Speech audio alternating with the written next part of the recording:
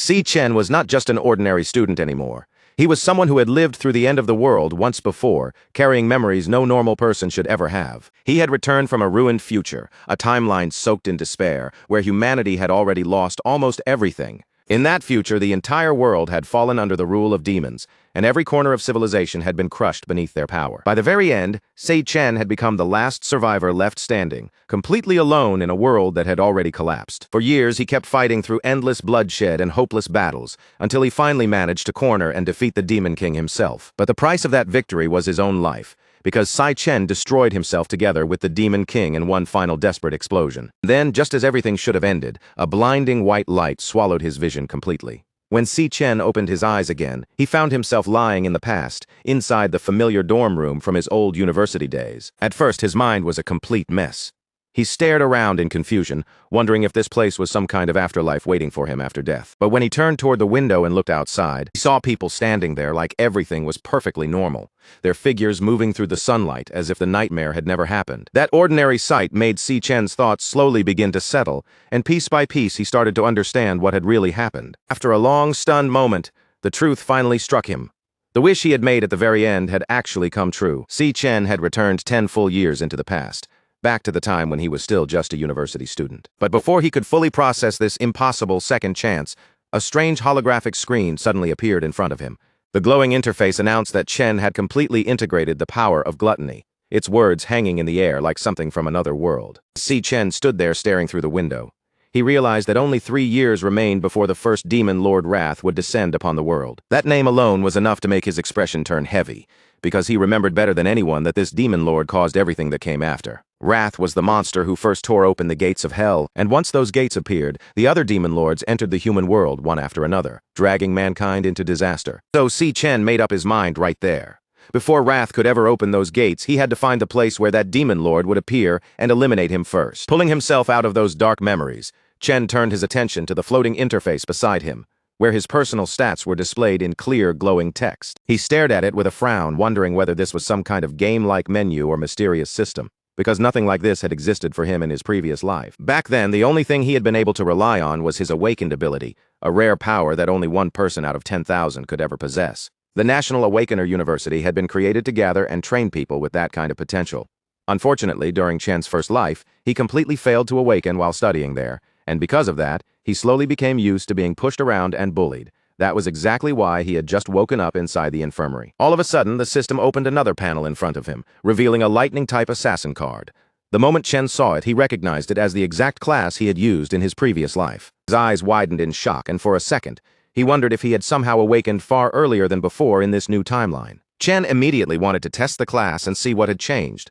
But before he could switch anything, his roommate and friend Ma Long suddenly appeared. Ma Long was an E-rank flower chanter, a class that already placed him near the very bottom among awakeners. The poor guy still had bandages stuck to his cheek, and despite looking hurt himself, he had come all the way over just to check whether Chen was okay. Fortunately, Ma Long showed no reaction to the glowing panels hovering nearby, which made Chen realize that this strange system was visible only to him. Ma Long leaned in and checked Chen carefully, only to notice that every injury on Chen's body had already vanished. He could not understand how someone who had not awakened could recover even faster than him, an awakened student. Looking at Ma Long's familiar face, Chen immediately remembered what had happened to this friend in his previous life. Back then, Ma Long had successfully awakened during university, but he had still remained one of the weakest awakeners, and after Wrath descended, he was brutally killed on only the 3rd day. Now seeing his old roommate alive in front of him again, Chen could not help but smile quietly, a faint warmth rising behind his calm expression. Ma Long then reminded him that their rank test was scheduled for tomorrow, so they needed to start preparing as soon as possible. He clearly felt sorry for Chen, believing his friend still had not awakened, but he still reminded him that this test was extremely important if Chen wanted any chance of graduating. Later, as the two of them walked through the lively streets, Chen casually said it had been a long time since he had seen so many people gathered around. The comment sounded so strange that it immediately scared Ma Long half to death. Inside, Chen was thinking about something much darker. If he did nothing in this life, every person walking around these streets would eventually fall into the same miserable future all over again. Because of that, Chen silently resolved that he had to train with everything he had and raise his level as quickly as possible. There was just one serious problem. At this point in the timeline, an awakener could only gain experience and level up by killing monsters inside demon lairs. And those lairs were already tightly controlled by powerful guilds, which meant weak students and outsiders like Chen had almost no real opportunity to enter them and grow stronger. Chen opened his status window again and carefully studied each of his stats, trying to judge how he compared not only with other awakeners, but also with the monsters he would eventually have to face. In this world, the government officially divided awakeners into ranks, beginning at E rank and rising step by step all the way up to S class. Chen knew very well that most students at the university were still trapped at E rank, while only a small handful had barely managed to climb into D rank. He glanced over at Ma Long beside him and quietly laughed to himself, feeling at least a little confident that his current rank should already be higher than his friends. Right at that moment, a ball suddenly came flying toward them and slammed straight into the poor nerd, knocking his glasses off his face and smashing them to pieces. When they looked over, it turned out they had run into Gong Cheng and his lackeys again, the same bullies who had beaten them up only yesterday. Gong Cheng stood there with a smug grin on his face and mocked them, asking why they had not brought crates of drinks when they already knew his group would be playing there. Ma Long immediately panicked and started apologizing, even getting ready to spend his own money to buy the drinks. But before he could give in, Chen stepped forward and stopped him, calmly saying that the one who should be apologizing was actually Gong Cheng. The moment Chen saw that bully standing in front of him again, the sight dragged him straight back into memories he had never forgotten. In his first life, these same people had once shoved him down and tried to drown him inside a sink like it was nothing. And instead of showing even the slightest guilt afterward, they casually claimed they were only trying to force him to awaken. That day, they did not stop, because they felt mercy. They only stopped after Chen's body finally went limp, and he completely passed out. Ma Long had rushed over in a panic to check on him, but the instant Gong Cheng heard Chen's voice again, he turned back around, ready to hurt him even worse. Snapping back to the present, Chen's eyes turned cold, and he silently decided that this time, these bullies were going to learn a real lesson. After hearing Chen stand up to him, Gong Cheng and his lackeys immediately stepped forward, their faces darkening as if they were ready to shut him up by force. Chen looked Gong Cheng straight in the eyes, fully aware that this guy only dared to bully the weak because his older brother was the student council president. As Gong Cheng closed the distance with an arrogant stride, more and more students began gathering around, sensing that another fight was about to break out. The students watching already started feeling sorry for Chen, assuming he was about to get beaten down again just like before. When Gong Cheng finally reached him, he leaned in with a threatening look and asked Chen to repeat what he had just said. Chen did not lower his gaze or step back. Instead, he calmly repeated that from now on, Gong Cheng and his group needed to stop bothering him. That answer instantly set Gong Cheng off. His face twisted with anger, and he threw a punch straight toward Chen without holding back. But this time, Chen only lifted his fist and met the attack head-on, blocking it with frightening ease before forcing Gong Cheng backward. For a second, the entire crowd went silent, everyone staring at the scene in complete disbelief. As far as they all knew, Chen had not even awakened yet, and somehow he had just stopped a powerful strike, as if it were nothing. The shock on everyone's faces only made Gong Cheng more furious, and he immediately rushed forward again, desperate to crush Chen properly this time. Chen stayed perfectly calm as he prepared himself, then silently switched his class into Electric Assassin. Standing nearby, Ma Long could only stare with wide eyes, completely frozen by what he was seeing. At the same time, Gong Cheng activated his indestructible demon armor, his body surging with power as he charged in with a heavy strike. But before Gong Cheng could even get close enough to land it, Chen flashed forward and smashed him away with a punch wrapped in crackling lightning. The students around them could barely believe what had just happened right in front of their eyes. The so-called weakling everyone used to look down on had just sent the school bully flying with only one punch. Even after taking that kind of blow, Gong Cheng still refused to accept defeat. Gritting his teeth, he shouted at his lackeys to jump in and take revenge for him. But after seeing Chen blast him away so easily, those lackeys were already trembling, their courage disappearing faster than they could hide it. Gong Cheng forced himself back onto his feet, anger burning through his humiliation, and charged at Chen yet again. But the result did not change at all. Chen struck him down once more, sending him crashing away without giving him the slightest chance to fight back. After watching their boss get crushed again and again, the lackeys finally understood the gap between them and Chen, and they quickly turned around and ran. Ma Long stood there speechless, his jaw practically hanging open as he struggled to accept that the roommate who had been beaten so easily yesterday had suddenly become this terrifyingly strong. Chen, meanwhile, understood something important from the fight.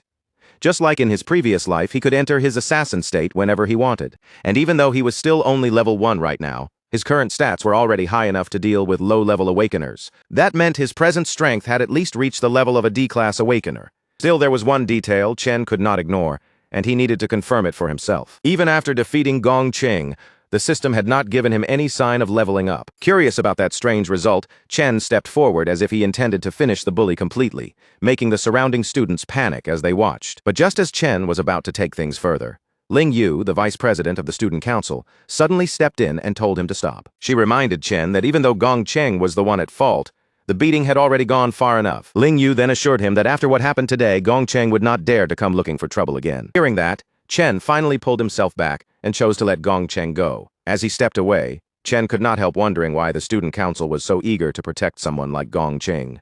He had only been putting on an act and had never truly planned to kill him, but he still believed bullies like this needed to be punished properly. Because if people like Gong Cheng were allowed to walk away too easily, they would simply keep picking on anyone weaker than them over and over again. With the matter settled for now, Chen turned and left together with Ma Long. From a distance, Gong Cheng's lackeys hid themselves and whispered nervously, agreeing that they should never provoke Chen again.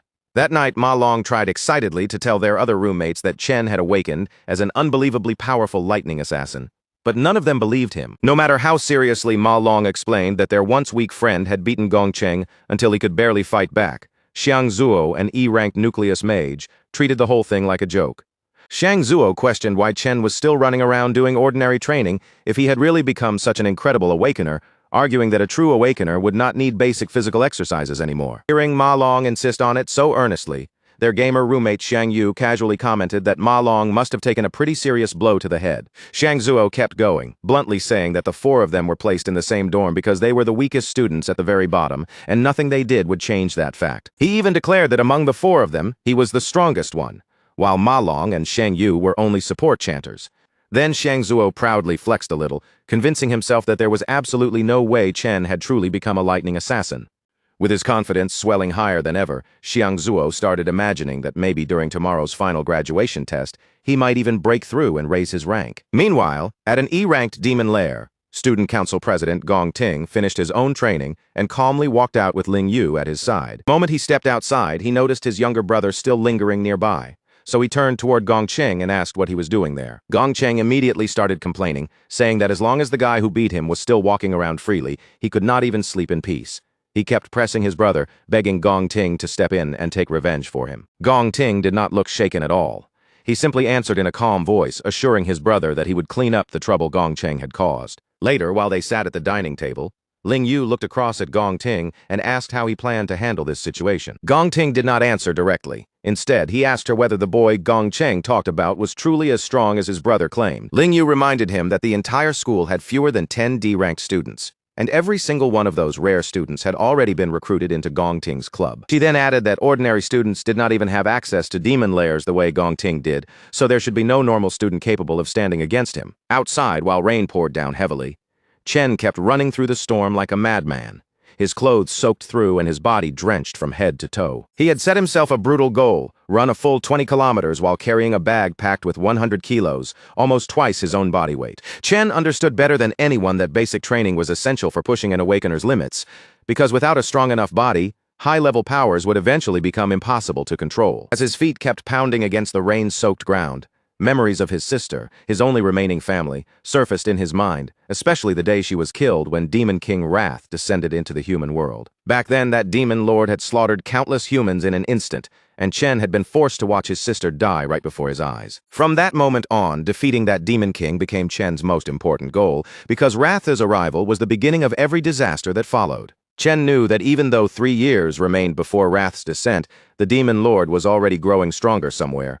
If Chen wanted even the slightest chance of winning, he had to grow faster than him. Right then, while Chen was still pushing himself through the rain, his sister Sai Yun suddenly called him. The instant he heard her voice again after so many years, Chen froze into silence, unable to speak for a moment. Cici Yun explained that she had not been able to call earlier because she was busy with a competition, and she happily added that if she managed to win a prize, their rent problem might finally be solved. As she continued talking on the other end of the call, Chen simply listened quietly, a soft smile slowly appearing on his face. Deep in his heart, he made a firm promise that this time, he would protect her no matter what, and give her the life she truly deserved. After the call ended, Chen returned to his training without hesitation and forced himself to complete 3 more laps around the university. Once he finally finished, he went straight to take a shower, feeling his younger body slowly adapting again and sensing the powerful growth potential hidden inside it. Afterward, Chen sat down alone and began thinking seriously about the demon lairs, those dangerous places that only people with money and influence could freely enter. He knew he had to find some way to defeat monsters, because without monster kills, there was no way for him to keep growing stronger. While this problem circled through his mind, Chen eventually drifted into sleep, only to feel himself being pulled into the gluttony system. When he opened his eyes again, he found himself standing in a strange, unfamiliar space, and immediately wondered whether he had fallen into some bizarre... Back in the real world, Ma Long searched around for Chen, confused about where his roommate had suddenly disappeared to. Inside that mysterious space, Chen looked ahead and saw a massive tower rising before him, its huge silhouette standing like a dark wall in the distance. But before he could properly examine the tower, a group of E-rank cloud warriors known as Deathhounds suddenly appeared, as if they had come to welcome him. Chen immediately became cautious, worrying that he had somehow entered a demon lair, and he quickly switched into his combat class. Since the monsters had already appeared out of nowhere, Chen decided there was no point overthinking it yet. He would take them down first and figure out the truth afterward. The Deathhounds turned out to be weak opponents, all noise and no real threat, so Chen cut them down with ease and collected the items they dropped. Before long, Chen reached level 2 and a small smile crossed his face as he wondered if he had somehow gotten lucky and stumbled into a demon lair by chance. Soon after that, a boss monster appeared in front of him, but even this stronger enemy could not put up much of a fight. Chen sliced straight through the boss, ending the battle quickly and allowing his level to rise again. Experience points from that boss were far greater than what he had received from the ordinary monsters earlier. Then, the boss monster's body was suddenly marked as something that could be devoured, making Chen narrow his eyes in confusion. He remembered the gluttony skill he had seen on his system panel earlier, so he reached out his hand to test what it could actually do. The devouring process finished in an instant, and the monster's body was absorbed into a card right before his eyes. Chen was stunned when he realized what had just happened. Defeated monsters could be transformed into new classes that he himself could use. Very quickly, he understood that this was the exact same terrifying ability once used by the demon lord Lan Yu. The thought that he now possessed a power identical to a demon lord's made Chen's heart shake with unease. In this world, almost everyone was born with only one class, and even the rare geniuses who had two were already considered extraordinary. But Chen was different now, because this ability meant he could hold as many classes as he wanted. He could not help wondering how he had obtained such an absurd power, and at the same time he questioned what that dark tower standing before him truly was. While those thoughts raced through his mind, an overwhelming presence suddenly pressed down on him, and a new demon appeared, gripping two S-rank blades. Just from the pressure around it, Chen could tell this demon was clearly S-rank, which meant he had almost no real chance of winning in a direct fight. Even knowing he was badly outmatched, Chen still summoned a lightning sword into his hand, ready to risk everything and fight for his life. But then something strange happened. The demon standing before him looked straight at Chen and somehow called him by name. The demon clashed with Chen again and again, trading strikes with him in the middle of that strange space. But it was painfully obvious that the monster was not fighting seriously at all. Every time its blades came down, it deliberately avoided Chen's vital points, choosing instead to knock him to the ground over and over, as if it were testing him. Only after driving Chen's body close to its limit did the demon finally slow down and open its mouth to speak. It told Chen that if he wanted to live, he could remain here and guard the tower together with it. Chen rejected the offer without hesitation, and the demon immediately punished him by slashing brutally across his arm. The demon then warned that it could end his life at any moment, explaining that the only reason Chen had survived this long was because he was the first person capable of reaching this place. It told him to think carefully one more time, but even with blood running down his arm, Chen's eyes still refused to lose their light. Ignoring the danger pressing down on him, Chen rejected the demon again, making it clear that he had no intention of becoming its guard. Then he shouted with everything he had and rushed forward once more, determined to strike back no matter how impossible the fight looked. But during the entire battle, Chen had not just been getting beaten down. He had been watching the demon carefully, studying every movement it made. He had noticed that before each swing, there was a tiny delay of exactly 0.4 seconds. That narrow window was enough for him to read the angle of the demon's wrist, predict the path of the blade, and dodge at the perfect moment. He had also caught another weakness. After every attack, the demon paused for 0.2 seconds before it could recover. Chen planned to use that tiny opening to slip past its guard and aim his next strike directly at its heart. Even after pulling off such a dangerous move, Chen knew the truth very clearly. As a D rank, he could not truly defeat an S rank monster, so his real plan was only to paralyze it long enough to escape.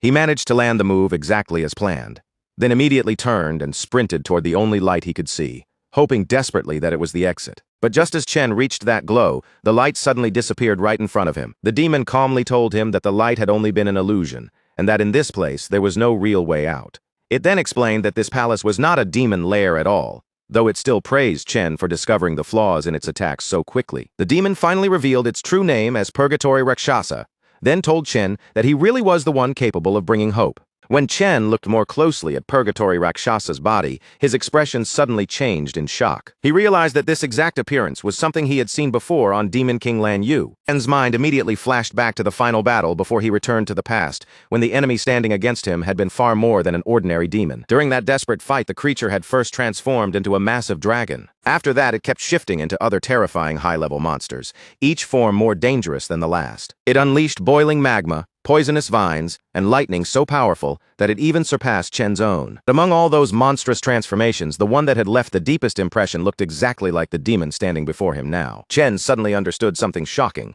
Every single transformation he had seen must have been part of Demon King Lan Yu's power. And since that power had now been absorbed into him, the Purgatory Rakshasa in front of him was actually a manifestation of gluttony inside his own body. Purgatory Rakshasa seemed impressed by how quickly Chen pieced it together, calmly saying that he was truly worthy of inheriting the power of this entire dimension. Chen frowned at those words, unable to understand what the demon meant by an entire dimension.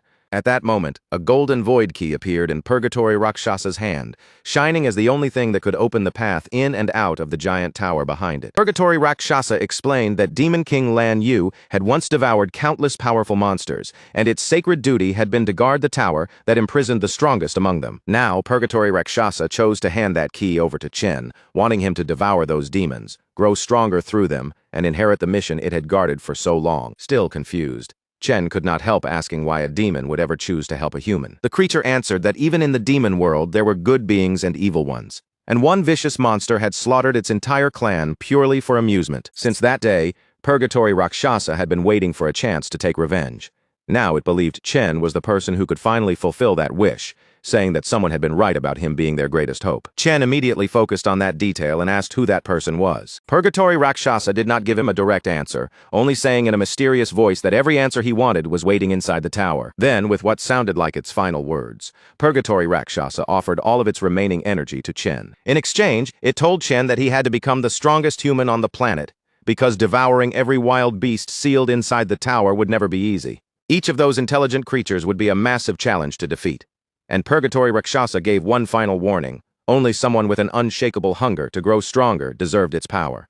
That hunger, it said, was the drive Chen would need if he truly wanted to kill every demon king in existence. After saying this, Purgatory Rakshasa's body turned into a blazing sphere of energy, burning brightly as it moved toward Chen to be absorbed. The moment Chen absorbed it, his level shot up 8 times in a row, and he also obtained 2 of Purgatory Rakshasa's swords. Without the slightest hesitation, Chen accepted the mission and promised to carry out the fallen warrior's final wish. Along with the massive increase in his stats, Chen also unlocked the power to control gravity and absorb strength from the bodies of dead humans and demons. The next morning, Chen slowly opened his eyes and found himself waking up inside his dorm room as if it were just another ordinary day. A loud voice suddenly rang through the room, making him jump up.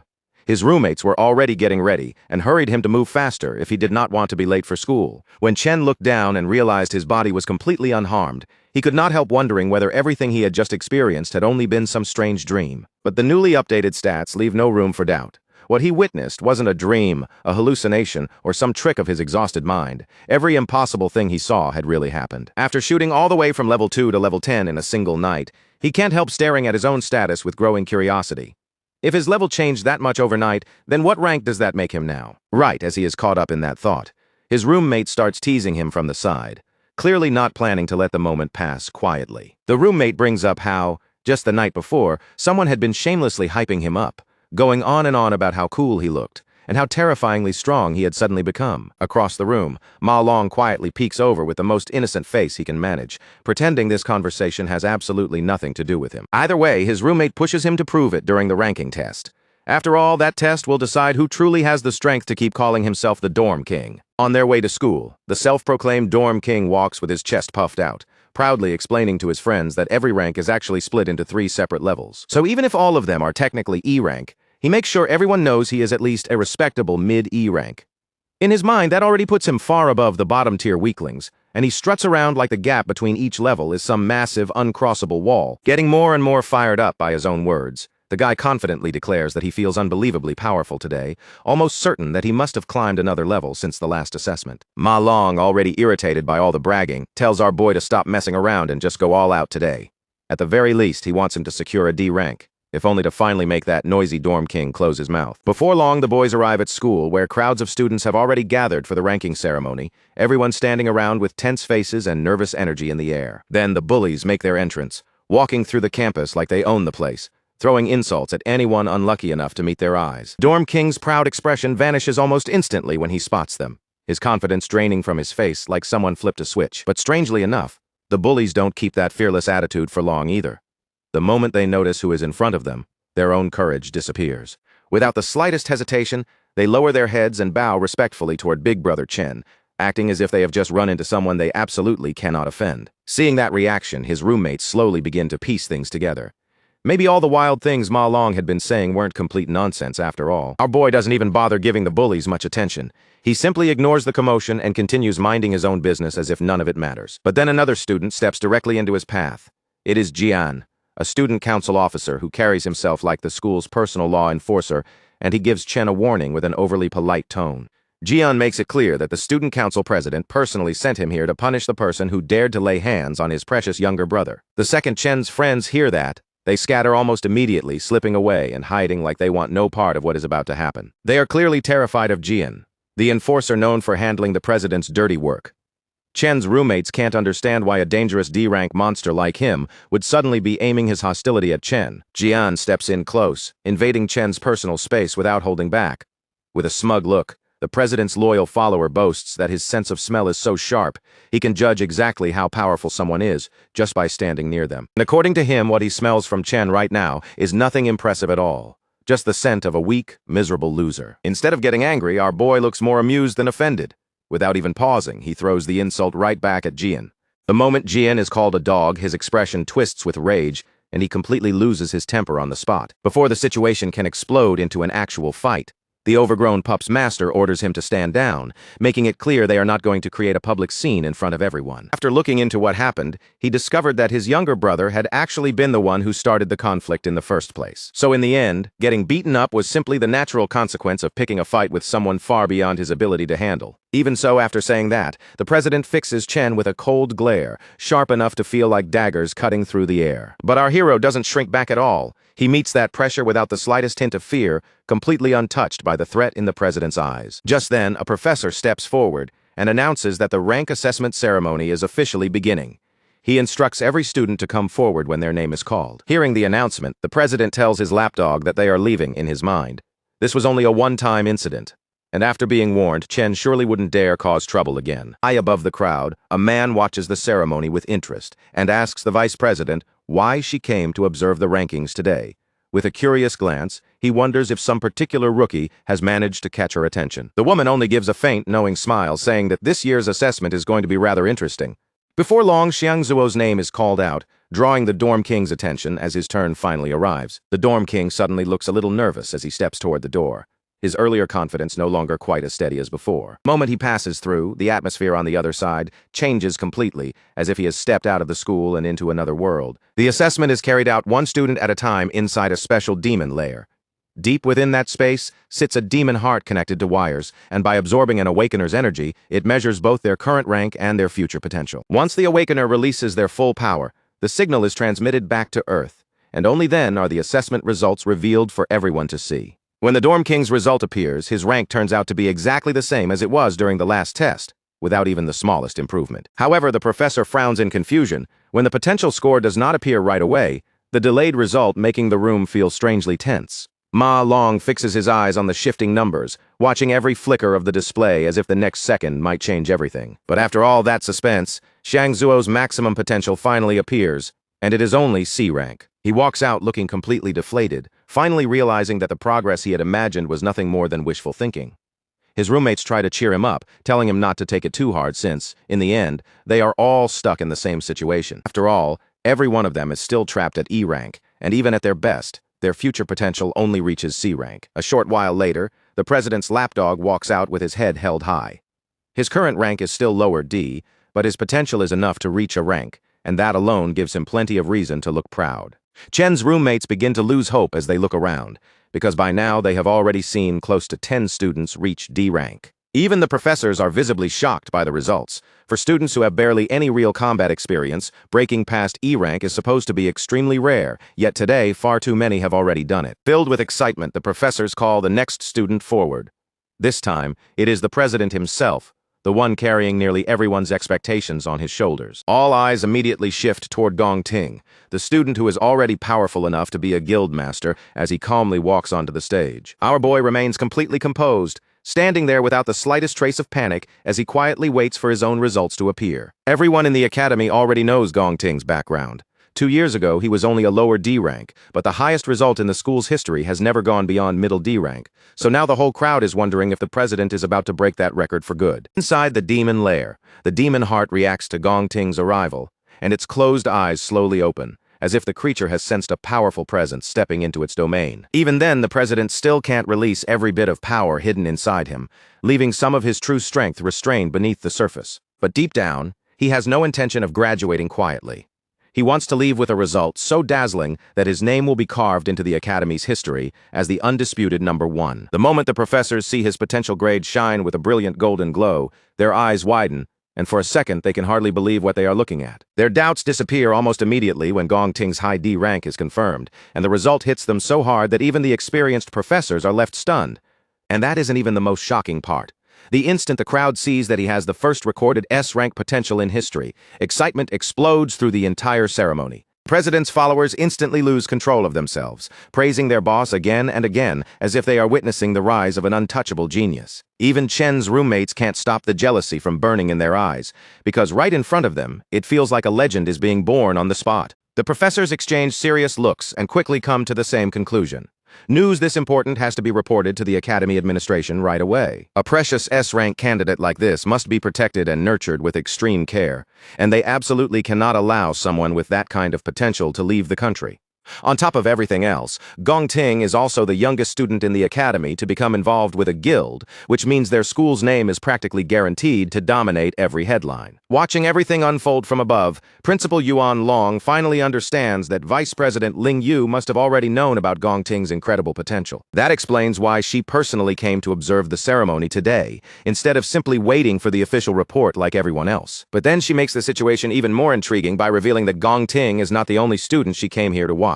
Aside from the flashy student council president, there is another student who has caught her attention even more deeply. And almost as if the timing has been arranged, that exact student is the next person called forward onto the stage. Jian suddenly gets a nasty idea and turns his attention toward the mysterious urban legend, mocking him with a grin, and telling him not to embarrass himself by ending up as E-rank trash like his roommates. He sneers that if Chen really produces that kind of result, the whole group will become a complete laughingstock, adding that people like them are already a disgrace just for showing up at such a prestigious event. Long immediately steps up for his friend, refusing to let Jian's words go unanswered, and boldly declares that Chen is about to shock every single person watching. The entire crowd falls into tense anticipation, their eyes fixed on Chen as they wait to see whether the rumors around him are real or just empty noise. Chen finally steps into the demon lair, and the instant he approaches, the demon heart seems to sense an overwhelming pressure closing in on it. At that moment, our hero remembers that for an awakener, the best path toward a secure future is to join a powerful, high-ranking guild. He knows that the only real way to reach that kind of future is to perform exceptionally well during the graduation combat assessment. During that assessment, every candidate has to choose their own teammates and build a full 10-person squad. The squad that finishes in first place will be recruited directly into the nation's top-tier Imperial Guild, which makes the true purpose of this test clear to every student present. Meanwhile, Jian is already busy recruiting, proudly bringing another low-tier D-rank student over and introducing him to his boss. He confidently announces that their party is now complete, explaining that they have already gathered all the D ranks along with the president's brother. So in his mind, there is absolutely no way they can lose first place. Jian understands the reality of this assessment very well. The strongest students will naturally gather together to create the most powerful party, while the weakest are forced to cling to one another. That turns the whole assessment into a cruel survival of the fittest battlefield, where anyone without enough strength can be pushed aside and eliminated without mercy. After some time passes, Long starts to grow uneasy, because the display screen still has not changed, and the silence around the result only makes the weight feel heavier. The crowd quickly jumps to the worst conclusion, whispering that Chen must be so weak that the system cannot even detect his presence properly. Jian then turns to Ting and says there is no point in staying any longer, claiming the remaining students are nothing but trash, and that watching them would only waste their time. But right as they are about to leave, the screen suddenly flickers, and the words "High D rank" appear, throwing the entire crowd into instant chaos. Shock spreads through the room like a wave, with students and teachers alike staring wide-eyed at the unexpected result. Even the president and the members of the student council are visibly shaken, their faces showing clear disbelief at what the machine has just revealed. Before anyone can fully process it, the system suddenly detects another strange shift in the evaluation results. It turns out Chen is using the system to test something for himself, checking how his level 10 base stats in his ordinary physical form translate under the assessment's measurement. After confirming that this normal state gives him a D rank, he switches his class to the Infernal Death King, the weakest of all the classes he has devoured so far. The result changes instantly, jumping from high D straight to mid-C, and the sudden leap leaves the crowd completely blown away. The student council can barely accept what they are seeing, struggling to believe that the assessment machine is still functioning the way it should. Even the scientists begin to question the situation, staring at the unstable readings and wondering why the results keep changing so wildly. Before long, they start suspecting the machine may be damaged beyond repair. At that exact moment, the demon heart itself becomes unstable, and the displayed results begin to shift strangely once again. Chen notices the abnormal reaction right away, and instead of stopping, he decides to switch into an even stronger class, transforming into the Purgatory Rakshasa. The demon heart grows increasingly anxious as violent energy surges around it, and outside the demon lair, a storm begins to gather with terrifying force. Jian shouts in complete confusion, treating the storm like some kind of celestial omen, as if history itself is being rewritten and their dorm has somehow produced a divine monster. In the very next moment, Chen's potential suddenly flickers to S rank, leaving both the scientist and President Ting frozen in stunned silence. But just when everyone thinks the shock has reached its limit, the system abruptly displays a warning. The warning states that the user's potential has exceeded the system's maximum load, making it impossible to detect his true limits under the current settings. Jian's mind almost crashes on the spot, as if his brain has been hit with a blue screen of death. The shock is so intense that for a moment, it looks like his soul is about to leave his body entirely. As the system starts breaking apart under that terrifying pressure, the scientists rush forward in complete panic. Their first thought is no longer the machine, but making sure the student inside doesn't get injured. But the moment they finally reach the testing area, every one of them freezes in place, their faces stiff with disbelief at what they are seeing. Where the demon heart should have been, all that remains is something shriveled and dry like an old raisin. The device has been completely burned out after being pushed far beyond what it could handle. In the end, it seems Chen may have frightened that demon heart just a little too badly. Even so, Chen still ends up devouring what is left of it. And from that, he gains a new ability.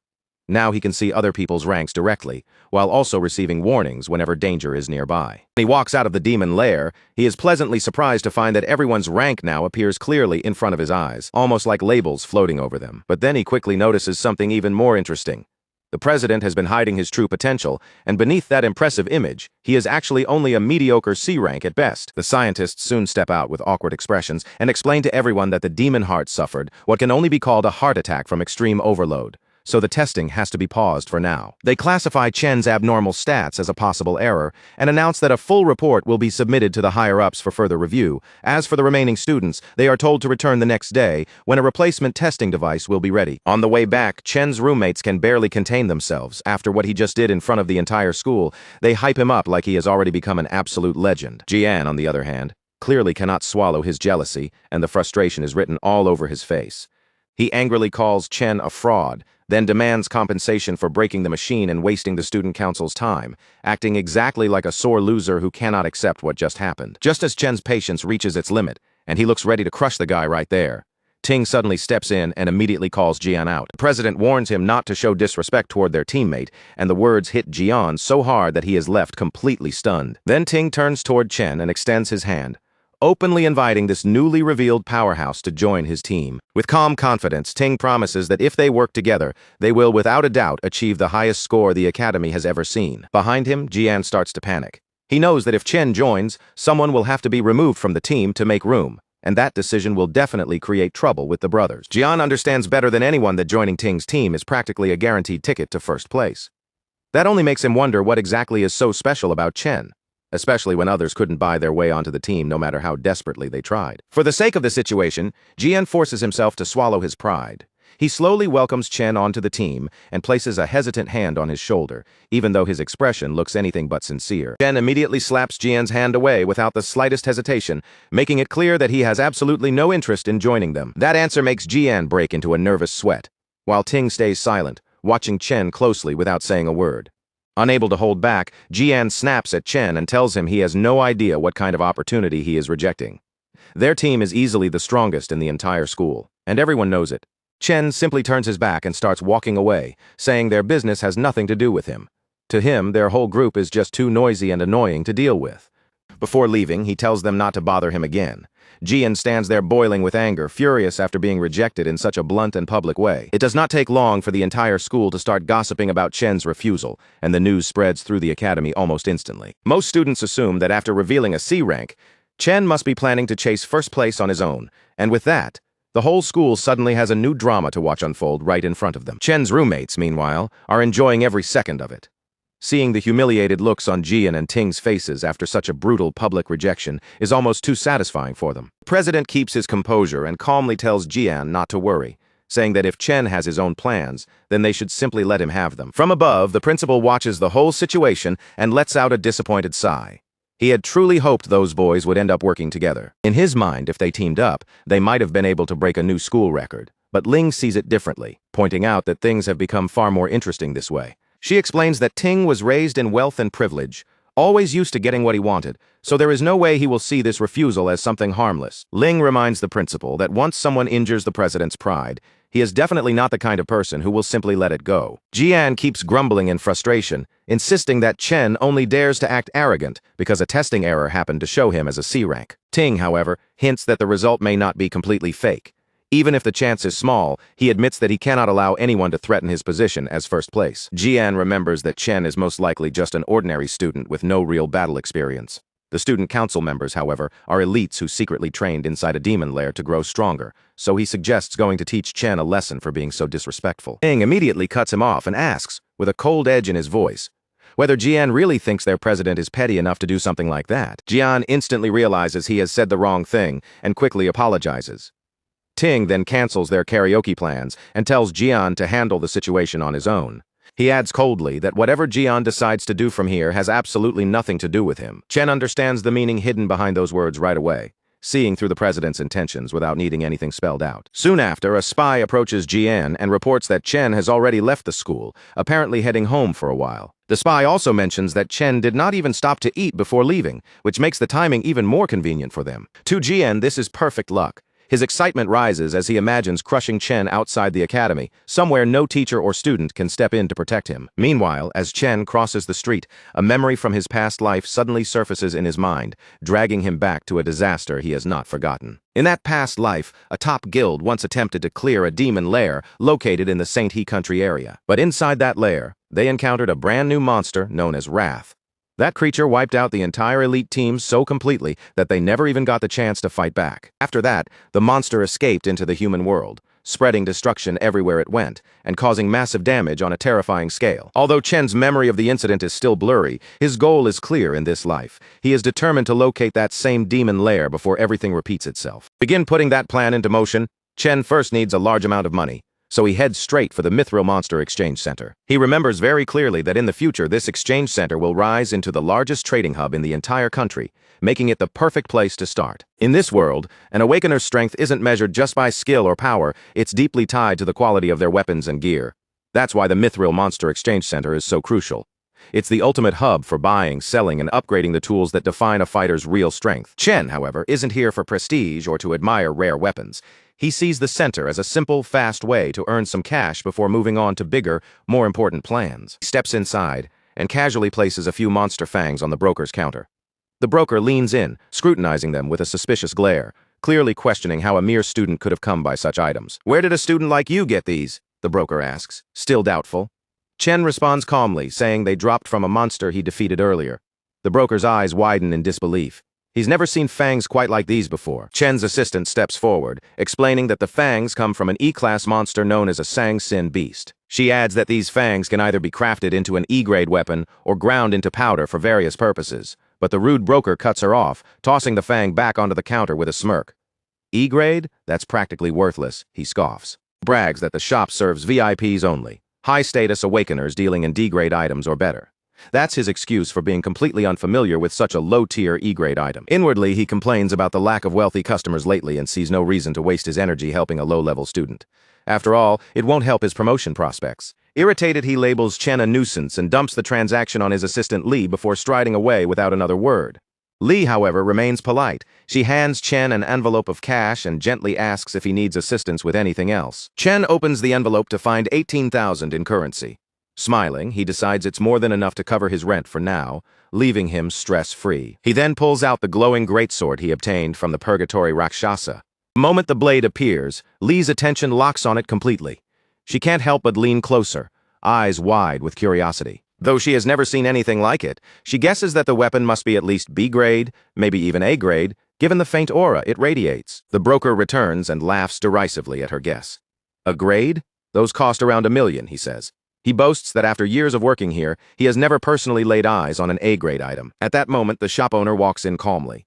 He glances at the sword and announces that it is neither A-grade nor B-grade. The broker immediately praises his boss's insight, smugly agreeing that a mere student could never possess such a valuable weapon. But the owner clarifies, revealing that the great sword comes from the Purgatory lands and is, in fact, an S-grade item. Both the broker and Li freeze mid-motion, completely shocked by this revelation. The owner steps forward, warmly shaking Chen's hand and welcoming him as an honored VIP guest of the exchange center. He gestures toward the VIP room and tells Chen to request anything he needs, making it clear that he is free to explore the finest items at his disposal. Chen feels an immediate sense of satisfaction. Everything is unfolding just as he had anticipated. The guild boss, Qingju, has finally appeared right on schedule, exactly when Chen planned it.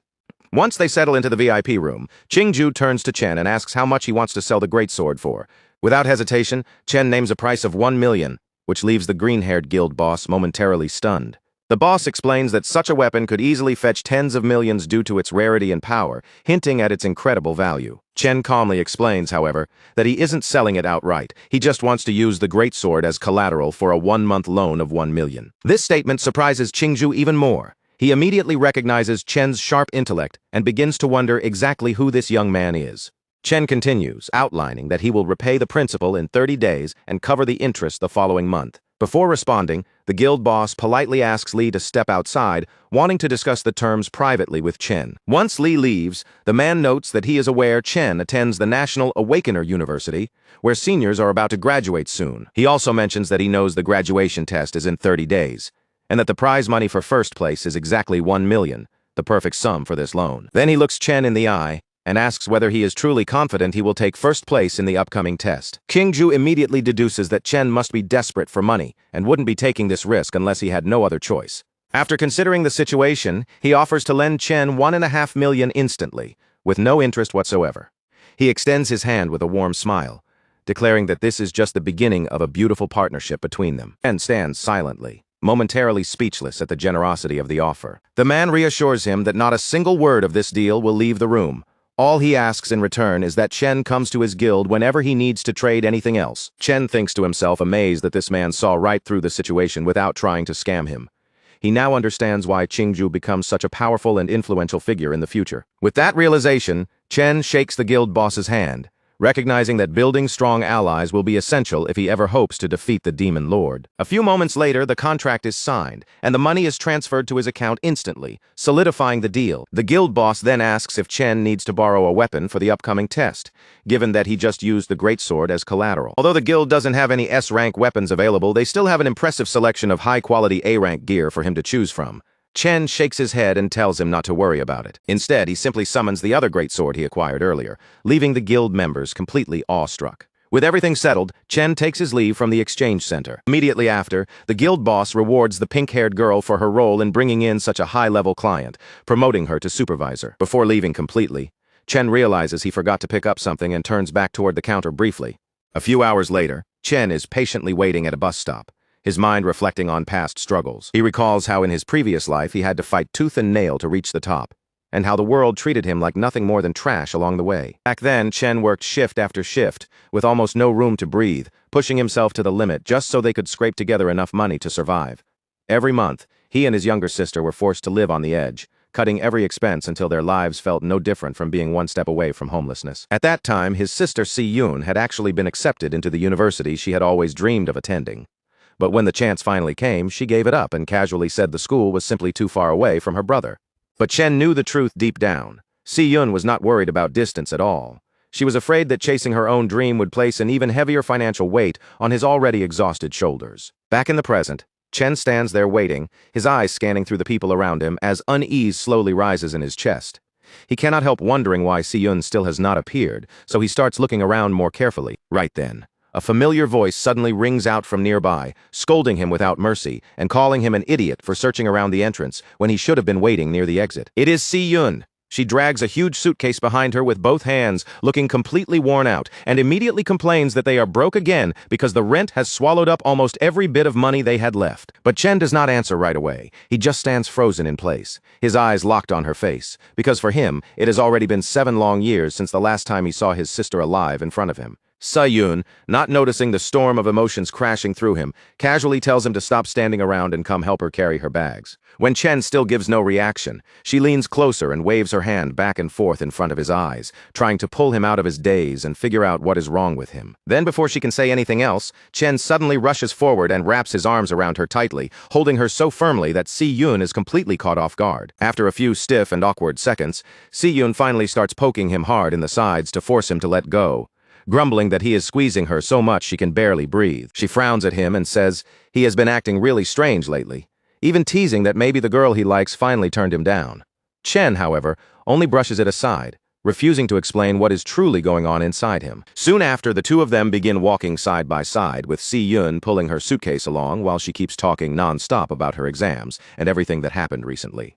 Chen listens to every word with quiet happiness, his gaze softening as he walks beside her.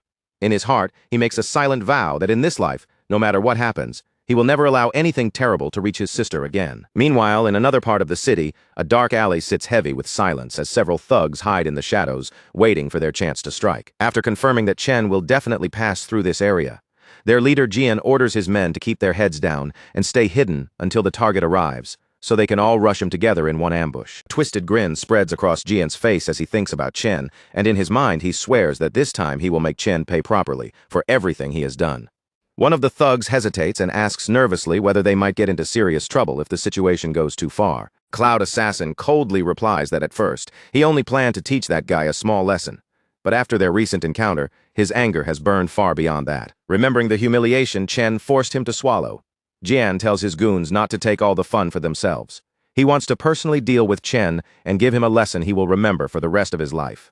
Jian keeps bragging to himself that he is the greatest cloud assassin around, almost drooling as he imagines Chen's face twisting with fear and despair once he finally corners him. As Chen and Si-yun continue walking together, Si-yun glances at him from the side and points out that he has been acting off lately, wondering aloud if the pressure from exams has started getting to him. But almost immediately, she waves it off with a teasing tone, saying that a weakling like him should not think too deeply about things that are too heavy for his little brain. Then she reminds him of the very advice he once gave her: no matter what kind of trouble comes, they just need to keep moving forward and leave the rest to fate. Wanting to cheer him up, Si-yun suddenly starts singing a motivational song in a bright, playful voice as the two of them step deeper into the alley. Chen feels a small warmth in his chest, pleasantly surprised that Si-yun can notice even the slightest change in his mood.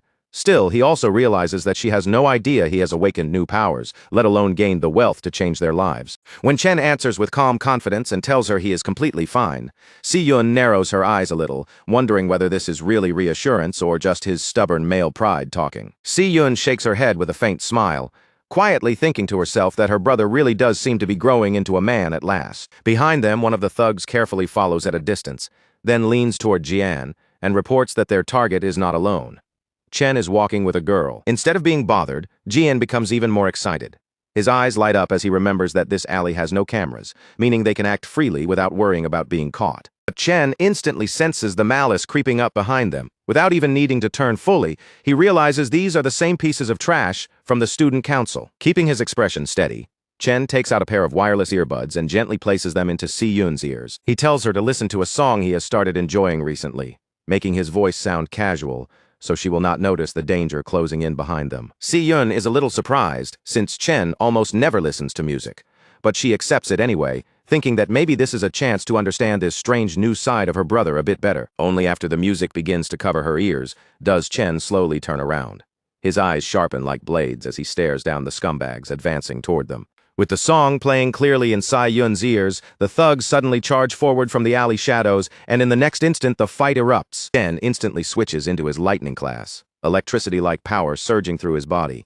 In his mind, he remembers that 7 years have passed since he lost his sister, and now that he has finally gotten her back, he refuses to let anyone threaten her again. Rage flashes through him as he wonders where these lowlifes found the courage to attack them.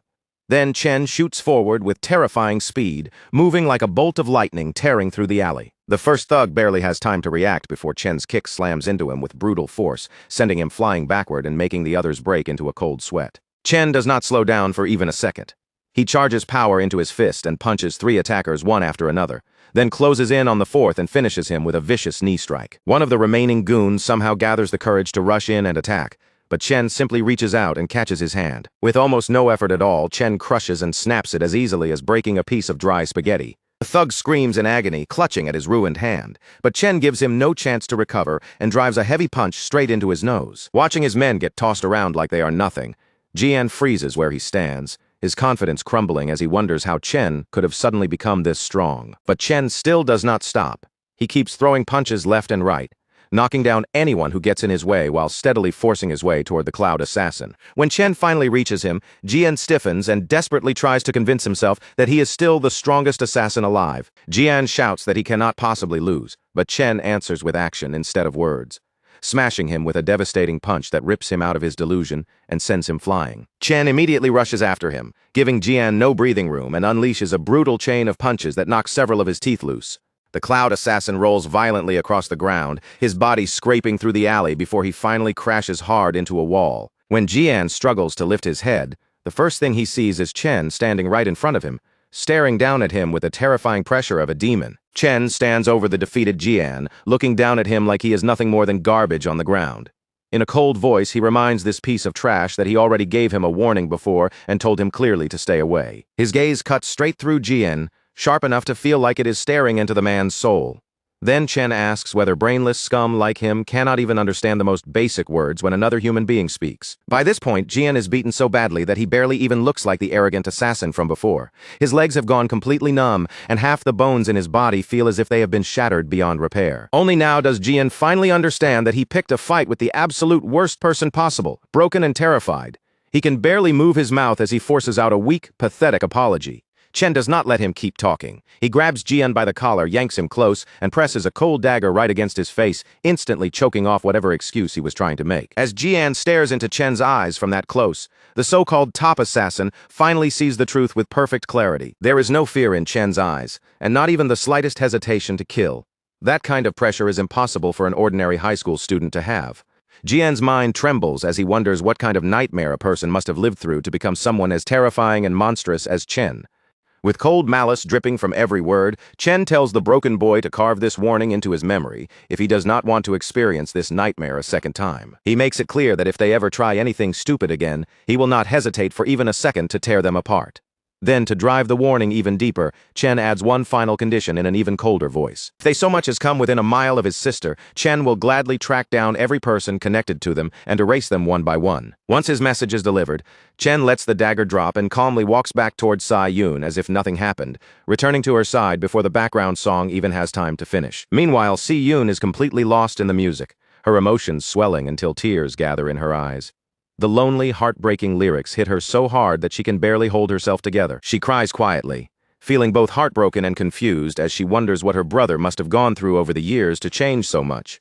For a moment, she even questions whether the support she gave him back then was never truly enough. After wiping at her tears, Si-Yun suddenly turns around with fresh determination, ready to give Chen a proper scolding for making her worry like this. But the words catch in her throat before she can finish. The moment her eyes land on the gift in Chen's hand, she freezes on the spot. Right there in front of her is the shiny, gold-plated pen she has always dreamed of owning, gleaming beautifully as if it has been pulled straight out of her imagination. Si-Yun's face instantly turns bright red, and excitement floods through her so intensely that she almost forgets how to speak. She can hardly believe Chen actually bought her the newest holographic magic pen, especially when that single item costs even more than their entire monthly rent. Her adorable reaction immediately melts Chen's heart. Just from the Chen quietly clenches his fist behind his back, making another vow deep inside. In this life, he will protect that smile no matter what, and he will make sure Si-Yun gets into the dream school she gave up before. Later, back at home, Si-Yun spends hours happily playing with the pen, tracing glowing holographic drawings through the air as light dances around the room. Chen sits nearby, quietly eating a bowl of homemade ramen she prepared for him. as he watches how much she loves the gift. A genuine warmth settles in his chest. Still, reality soon catches up with Si-Yun. Even while she loves the pen, she cannot help worrying that Chen spent so much money on her when they still have not even covered next month's rent. Chen only gives her a proud, reassuring smile and then reveals something she never expected. Their rent for the entire year has already been paid in full. He casually claims that a small business venture with a friend has been making a lot of profit lately. But Si-Yun is far too sharp to accept that so easily, and she immediately shoots him a suspicious glare. From the look in her eyes, it is clear that she is not buying this unbelievably convenient business story for even a second. Even so, she decides not to press him any further. After all, she can barely remember the last time she saw her big brother laughing this openly and freely. So instead of interrogating him, Si-Yun gently pats him on the shoulder and gives him one simple request. Whatever secret side hustle he has gotten himself involved in, he just needs to promise that he will not push himself until he burns out. Meanwhile, at a quiet aquarium, Student Council President Ting stands with his cousin and shares a piece of shocking news with her. According to the best doctors in the city, their top assassin has been injured so severely that there is basically no hope of recovery. More than half the bones in Jian's body are shattered beyond repair. The fact that he fought Chen at all was already unexpected, but the terrifying condition he ended up in afterward is even more unbelievable. His cousin reacts with a chilling lack of concern. Instead of caring about Jian's fate, her only disappointment is that the number of elite graduate students joining his team has now gone down. But President Ting is just as ruthless. He brushes the loss aside without the slightest pity, saying he will probably perform even better without some useless NPC dragging him down. At that moment, their uncle speaks up as well, a man who also holds the position of the Academy's Director of Employment. Director Gong Xuan calmly begins giving his official report, laying out the results of his investigation into Chen's recent actions. His detailed investigation into the chaos at the ranking ceremony has finally reached a conclusion, and the evidence leaves no room for argument. The result is undeniable. Chen's true ranking is actually higher than Student Council President Ting's. That revelation hits the former top student like a sudden shock, catching him completely off guard and freezing his confidence for a moment. Director Gong Xuan then offers him a stern warning. He reveals that Ting's father has personally asked a vice chairman of the alliance to evaluate Ting's performance in the upcoming combat exam. Because of that, Ting has to make sure he shines brighter than everyone else. Still, in case he somehow fails to secure the spotlight, the director presents a backup plan. The green-haired girl, who also happens to be his uncle's favorite niece, will join Ting's team to make sure they secure first place overall. But the arrogant student council president rejects the offer immediately, without even taking a moment to think it over. He proudly claims that during the initial assessment, he did not even use a fraction of his real strength. Completely convinced of his own superiority, President Ting assures them that he alone is enough to dominate the entire academy. Back at the academy dorms, Chen washes himself off after finishing another brutal daily training session, a grueling 100-mile run while carrying a heavily weighted backpack. His mind is locked onto a single goal now. He has to win the $1 million prize waiting at the end of the upcoming graduation exam. That prize is his only real chance to keep his deal with Qingji from the Mithril Guild and build a profitable trade relationship that benefits both sides. With only a few short weeks left before the major exam arrives, Chen finally lies down in bed, letting his exhausted body rest, while his focus remains fixed on what comes next. But Chen does not lie down just to rest his tired body. Even in sleep, he plans to keep pushing forward, grinding relentlessly without wasting a single moment. As his consciousness sinks into his demonic lair, Chen finds himself standing before Demon King Lan Yu's enormous void tower, its dark structure rising high above him like a monument from another world. Without the slightest hesitation in his steps, he moves straight toward it, climbing the long and oppressive staircase that stretches all the way up to the tower's entrance. Previously, when Chen used his Gravehound King class for his first assessment, the result had landed at a respectable mid-C rank. Things were completely different with his Abyssal Fiend class. Its raw power was so overwhelming that it completely overloaded the Academy's normal rating system. Even the Demon Heart itself could not properly measure it, as if the class's true potential was far beyond what its classification could handle. Because of that, Chen realizes there is only one clear way to accurately judge the strength of his remaining classes. He has to unlock the Void Tower and test their destructive power directly in real combat, where numbers and ratings can no longer hide the truth. As Chen steps inside the tower, curiosity burns in his eyes. He cannot help wondering what kind of brutal and nightmarish trial this place is about to throw at him, but the instant he sees what is waiting beyond the entrance, his eyes widen in complete shock. In the blink of an eye, Chen is transported into a strange dimension, suddenly standing on the surface of a massive white planet suspended in the middle of space. The moment he tries to take his first step, his body buckles under the pressure, and he drops to one knee, barely managing to keep himself from collapsing completely. This place is known as the Fallen Star Wastes, where gravity is 10 times stronger than on Earth, and Chen can feel that crushing weight pressing deep into his bones. When he turns back, the entrance to the tower has already vanished behind him. Chen immediately understands what that means. The only way to reopen the exit is to defeat the boss. So he has to adapt fast before any monster gets the chance to ambush him. Unfortunately, a phantom lion prowling nearby has no intention of giving him that time. With danger closing in and no other choice left, Chen instantly switches into his lightning class. The phantom lion lunges at him with terrifying speed, but Chen narrowly slips away at the last second and drives his blade straight into its shoulder. The beast roars furiously from the pain, yet the attack fails to cause serious damage because Chen's strike misses the vital points. Chen quickly realizes the problem.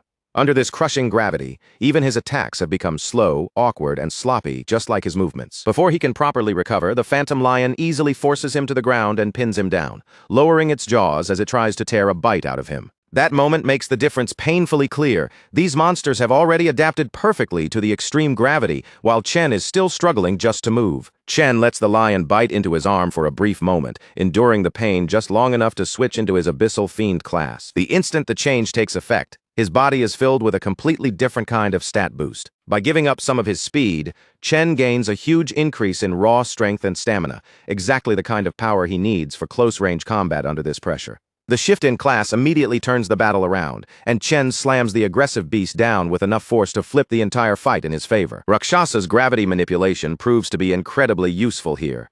On a planet where gravity is already 10 times stronger than normal, adding a 3 times multiplier makes every impact brutally heavy. The phantom lion roars in rage and struggles beneath him, but Chen shows it absolutely no mercy, crushing the beast straight down into the ground. After finally defeating it, Chen collapses onto the floor and sprawls out on his back, trying to catch his breath under the crushing weight of the planet. Then gluttony suddenly surprises him with a well-earned level-up notification, giving him at least 1 reward for surviving that brutal fight. From there, Chen learns something important. Every class he owns has its own star rating. Those stars represent how much his stats increase whenever he switches into that class. And right now, Purgatory Rakshasa has the highest star rating out of every option available to him. But even with that powerful advantage on his side, Chen still had to fight for his life just to defeat a single B-rank phantom lion. That truth makes one thing painfully obvious. Chen is still nowhere near reaching the full potential of his SSS rank talent. To make the situation even more frustrating, he notices that gluttony does not even give him the option to absorb the creature he just defeated. And since the exit still has not appeared after the phantom lion's death, Chen realizes this monster clearly was not the floor boss. Then, without warning, a massive door suddenly opens behind him. From within the darkness beyond the doorway, dozens of glowing eyes slowly appear, all staring directly at him. Reality crashes down on Chen all at once. The effort it took to defeat just one phantom lion was nothing compared to the nightmare that is about to come next. Countless B-rank monsters pour out through the door, rushing at him from every direction as claws, fangs, and bodies swarm over him all at once. Only now does Chen truly understand what Rakshasa was trying to warn him about. The demon had already told him that the tower was filled with merciless beasts, and that every step forward would be paved with endless pain and suffering. But Rakshasa had also made it clear that Chen had to endure all of it if he wanted to adapt, survive, and grow stronger. Chen suddenly jolts awake from his sleep, his body snapping up as if he has just clawed his way out of the worst nightmare of his life. Everyone else in the room is still sleeping peacefully, completely unaware that Chen has just experienced the agony of being ripped apart by monsters. At last, Chen understands the truth. Purgatory's Void Tower is not some easy shortcut that will let him level up instantly.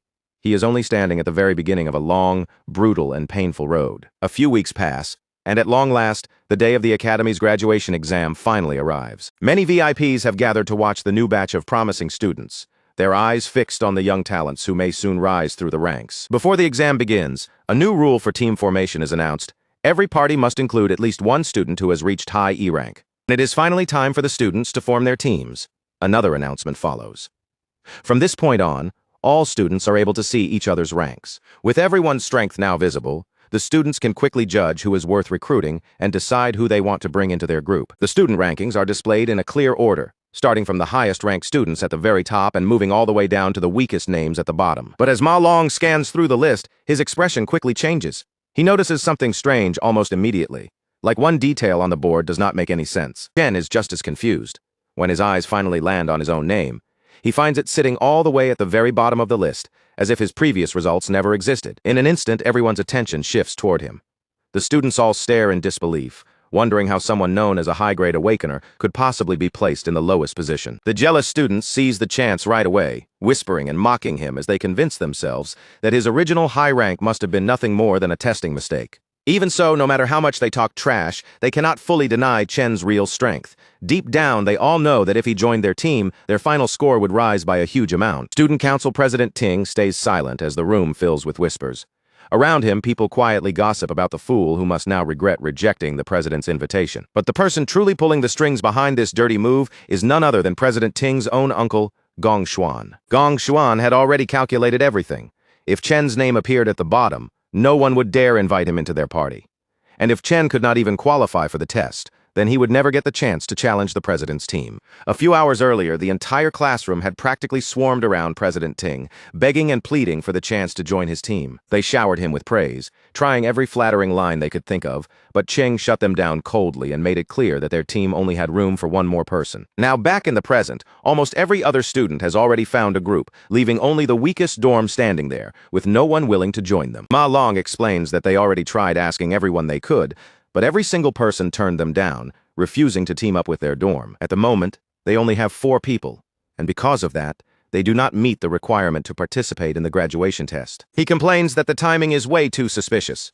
Chen's score was suddenly pushed down to the lowest rank, making him look unqualified right when the team needed him most, since the rules now require every group to have at least one high-level E-rank student.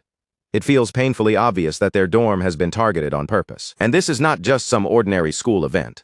The graduation test is the only real stage where students can prove their talent and attract attention from powerful guilds. For the final test, the number of team members directly affects how many monsters the group has to face, which means having more people does not automatically give a team an advantage. That is exactly why no one wants to get involved with the weaker students. To everyone else, they would only increase the danger while dragging the whole team down. To make the situation even worse, the 3 lowest-ranked students all happen to come from the same dorm, leaving Chen's group completely isolated from the rest. At that moment, another student calls out to Zuo, telling him that their team is only missing one final person. The guy tries to pressure him with a fake friendly tone, saying Zuo surely does not want to fail the graduation test by staying with his weak dorm mates. Chen watches the situation unfold and quickly understands the danger. If things continue like this, there is a very real chance that all of them will be shut out before the competition even begins. But the dorm king refuses without hesitation, standing firm. He says he will never abandon his roommates just to save himself. The other group leaves in anger after being rejected, but Zuo still warns them on the way out, not to look down on other people so easily. After checking the student list again, Ma Long announces with a grim face that almost everyone has already locked in their teams. Their group only needs one more person to qualify, but no matter where they look, nobody is willing to take that final spot. Chen's eyes move toward the director, and that is when he notices something important. The man shares the same last name as the student council president. With that one clue, Chen immediately sees through the dirty tricks being played behind the scenes. He cannot help wondering whether Gong Xuan really sees him as such a huge threat that he would go this far just to block him. Chen does not lose hope. Instead, he declares that he will definitely participate in the tournament, and lightning power begins to crackle around him. Since the others have already made their hatred this obvious, Chen tells himself there is no reason for him to keep holding back anymore. As his energy bursts outward, Chen steps forward with confidence, and even the officials in charge are startled by the sudden display of power. Even his own dorm mates stare at him in surprise, their faces filled with confusion as they try to understand what he is planning. Chen remembers that every Awakener school has one special rule. In order to create a truly competitive environment, students are allowed to challenge anyone at any time. On the surface, it might look like nothing more than showing off, but in reality, this is one of the fastest ways for a student to display their strength and earn recognition. In most situations, plenty of people would simply refuse the challenge and avoid fighting altogether. However, Chen knows one thing for certain. The student council president's pride will never allow him to back down in front of everyone. As long as Chen defeats that blonde guy in public, every student here will suddenly want him on their team. But before anything can happen, a girl appears at the doorway and calls out to Chen, asking if his team still needs one more member. She calmly adds that she also wants to participate in this year's graduation test, as if joining them is the most natural choice in the world. The vice president then points out that she had already reached D rank back in middle school, so Chen does not need to worry about her holding the team back. Chen's dorm mates instantly lose their minds, staring at her in shock and wondering how Chen somehow managed to get such a beautiful girl to stand on his side. Cheng and Ting both look completely confused by the sudden turn of events, while director Gong Xuan nearly chokes on his water from the shock. The surrounding students immediately start gossiping again, whispering among themselves as they wonder why an exchange student would ever choose to join the lowest-ranked team in the entire test. Most of them do not really know who she is, but there is already a rumor going around that she comes from the Saint Kingdom. Director Gong Xuan's face darkens with anger, and he immediately tells her that exchange students are not allowed to participate in the school's graduation test. He goes even further, saying that Ling has never taken any rank tests at this academy, and has never officially proven her rank here, which clearly violates the rules.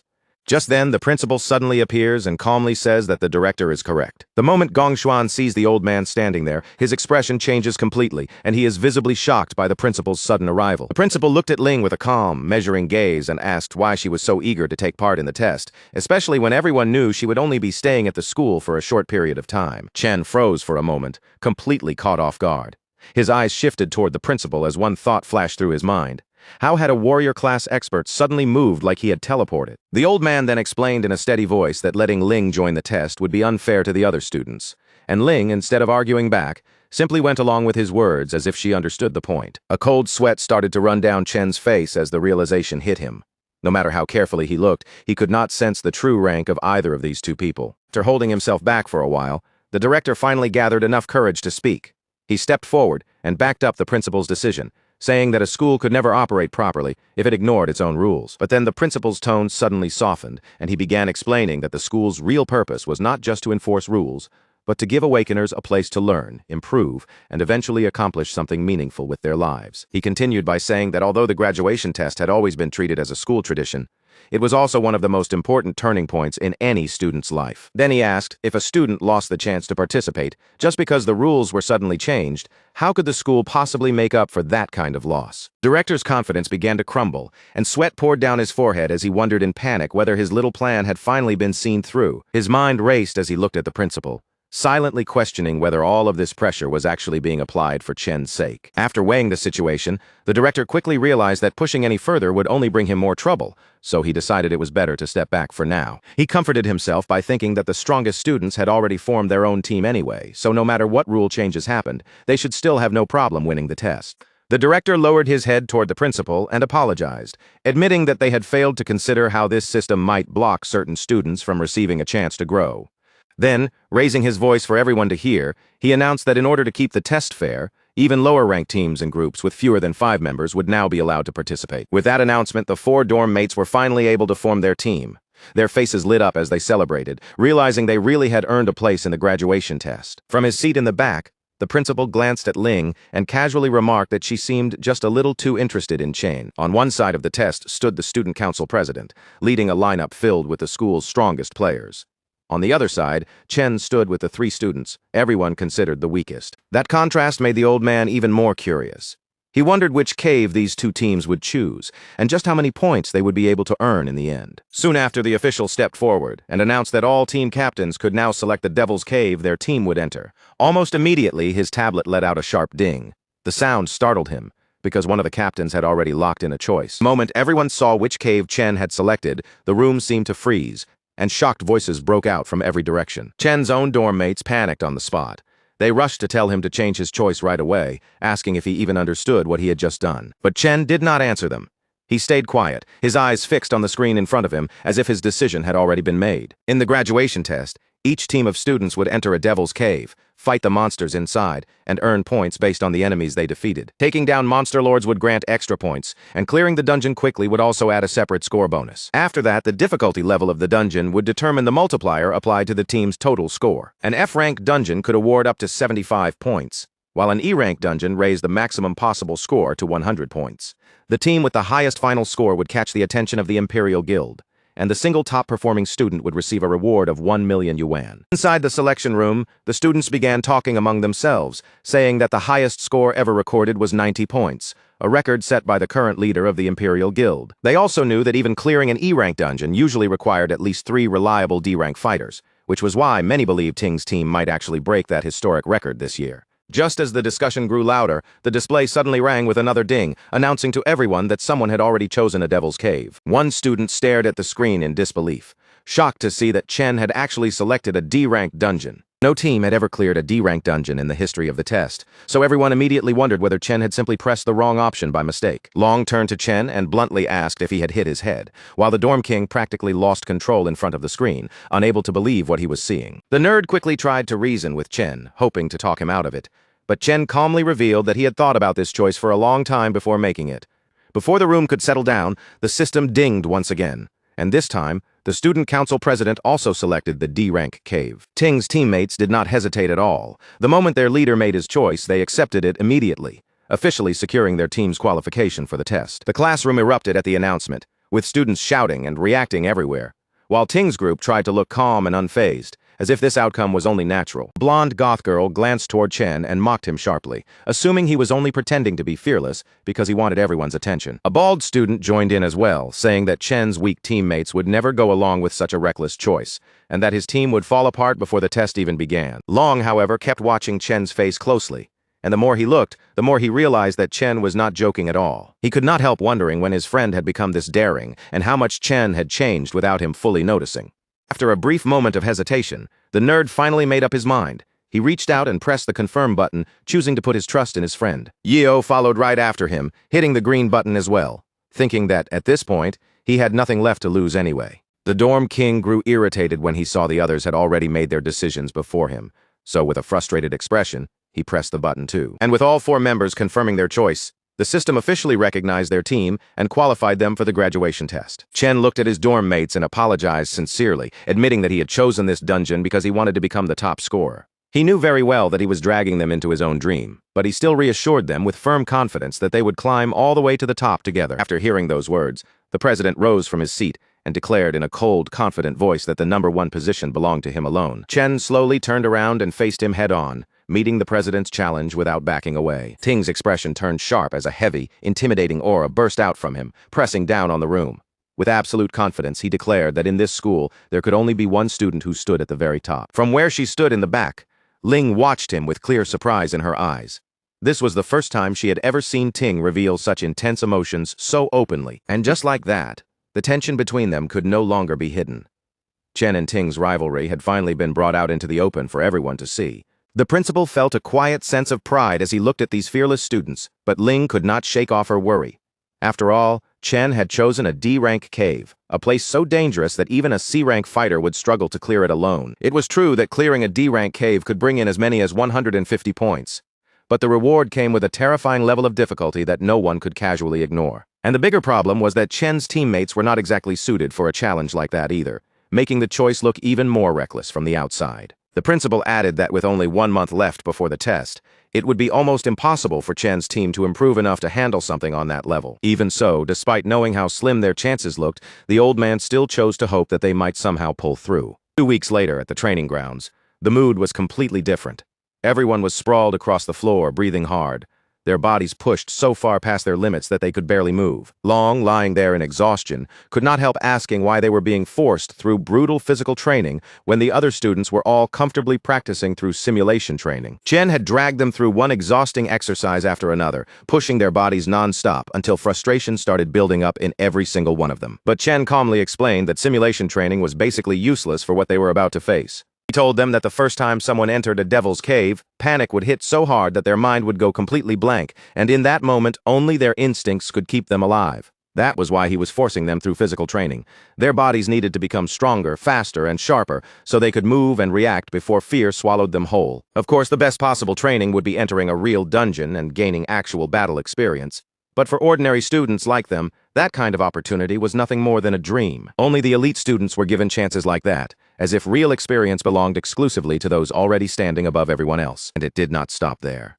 The elites worked hard to make sure ordinary people never caught up, keeping the gap wide enough so they could remain at the top without being challenged. They had access to training resources, dungeon opportunities, and powerful support that regular people could spend their entire lives chasing and still never touch. Hearing all of that, the dorm king frowned and asked the obvious question. If the system was already stacked against them, then what were ordinary people supposed to do? Chen answered by revealing his real plan.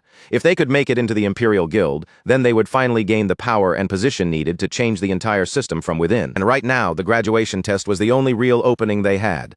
The one chance that could let them break past the elites and stand above them. With that dream burning in his chest, Chen promised himself that he would do absolutely everything possible to keep his word. And with firm conviction, he guaranteed that they would win. With only half a month remaining before the graduation exam, Chen pushed himself even harder, entering the Void Tower every single night while everyone else was resting. Taking down the Phantom Lions was far from easy. They battered him again and again. But no matter how badly he was beaten, Chen refused to stay down or give up. Then, with just 5 days left before the exam, his roommates were also training with everything they had, forcing their tired bodies to keep moving. Chen, however, was already on a completely different level. His training was so intense that even the harshest routine the others could imagine looked like a simple warm-up beside it. With only 2 days remaining, his rival was clearly not wasting time either, continuing to train seriously as the final countdown to the exam drew closer. But Chen's growth was happening even faster. By now, he could stand under crushing gravity and confidently fight against an entire pack of lions without losing his nerve. Blood ran down his face, but his eyes were sharper than ever. In that battered, determined state, Chen looked more prepared to win than he ever had before. On the day of the exam, a small drone floated near the gathered students, hovering in the air as it prepared to guide them through the test. The boys arrived together in matching outfits, walking in with a clean, sharp look that made them seem far more serious than before. Once every student had put on their wristband, the signal was given, and the graduation exam officially began. Outside the exam area, the academy principal stepped forward with a warm smile and personally greeted Gong Lin. This sharp-looking man was none other than President Ting's father, as well as one of the co-founders of the Imperial Guild. The students could not stop staring at him. To them, the Imperial Guild co-founder was so famous and unreachable that they looked at him like some rare creature on display. Their curiosity only grew stronger when they saw the principal and the guild co-founder turn their attention toward a luxurious white limo arriving nearby. Car door opened, and a red-haired man named Carl Cavendish stepped out calmly, carrying himself with the relaxed confidence of someone used to commanding attention. The moment the students recognized him, they completely lost their composure because standing before them was the vice chairman of the World Guild Alliance. A person of his status would normally never bother visiting a place like this, which made his sudden appearance feel even more unbelievable. Inside the VIP room, the director reported to the special guests that 23 teams had chosen to challenge F-rank demon lairs, a few groups had selected E-rank lairs, and only 2 daring teams had picked D-rank lairs.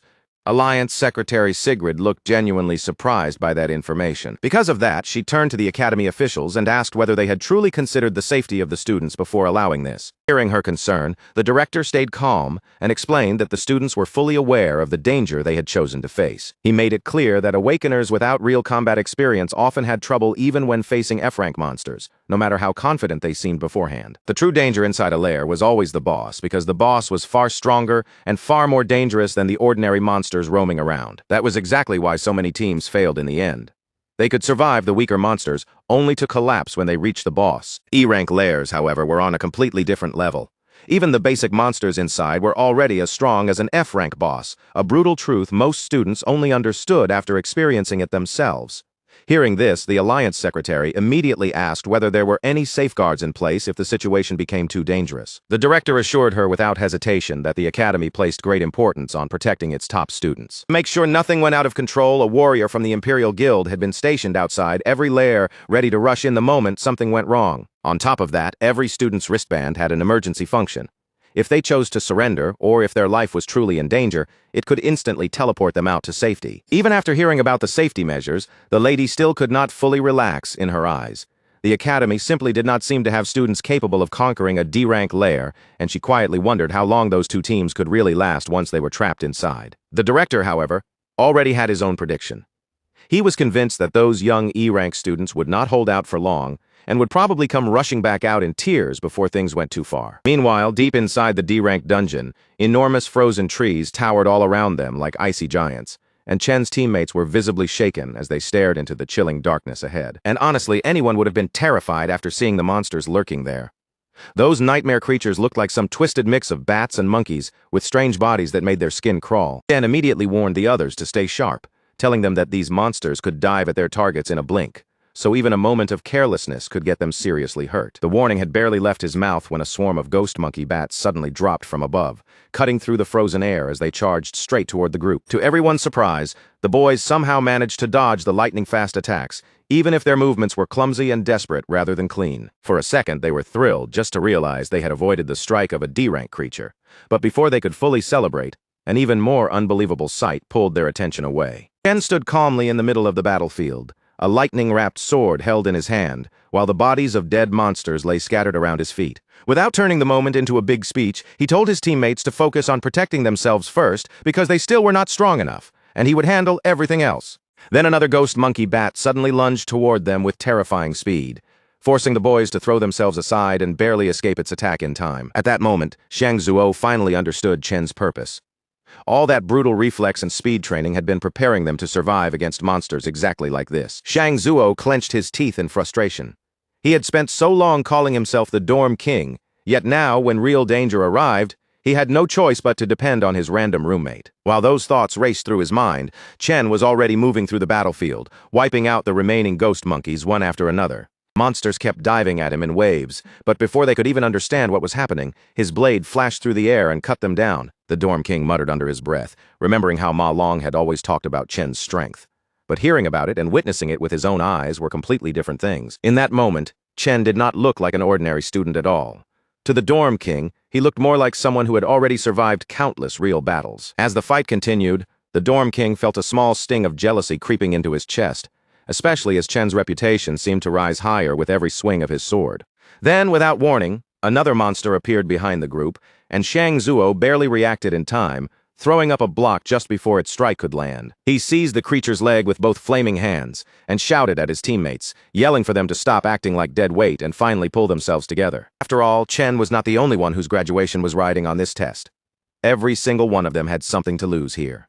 The others stared at Shang Zuo in surprise, clearly caught off guard by the sudden fire in his voice and the determination burning in his face.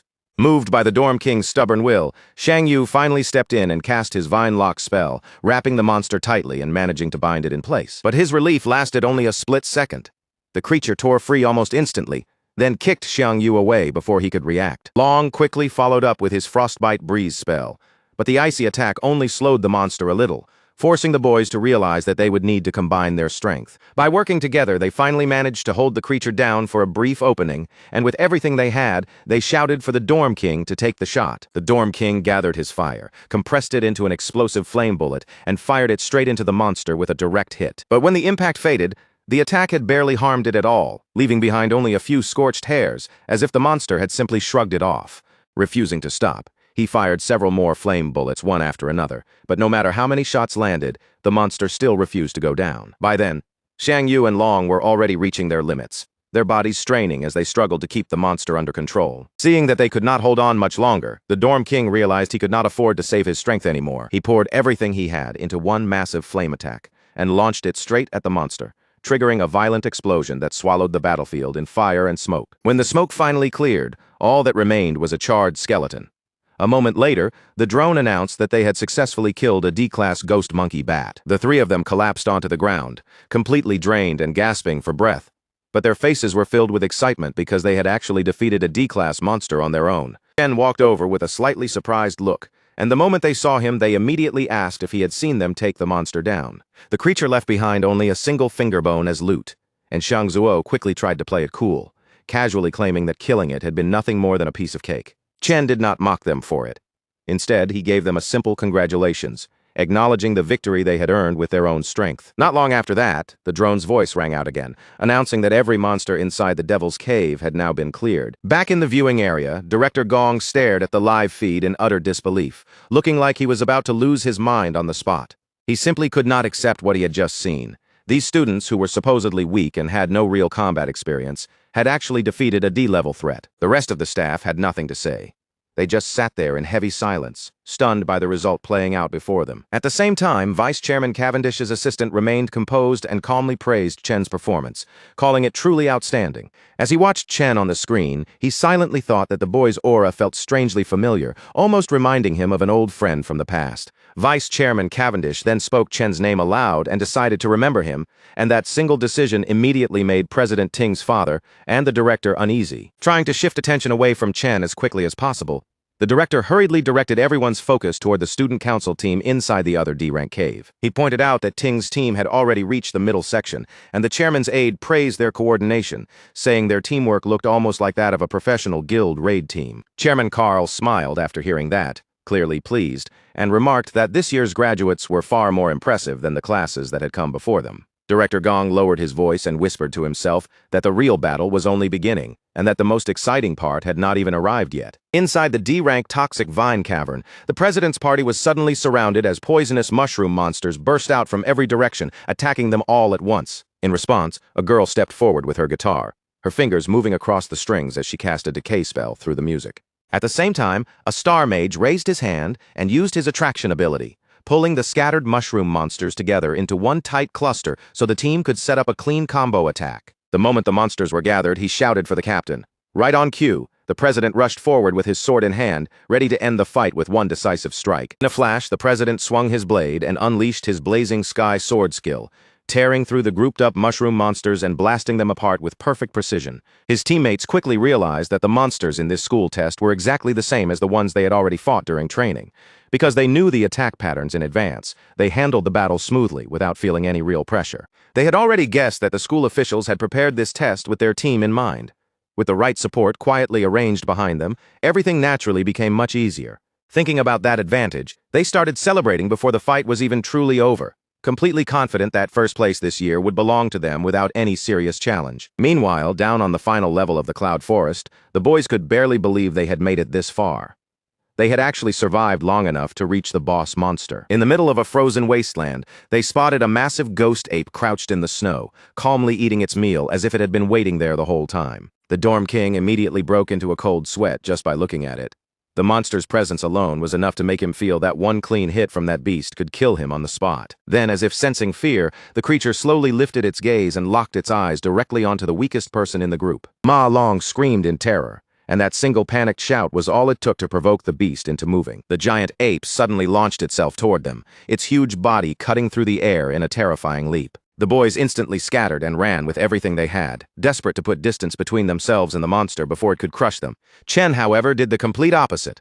Without even a second of hesitation, he charged straight toward the beast. He leapt right into the giant ape's face and slammed it with a brutal kick, then followed up with a rapid storm of punches that knocked its heavy body into the air again and again. And before the monster could recover, Chen finished the battle in the most savage way possible, ripping the creature apart until its body was torn into pieces. Watching that brutal fight unfold right in front of them left his friends completely frozen in shock, unable to process what they had just witnessed. Even after crushing the monster, Chen did not look satisfied. Instead, he felt annoyed that these D-rank monsters were not giving him nearly enough experience points. The drops were not much better either, and the rewards left him feeling just as disappointed as the experience gain. Just then, he heard his teammates suddenly shouting with excitement, calling out that they had found giant mana stones. It turned out that the giant ape had been hiding the glowing stones inside a hollow tree trunk, tucked away like a secret treasure. His friends stared at the sparkling crystals in amazement and immediately reached out, unable to resist grabbing the unexpected loot. Chen instantly shouted for them to stop, but his warning came just a second too late.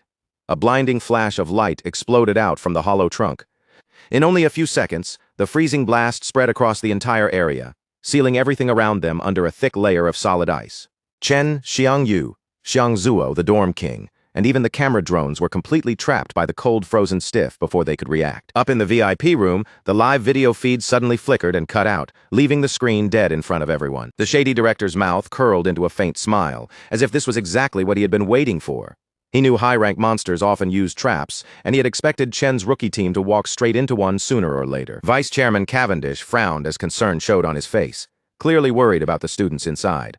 The director immediately pretended to be regretful about Chen's failure, and said they had no choice but to pull the team out right away. But the principal did not agree with that decision. He pointed out that the students were not in true danger yet, because their wristbands would activate automatically if their health dropped too low, and none of the team members had chosen to surrender. In his eyes, the decision to quit should belong to the students themselves, not to the adults watching from outside. Back down in the dungeon, Ma Long was trembling in the freezing cold, his breath shaking as frost filled the air around him. Out of the entire group, he was the only one who had somehow avoided being completely frozen.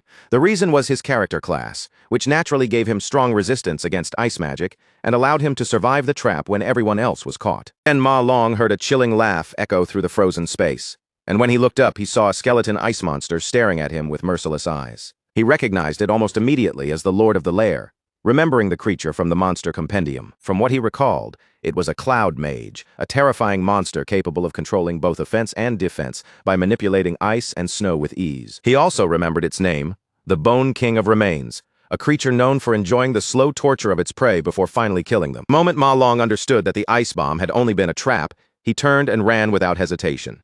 He knew far too well that he could never defeat a C-class Lord monster by himself. He rushed toward Chen, trying to free him from the ice, but before he could reach his friend, an ice attack shot forward and pierced straight through his leg.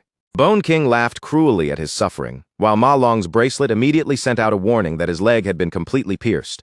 The device offered him the chance to abandon the exam, but even through the pain, Ma Long refused to give up. Instead, he kept trying to thaw Chen out, knowing that if they lost their strongest fighter, their only real advantage would disappear. But before he could finish freeing Chen, another ice shard suddenly shot through the air and stabbed into his arm, stopping his desperate attempt. Bone King seemed to take pleasure in watching Ma Long suffer through the unbearable pain, while his bracelet issued another urgent warning about severe damage. It detected that his arm had also been pierced, and that his heart rate had climbed to a dangerous level, once again offering him the option to quit the exam. But instead of surrendering, Ma Long's mind drifted back to his past. All his life, whenever things became difficult, he had chosen to run away, and every time he did, he ended up falling further behind everyone else. He remembered being ignored, bullied, and laughed at by others. He and his friends had fought far too hard to reach this moment, and quitting now would make everything they endured meaningless. Seeing this as his final chance to change his fate, Ma Long forced strength back into his shaking body, stood up through the pain, and finally managed to free Chen from the ice. He plants his feet and stands tall without backing down, even as the Bone King unleashes a merciless storm of icicles, each frozen spike tearing through the air straight toward him. Just when the attack is about to crash into him, Long forces out a thunderous roar, and at that very moment, Chen's closed eyes finally snap open. The thick block of ice around him bursts apart in a spray of frozen fragments, and Chen immediately dashes forward, scooping Long away from the danger zone in one smooth, lightning-fast move. That sudden escape happens so quickly that even the Bone King is caught completely off guard, its attack missing the mark before it can react. Long stares at Chen in disbelief and quickly realizes that Chen didn't rely on anyone else at all. He had shattered that icy prison through his own strength. Chen looks at Long and thanks him for trying to help earlier, but his expression immediately turns serious as he asks about Long's wounds with genuine concern in his voice. Long steadies his breathing and tells him the bleeding has stopped for the moment, so he should be able to hang on.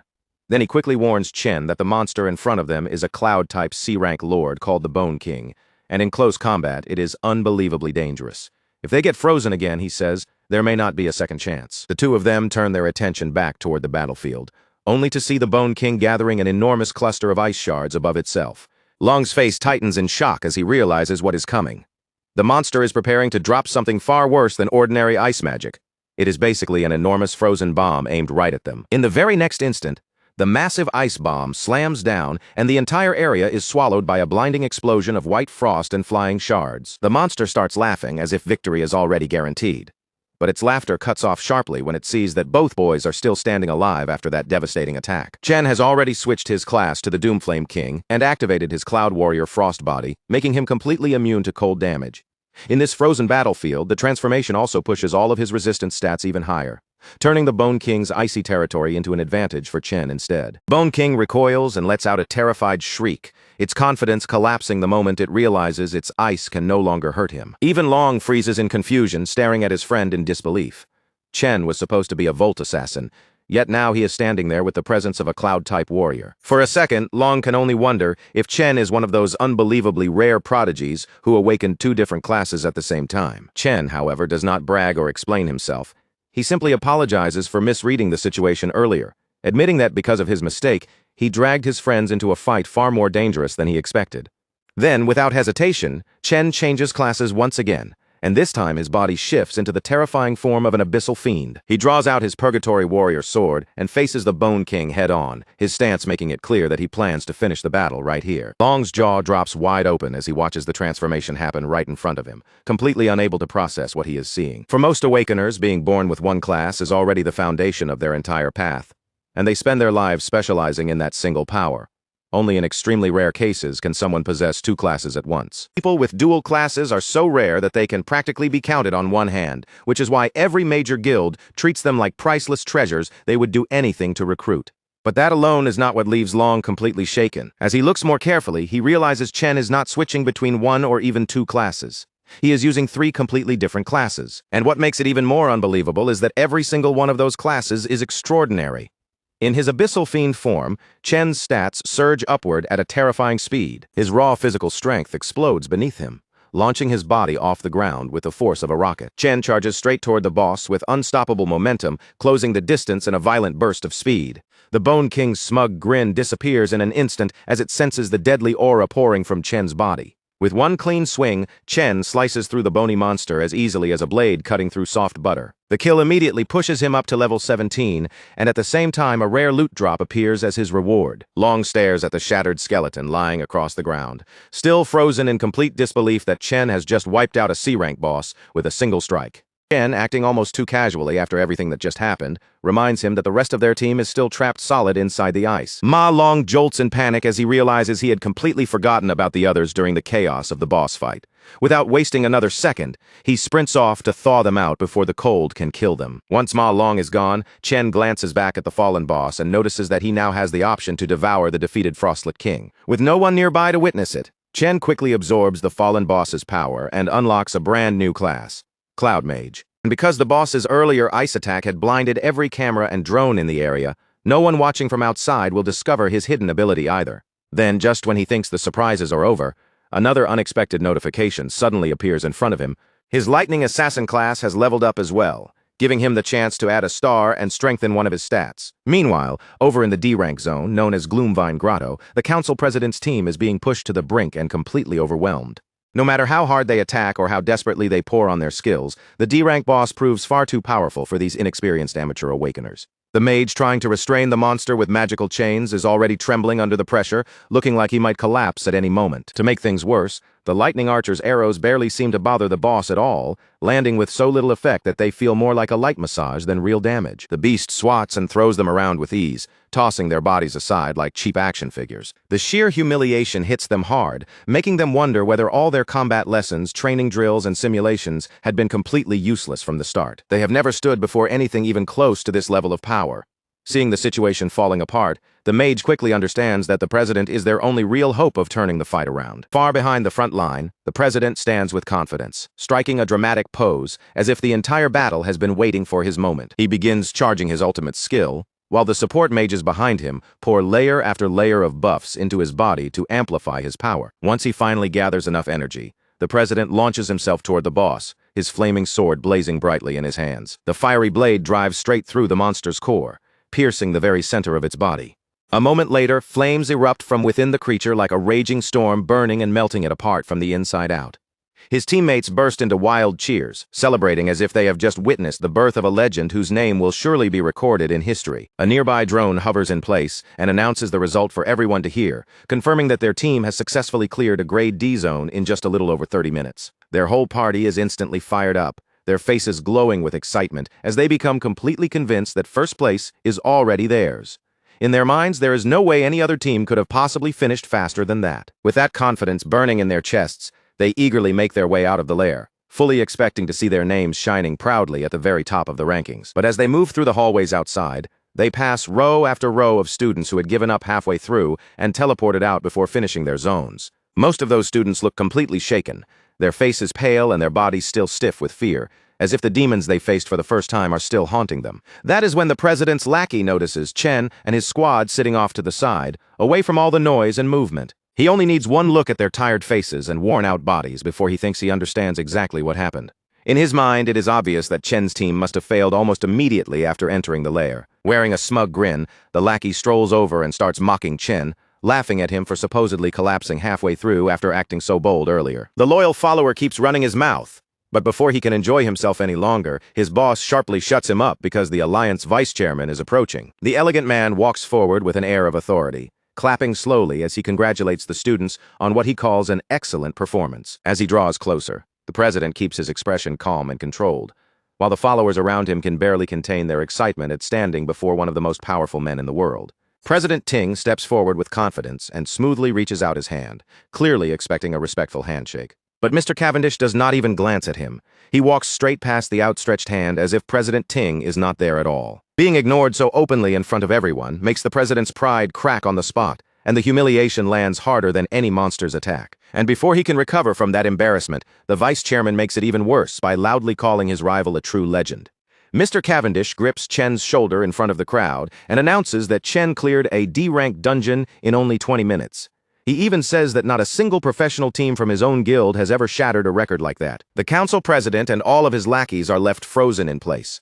their smug expressions wiped clean as they struggle to say even a single word. They cannot understand how 4 unknown students could beat the time of their 10-man squad and somehow manage to clear an entire D-rank lair for real. Chen, however, barely reacts at all. Praise from the strongest man in the country does not shake him in the slightest, though he does quietly wonder why someone this important came to the academy in person. Carl Cavendish looks at him calmly and says that he will remember Chen's name very well from this day forward. After that, he turns his attention toward Gong Lin, the man who had invited him here in the first place. Vice Chairman casually adds that Gong Lin's son is talented too, but the compliment is so mild that it feels more like politeness than real praise. Those words leave both father and son with a bitter feeling, especially after seeing how warmly Chen was acknowledged right in front of them. With that brief comment finished, the vice chairman announces that it is time for him to leave. Before the atmosphere can turn any more awkward, the academy director quickly steps forward to smooth everything over. He announces the final results and explains that the 2 top teams have ended with the same score. Because of that tie, every member of both teams will receive an official invitation to join the Imperial Guild. To Chen's roommates, this news sounds like the sweetest music imaginable, because thanks to Chen carrying the team, their futures are basically secured. President Ting's lackeys start celebrating as well. But Ting himself stands there with a dark expression, clearly nowhere near satisfied with this outcome. The director then adds one more reward. The team captains will receive management positions in the guild for their leadership, and the $1 million cash prize will be divided evenly between them. The moment they hear that, both team leaders are visibly caught off guard, their expressions changing at the unexpected decision. Chen quietly calculates the situation and realizes that $500,000 still will not be enough to clear his debt. He has to find another way to earn the remaining money and keep his promise to the Mithril Exchange Guild. But before that worry can fully settle in, President Ting steps forward and openly refuses to accept the result as a tie. He declares in front of everyone that a one-on-one duel should decide the true winner, because in his eyes, there can only be one champion. The sudden challenge shocks the crowd so much that even the academy director and the vice chairman turn their attention toward him. Alarmed by his nephew's reckless move, the director quickly tries to talk him down, urging him to accept the tie. After the humiliation from earlier, the older man knows this shared victory is already the best possible result. The director assumes Chen will see the duel as pointless and reject it outright. But Chen immediately accepts the challenge with one condition. Whoever wins the duel takes the entire $1 million prize. That unexpected twist is interesting enough to make the vice chairman stop in his tracks, canceling his departure for the moment. With the terms now set, Chen steps forward and faces his opponent directly, ready to settle everything once and for all. Sometime later, Qingju tells Si Chen that he had expected him to take first place. But even he never imagined Si Chen would manage to earn a perfect score. After seeing Si Chen's name spread across the news, Qingju feels even more certain that supporting him financially was the right decision. He offers to wipe away Si Chen's $1.5 million debt completely, calling it an angel investment in his future. But Si Chen refuses to accept it as a handout. His tone is firm as he says that a debt is still a debt, and if he owes the money, then he will repay every bit of it. Si Chen then says that he came here to discuss 2 matters, and that immediately draws Qingju's full attention. For the first matter, Si Chen asks for a 1-week extension on the repayment deadline. Since the graduation test ended in a tie, the prize money he received was still short by $500,000. He then reveals how he plans to get the rest of the funds, a one-on-one tiebreaker against the other champion, Gong Ting. The duel is set for next week, inside a wild devil's cave outside the school. Qingju is stunned the moment he hears that plan, unable to understand why 2 students would willingly enter a wild dungeon just to settle a competition. He warns Si Chen that going into a place like that without professional training is far too dangerous. But Si Chen remains completely calm, telling him not to worry and promising that he will win the remaining $500,000. To make up for asking for the extension, Si Chen also promises to hand over all the monster materials he collects from the cave as interest. Seeing Si Chen speak with no fear at all, focused only on paying back what he owes, Qingju breaks into a nervous sweat. Deep down, he has to admit that this young man really is something special. Si Chen leans back casually, a faint smile tugging at his lips, and mentions that there's actually a second, even more important reason for his visit today. His expression shifts to serious, the light in his eyes sharpening as he bluntly delivers the final piece of news he has come to share. The revelation hits Qingju like a thunderclap, leaving him completely stunned, his mouth hanging open as disbelief washes over him. For a long, silent moment, Qingju can do nothing but stand frozen in place, staring at Si Chen with a mixture of shock and awe, unable to utter a single word. Later that afternoon at Kingshui Middle School, Si Chen's younger sister, Si Yun, finally breathes out in relief, celebrating the end of her grueling final exams, while her classmates grumble and complain about the test's difficulty. She checks her phone, her face lighting up with a bright smile, as she notes the official start of her summer vacation. Suddenly, a thought strikes her.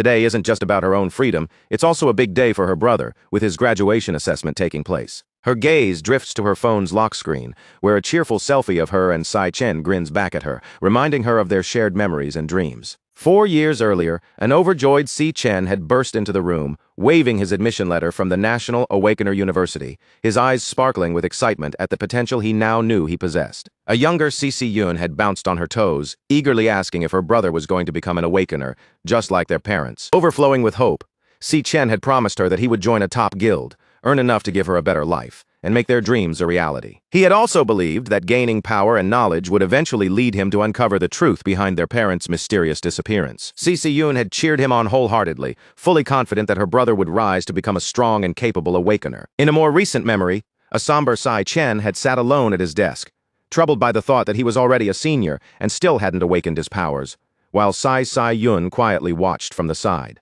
Noticing the worry etched on her face, he quickly tried to mask his own disappointment, not wanting to burden her with his frustration. Forcing a gentle smile, he reassured her that everything was fine, insisting that he just needed to work even harder to reach his goals. Cici Yun reflects on the long and difficult journey her brother has endured.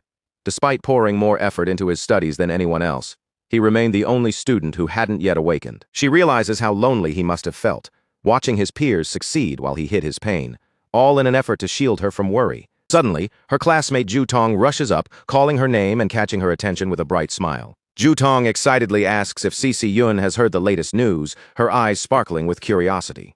She explains that the National Awakener University has produced 2 genius graduates this year, a rare and impressive feat. Ju Tong continues, detailing that both graduates led their respective teams to perfect scores and earned praise from the vice chairman of the Guild Alliance, catapulting their county into sudden fame. Ju Tong then remembers that Cici Yun's brother studies at that very university and asks about him, prompting a flicker of sadness in her expression as she hesitates. Before she can answer, a pink-haired student interrupts with a playful, flirty greeting. It's the school idol, Jin Duoxin, who smugly informs her that he's booked a private room and asks if she's free to join him tonight. Ju Tong is flabbergasted, demanding to know since when Cici Yun even knew the school idol. Cici Yun, however, only scowls, clearly annoyed by the interruption. Without uttering a single word to him, Cici Yun spins on her heel and bolts down the hallway, her determination and annoyance driving her steps. Ju Tong watches in confusion, wondering why her friend is suddenly sprinting away, while Jin Duoxin lingers, bemused as he watches her disappear from sight. As she races home, Cici Yun imagines her brother sitting alone, crushed by failure, while his classmates around him celebrate their success, leaving him in despair. Determined to lift his spirits, she decides to prepare a lavish feast, something grand enough to remind him that he is not alone and to cheer him up. Later that night, inside their cozy apartment, Cici Yun busies herself in the kitchen, arranging a sprawling, delicious spread complete with a steaming hot pot and an array of carefully prepared side dishes. Si Chen's eyes widen in amazement at the sheer quantity and quality of the food, and he asks his sister in disbelief how she managed to prepare so much so quickly. As he digs in, savoring each bite, Cici Yun watches silently from the side, her heart full of concern yet softened by his visible enjoyment. On the television, a news report begins covering the graduation test at the National Awakener University, adding a layer of tension to the otherwise joyful meal. Sai Chen continues eating with casual delight, paying attention to the report detailing Vice Chairman Carl's visit and the rare accolades given during the graduation assessment.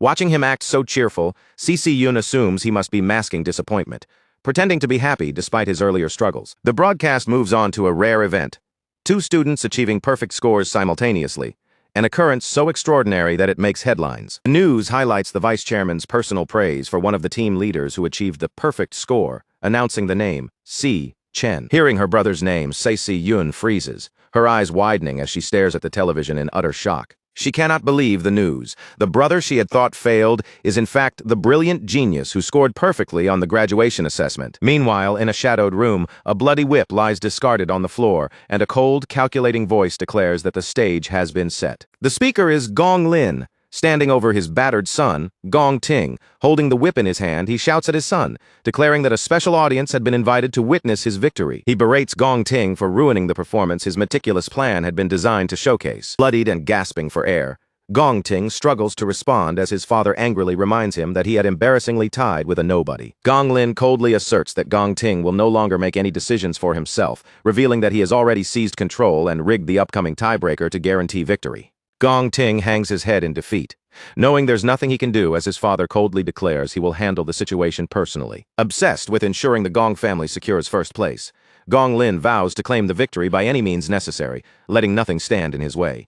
Meanwhile, at home, hearing the shocking news on television, Sai Yun turns to her brother with wide eyes and asks if the Sai Chen being mentioned is truly him. Si Chen calmly continues his dinner, his expression relaxed, and confirms that the report is indeed about him. Stunned by the confirmation, Si Yun drops her spoon in shock. It shatters on the floor, and a flash of lightning outside mirrors the sudden jolt of her emotions. She stares at him, completely unable to comprehend it, realizing that her own brother has accomplished such an extraordinary feat during his graduation assessment. She can hardly wrap her head around it. Her brother didn't just lead his team to a perfect score, he even received personal praise from the vice chairman of the Guild Alliance himself. For a moment, the whole dinner table falls into a stunned silence, with only the faint sound of the television continuing in the background. Overwhelmed by everything she has just heard, Si Yun lowers her head and quietly wipes at the tears gathering in her eyes, thinking of him as her silly, stubborn brother. Then, through tears filled with joy and pride, she looks back up at Si Chen and smiles, finally realizing that after all those painful years, her brother has truly reached the top. On the night of the graduation combat assessment, June 17, 2057, Vice Chairman Carl Cavendish sits inside a private dining room, calmly enjoying a plate of premium beef as if the chaos outside has nothing to do with him. While cutting into his meal and savoring the taste, he casually asks the woman across from him to report the latest progress on her current assignment. Sitting opposite him at the table is Ling Yu, her posture composed and her expression serious as she prepares to deliver her findings. Without wasting any time, she slides a black folder across the table, filled with top-secret files connected to a mysterious subject known as the devourer. Ling Yu explains that over the past year, the target has left behind no trace at all, and she warns Carl that if they keep pushing their surveillance too far, they may end up being discovered first. Carl, however, does not seem troubled in the slightest. He simply praises her for the work she has done and tells her to sit down and eat before continuing. Ling Yu hesitates for a brief moment, then says there is still one more piece of information she needs to tell him. She reveals that she recently noticed a highly suspicious individual who had made contact with Carl, and the moment those words leave her mouth, his attention sharpens. According to Ling Yu, the speed at which this person's power has been increasing is far beyond normal, so abnormal that it is impossible to ignore. Meanwhile, inside the Devil Tower, a shirtless Si Chen stands surrounded by crackling golden electricity, reflecting on the fact that he has spent more than half a month on the first floor and has already wiped out almost every monster there. By now, he has completely adapted to the crushing 10 times gravity of the floor, and his system interface displays his Lightning Assassin class at level 17, along with stats that have been boosted to an impressive degree. After the graduation battle, his Lightning Assassin class reached full proficiency and rewarded him with an attribute point, proving that the more actively he uses a class in battle, the faster that class can grow. As the glowing avatars of his 4 different classes appear around him, Si Chen understands that none of them have reached their maximum potential yet. He decides to place his new attribute point into speed, since for an assassin, speed is the most important weapon of all. With the multiplier effect taking hold, his speed skyrockets to 740, putting him on the same level as an A-rank assassin. Even after gaining that huge boost, Si Chen still finds himself locked in a tense standoff against a pack of glowing purple phantom lionesses. The real problem is the floor's lord itself, a massive phantom lion king that has stayed just out of reach, impossible for him to land a clean hit on. When 2 lionesses suddenly lunge at him from different angles, Si Chen activates Divine Flash, turning his body into a streak of golden lightning as he rushes forward to meet them head-on. As the battle continues, Sai Chen begins to notice the strange abilities hidden within the Lion King's movements. Every time he spots an opening and moves in to strike, the creature disappears at the last possible second, vanishing before his attack can connect. Si Chen watches the pack carefully, studying the way each beast moves and how they coordinate their attacks around him. Their positions shift constantly at high speed, but the pattern stays the same. 2 lionesses always pressure him up close, while the other 2 remain on standby. At the same time, the Lion King keeps itself at a safe distance, refusing to enter the range where Si Chen can directly engage it. Si Chen narrows his eyes, frustration building as he realizes the floor's lord has no intention of fighting him head-on. Staring down the enormous beast from across the battlefield, Si Chen wonders what kind of combat class this evasive Lion King could possibly have. When another phantom lioness charges straight at him, Si Chen counters instantly, driving a powerful bolt of lightning directly into the creature's open mouth. But just as he is about to finish it off with a fatal strike, the lioness vanishes in a flash of pink light, leaving his attack to cut through empty air. That moment makes him realize the teleportation ability is not limited to the floor's lord. Even the lionesses can disappear the instant he tries to land the finishing blow. A spatial portal opens nearby, and the targeted lioness safely reappears beside the Lion King, as if it had never been in danger at all. Now the pack's strategy becomes painfully clear. The second Sai-Chen hesitates or slows down, another lioness lunges forward to bait out his next attack. Determined to shatter their coordination, Sai-Chen gathers golden lightning around his body and unleashes a rapid storm of slashes. But no matter how fast his blades move, the beasts keep disappearing just before the strikes can land. Pack maintains its formation perfectly, teleporting back to the Lion King whenever any of them are pushed into real danger. The lionesses continue pressing him from every side, forcing Sai-Chen to block their glowing claws again and again. Each time Sai-Chen swings back and tries to punish them, the result is exactly the same. The lionesses vanish before they can take any real damage. Through the portals, they rotate attackers with flawless timing, making sure a fresh beast is always the one rushing in to keep him under pressure. Sai-Chen keeps striking at the lunging beasts, but the cycle refuses to break, with each target disappearing at the exact moment his attacks are about to hit. The lionesses continue this endless loop of assaults, dragging him into a draining fight where every exchange wastes more of his energy. Sweat beads across Sai-Chen's face as he glares toward the Lion King, finally realizing the floor's lord is deliberately stretching out the battle and toying with him. As he leaps into the air to dodge another beast's attack, a thought cuts through his frustration.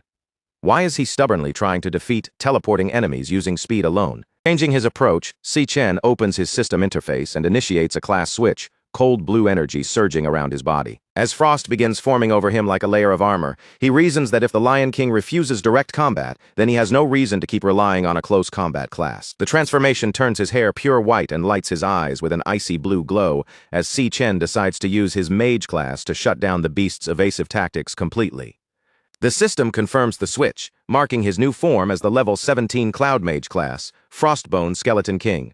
Now standing tall beneath an icy crown, Sai-Chen prepares to take control of the entire battlefield with wide-range spells instead of chasing the beasts one by one. Floating high above the battlefield in his level 17 Cloud Mage form, Frostbone Skeleton King, Sai-Chen raises his power and unleashes a wide-scale spell known as Frost Spike. A brutal storm of ice spikes comes crashing down from above, hammering the ground again and again.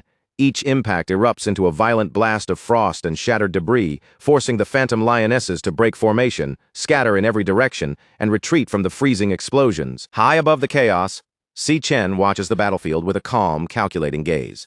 He understands now that even if mages are vulnerable once an enemy gets too close, their ability to strike from far away lets them seize control of the entire battlefield before their opponents can even reach them. Without giving the Lion King a moment to breathe, Sai-Chen fixes his attention on the beast and gathers his power again.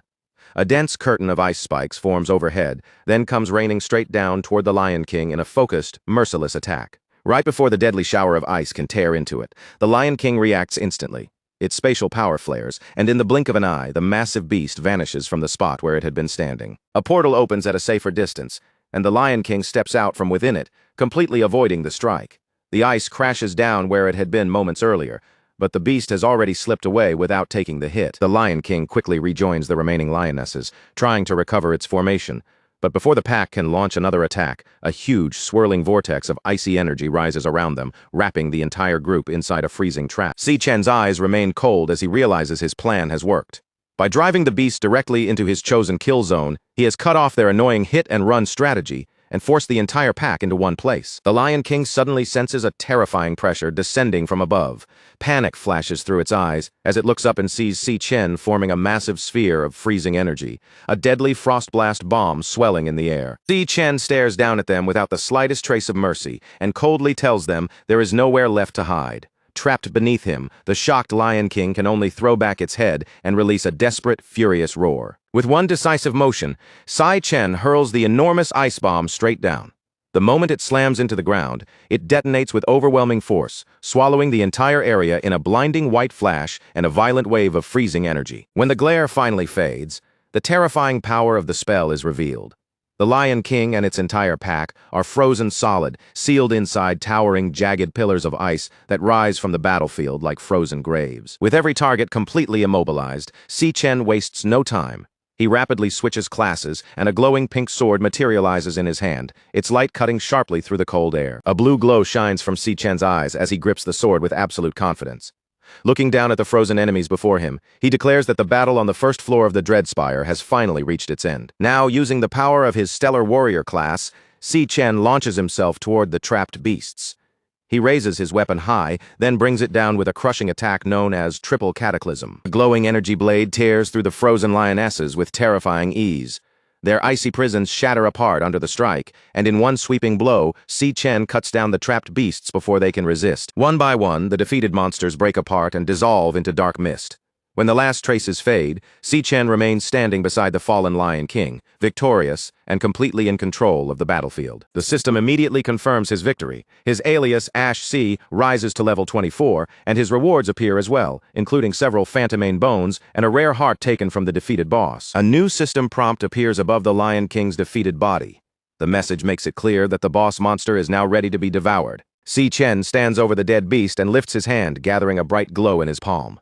With the light growing stronger, he begins the absorption process without hesitation. His eyes shift to a fierce red glow as he focuses his energy on the corpse below him. What he really wants to uncover is the evasive class this monster used to keep escaping him throughout the fight. Si Chen activates his absorber ability, and dark red energy begins spiraling out of the fallen beast. The swirling force twists like a vortex before being drawn directly into his clenched fist. That gathered energy condenses into a new system card in his palm, revealing the Lion King's class, Stellar Tamer. The card lays out the troublesome nature of its abilities, from forcing contracts onto other beasts to instantly teleporting them across the battlefield. Si Chen studies the Stellar Tamer card carefully, his expression sharpening with interest. Even after everything he has seen, this is a type of class he has never encountered before. The moment he understands what the card is showing him, the Lion King's fighting style finally makes sense. This was exactly why the boss kept avoiding direct confrontation. Si Chen pieces it together and realizes the Lion King's own base stats must have been far too weak for a head-on battle. That weakness forced it to rely on its teleporting minions and hide behind them instead. As he reads through the listed skills, Si Chen has to admit that Stellar Warp is an incredibly powerful teleportation ability. Used properly, it can completely reshape the flow of a battle. The Stellar Pact ability also catches his attention, though it is clearly different in nature. Its strength depends heavily on terrifying the target so completely that the beast is forced to submit. Si Chen quickly understands what that means for him. If he wants to gain a contracted beast of his own, he will need to take an aggressive, overwhelming approach and frighten the target into obedience. Just then, the starry void surrounding him suddenly fractures like glass. A blinding burst of light floods his vision, catching him off guard as the entire space around him begins to change. The illusion shatters completely, and the true first floor of the Dread Spire is finally revealed. Instead of a starry battlefield, Si Chen finds himself standing in a vast, scorching desert filled with endless rolling dunes. He looks across the barren wasteland, taking in the giant skeletons scattered across the sand. The sheer scale of the destruction makes him wonder what kind of disaster could have left this place in such a ruined state. A sharp crackling sound suddenly breaks the silence, pulling Si Chen's attention toward a nearby dune. There, a vertical rift tears open in the air and expands into a fiery portal. Its blazing light makes it clear that the gateway to the second floor has officially opened. Just as Si Chen is about to move forward, he feels a hostile stare burning into his back. A low growl rises from the shadows behind him, making him turn around immediately. His gaze follows the glow of a pair of pink eyes until he spots their source, a large ribcage half buried beneath the sand. Inside the skeletal remains, a fluffy little lion cub is hiding. Even though magical chains are wrapped tightly around its body, the tiny creature still bares its teeth and growls fiercely at him. Si Chen is genuinely caught off guard. After the destruction he just caused, he never expected that one small lion would somehow manage to survive the battle. At first, he assumes the cub must be the last enemy left behind. A lightning dagger crackles into shape in his hand as he prepares to finish the job and remove the final threat. But as Si Chen steps closer to the hiding cub, he notices something important. Since the cub did not disappear when the Lion King died, it could not have been one of the boss's contracted minions. He looks more carefully at the magical chains digging tightly around the little creature. The sight makes him wonder whether the Lion King had actually kept this cub imprisoned here against its will. Si Chen stands over the bound cub and fixes it with a harsh, intimidating glare. The tiny lion stiffens under his gaze, completely terrified by the pressure coming from him. But instead of striking the cub, Si Chen moves his dagger in a swift arc. The blade cuts through the magical restraints, shattering the chains that had been holding the little creature captive. With the bindings destroyed, the small lion drops free from the ribcage and lands safely on the sand below. Si Chen turns away from it without making another move to attack. In a calm voice, he tells the cub that he is simply giving its freedom back. As he gets ready to leave, Si Chen glances back and asks the cub whether this ruined, desolate place used to be its home. The tiny lion shakes the dust from its fur, then keeps watching him closely, still alert but no longer trapped by the chains. A softer look crosses Si Chen's face as he thinks about what the cub must have lost. Watching the people you love die and seeing everything precious to you destroyed is a pain that leaves a wound deeper than words. The cub continues staring at him in silence as Sai-Chen admits, with a quiet heaviness in his voice, that he knows exactly what that kind of suffering feels like. Si-Chen then walks toward the fiery portal, leaving the cub behind with one final piece of advice. He tells it to survive, to keep moving forward, and then announces that it is time for him to head to the next floor. But before he can fully leave, a glowing system interface suddenly appears beside his face. On the screen is a new beast contract request. Because the beast approached him of its own free will, the contract's success was guaranteed. Not only that, but two passive abilities immediately unlocked. One allowed experience gain to be shared, boosting its stats, while the other let Si-Chen peer through the beast's eyes if it ever found itself in danger. Si-Chen paused in his steps, glancing back in genuine surprise at the unexpected prompt flashing before him, his eyebrows raised at this sudden turn. There, sitting on the warm sand, the little white cub looked up at him with clear, unwavering eyes. The system identified it as Lion King Leo and displayed a request. Would Si-Chen accept the creature as his contracted beast? He studied the tiny lion carefully, seeing the determination in its gaze.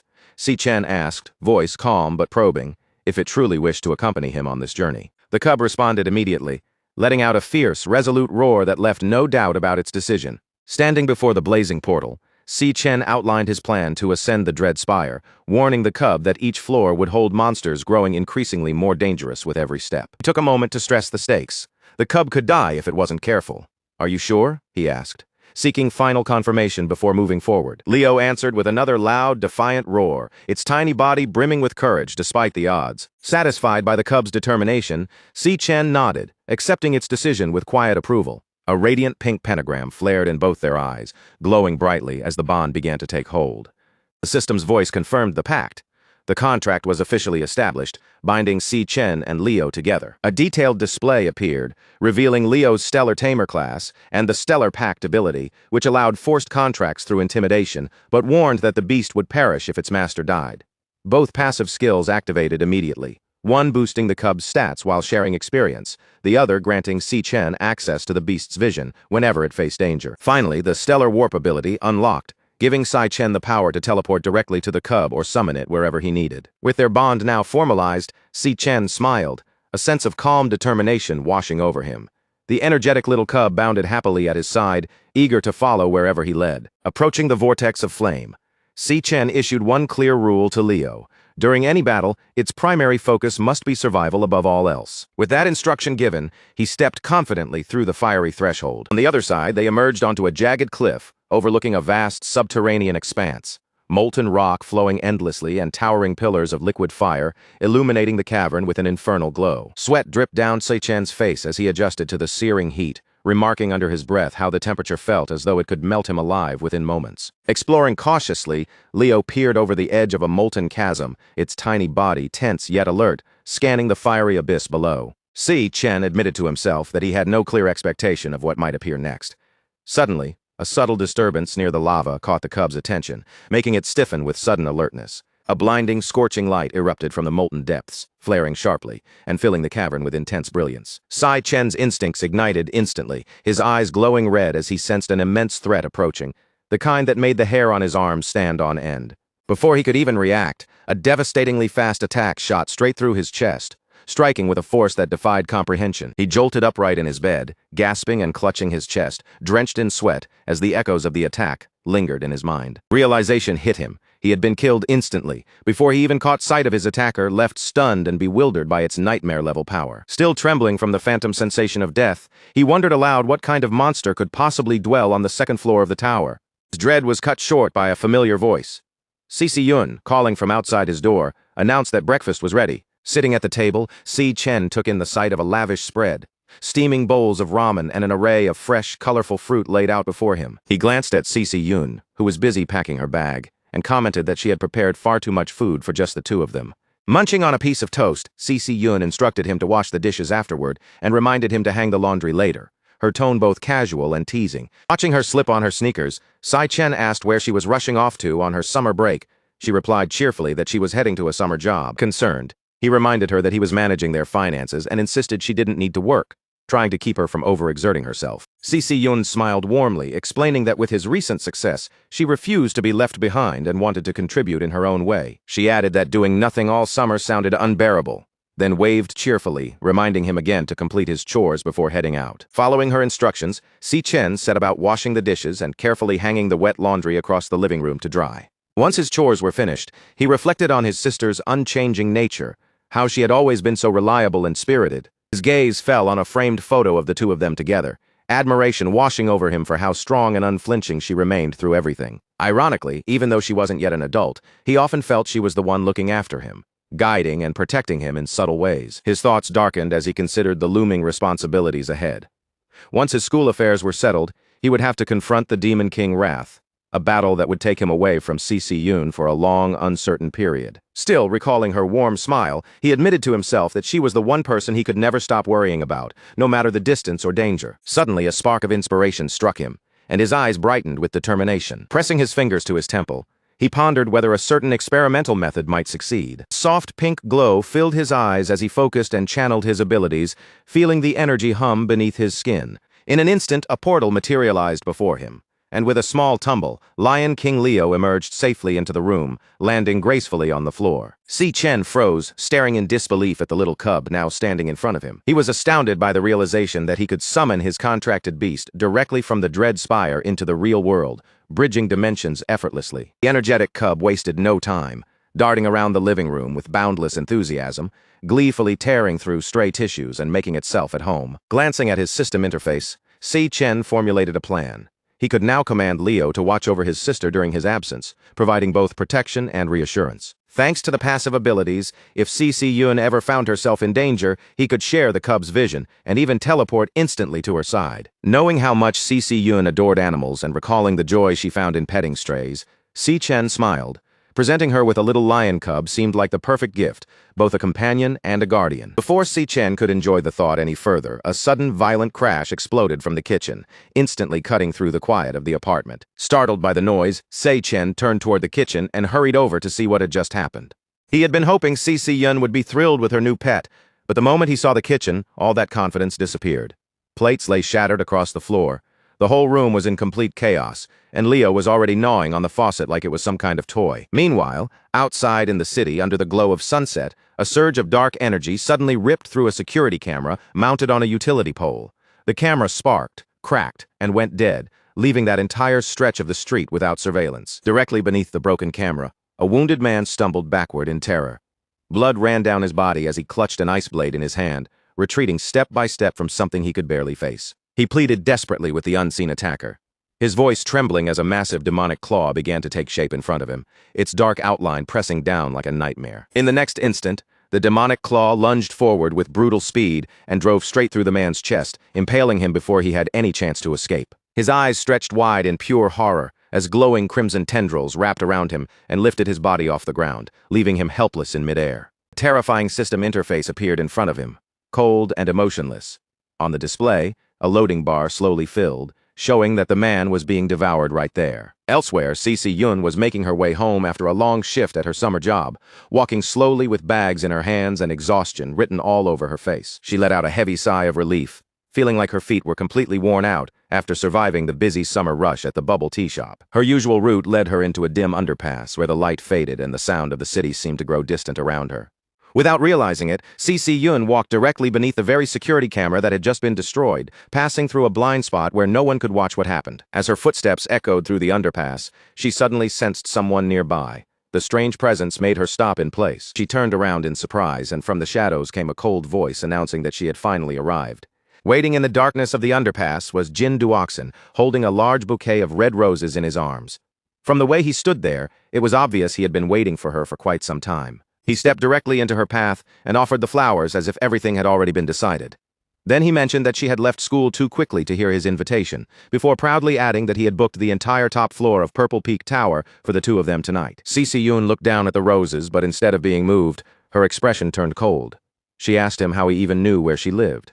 Jin Duoxin answered with smug pride, saying his father was the city hospital director, To him, finding a small detail like someone's address was apparently nothing difficult at all. CC Yun was completely unimpressed. She replied coldly that the two of them belonged to different worlds, then told him not to come looking for her again, before turning to walk away. Annoyed by her rejection, Jin Duoxin quickly moved after her and grabbed her arm, forcing her to stop. He complained about how much effort it had taken to reserve the venue, his anger rising as he demanded to know if she really planned to stand him up and humiliate him in front of his guests. CC Yun glared at him without backing down, making it clear that she did not care about his reputation. Then she called him out directly, saying it was creepy that he had followed her all the way home. The word creepy struck Jin Duoxin like a slap. His face twisted with anger as he stepped closer, losing the last bit of control he had been pretending to keep. With a dark, threatening expression, he warned her that she had no idea who she was talking to or what he was capable of doing. But before he could finish his threats, CC Yun reacted instantly. She snapped forward and slammed a hard headbutt straight into his face. The impact knocked Jin Duoxin crashing to the ground, where he cried out in pain and clutched his bleeding nose. Standing over him with anger burning in her eyes, CC Yun shouted that he should go get his head checked at his father's hospital. Still furious, she turned and walked away, warning him to stay far away from her. As she left, she grumbled that his pathetic stunt had completely ruined her day. Later that evening, outside her apartment building, warm light spilled from her family's window above, standing in sharp contrast to the dark alleyway below. When CC Yun finally arrived home, her exhaustion vanished almost instantly, as she was presented with the fluffy white lion cub, Leo. Her eyes lit up at once, sparkling with pure excitement and instant affection. She eagerly pulled the tiny beast into her arms and snuggled it close, completely falling in love on the spot. Barely able to contain herself, she excitedly asked her brother, Si Chen, where he had found such an adorable little creature. Si Chen introduced the cub as Leo and explained that it was a special gift just for her. Overjoyed, CC Yun could hardly believe it, marveling at the fact that she actually got to keep a baby lion. As Leo purred comfortably in her arms, CC Yun suddenly noticed something strange. She wondered aloud why such a tiny cub already had such a big mane, since normally only adult male lions were supposed to grow them. But she quickly brushed the mystery aside, far too happy to worry about it for long, and declared that she would get him registered first thing in the morning. Watching CC Yun and Leo bond so naturally, Si Chen finally felt a sense of relief settle over him.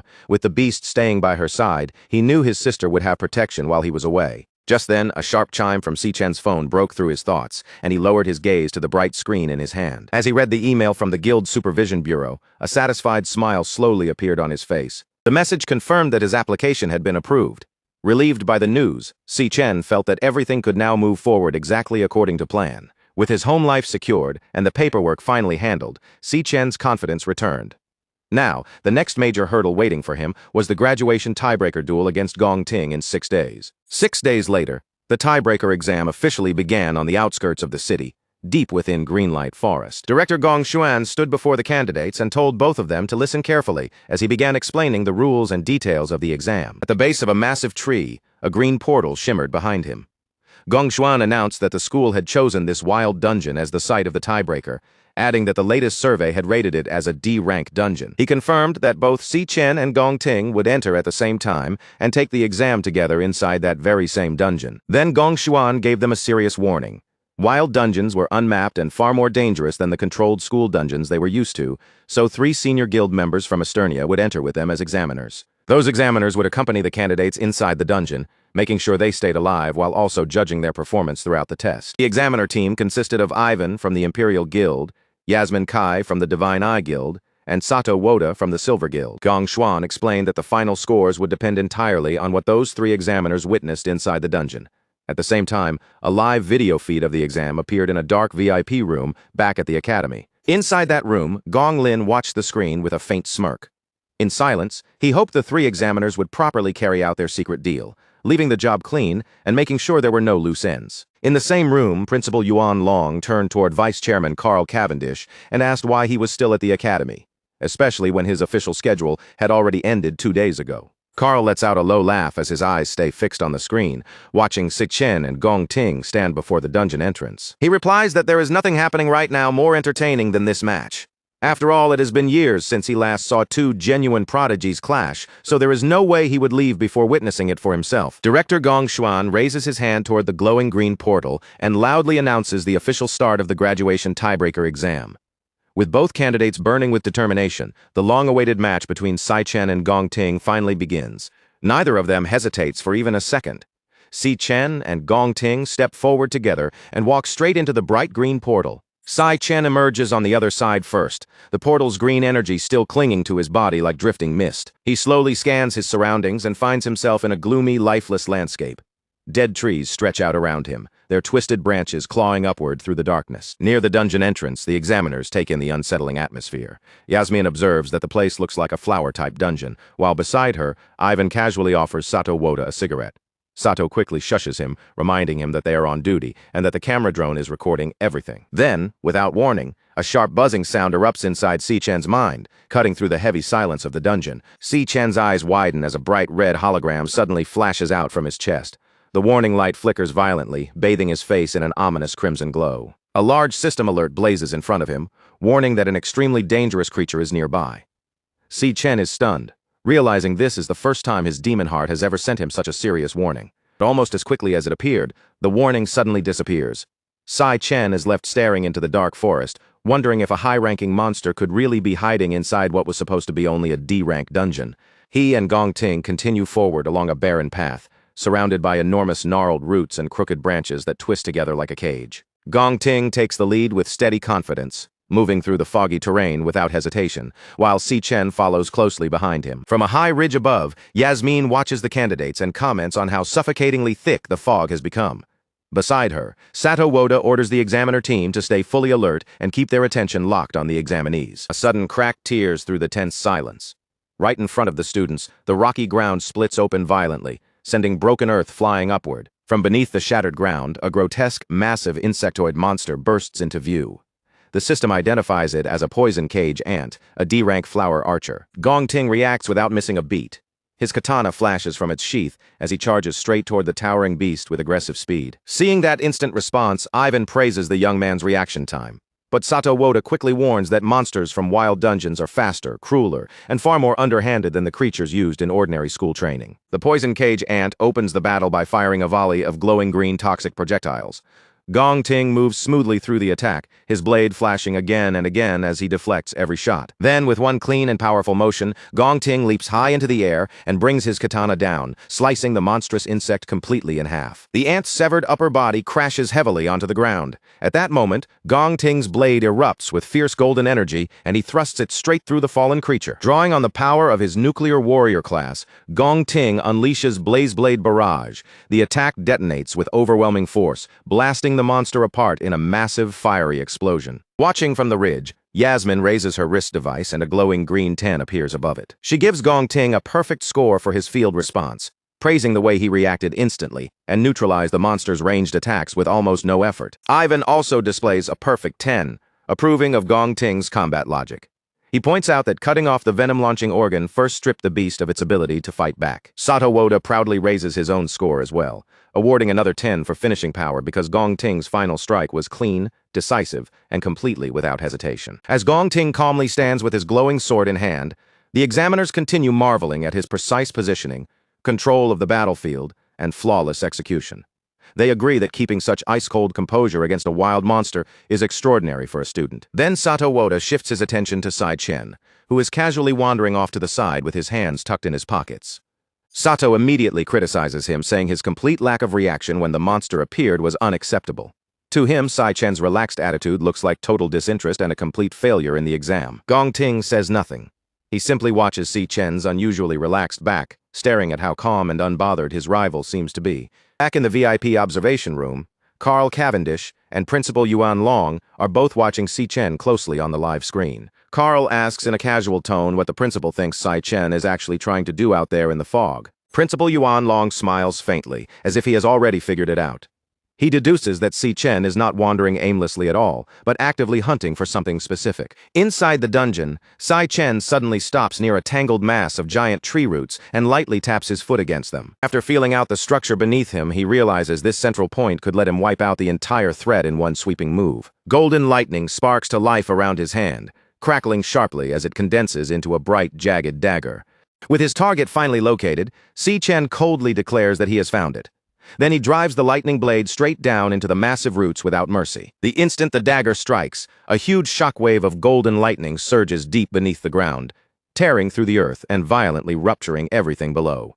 A hidden nest of poison cage ants is blasted up from underground, caught completely inside the explosive electrical surge and obliterated by the violent burst of power. The examiners break into a sweat as they realize what Si Chen has done. He deliberately attacked the monster nest itself, and they start questioning whether he has lost his mind, terrified that provoking an entire horde of D-rank monsters could get everyone killed. Gong Ting watches the chaotic explosion unfold, and for the first time, his usual calm expression begins to crack. Shock flickers across his face as he wonders what Si Chen is planning next. Si Chen gathers momentum, channeling intense electricity into his boots until golden arcs burst around his feet, then launches himself upward with explosive force. Using the power of his lightning assassin class, he activates Flash God and rockets into the sky, transforming into a blinding streak of golden light. Moving at a speed almost impossible to follow, Si Chen intercepts the swarm of poison cage ants that had been thrown into the air by his own explosive trap. Then he unleashes a rapid, merciless storm of slashes, cutting through the airborne monsters one after another before they can even react. He darts between targets in mid-air, leaving a zigzagging web of golden lightning behind him.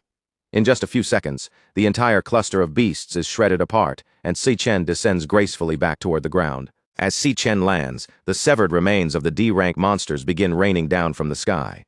Golden lightning slowly fades from his hands, as if the massacre had taken almost no effort at all. Up on the ridge, all three examiners are left completely dumbfounded.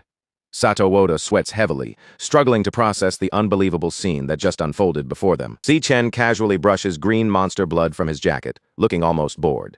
Only then do the examiners remember that his official school report lists him as nothing more than an E-rank awakener, making it absurd that he just wiped out a huge swarm of D-rank monsters with such ease. Realizing there is no logical way to give such a flawless performance a low score, the compromised examiners grow visibly nervous and begin whispering frantically among themselves. Desperate to make their dirty arrangement work and find some way to sabotage Si Chen, they start scrambling for excuses that sound official on the surface. Maybe they could claim his movements were far too reckless, or twist his fighting style into some kind of rule violation. Anything that might let them unfairly drag down his score. Meanwhile, inside the VIP observation room, Carl suddenly bursts into loud, unrestrained laughter. His voice fills the room as he praises Principal Yuan Long, openly admitting that the principal had been right all along when he said Si Chen was still keeping his real strength hidden. Carl can hardly contain his excitement, saying that it is almost unbelievable to see such an explosive display of power when the exam has only just started. With his eyes fixed on the unfolding situation, he grows even more eager to see how Gong Ting will react when faced with a force this overwhelming. Behind him, Gong Lin says nothing at all. He simply stands there in complete silence, his face growing colder and darker by the second as his gaze remains locked on the monitors in front of him. Then, without warning, the live footage on the massive monitor begins to tear apart, swallowed by thick bursts of harsh digital static. The image flickers violently, distorting again and again until the entire screen suddenly goes black. In its place, a sharp red warning flashes across the display, announcing that the signal has been completely lost. Principal Yuan Long's expression tightens as he stares at the lifeless monitor.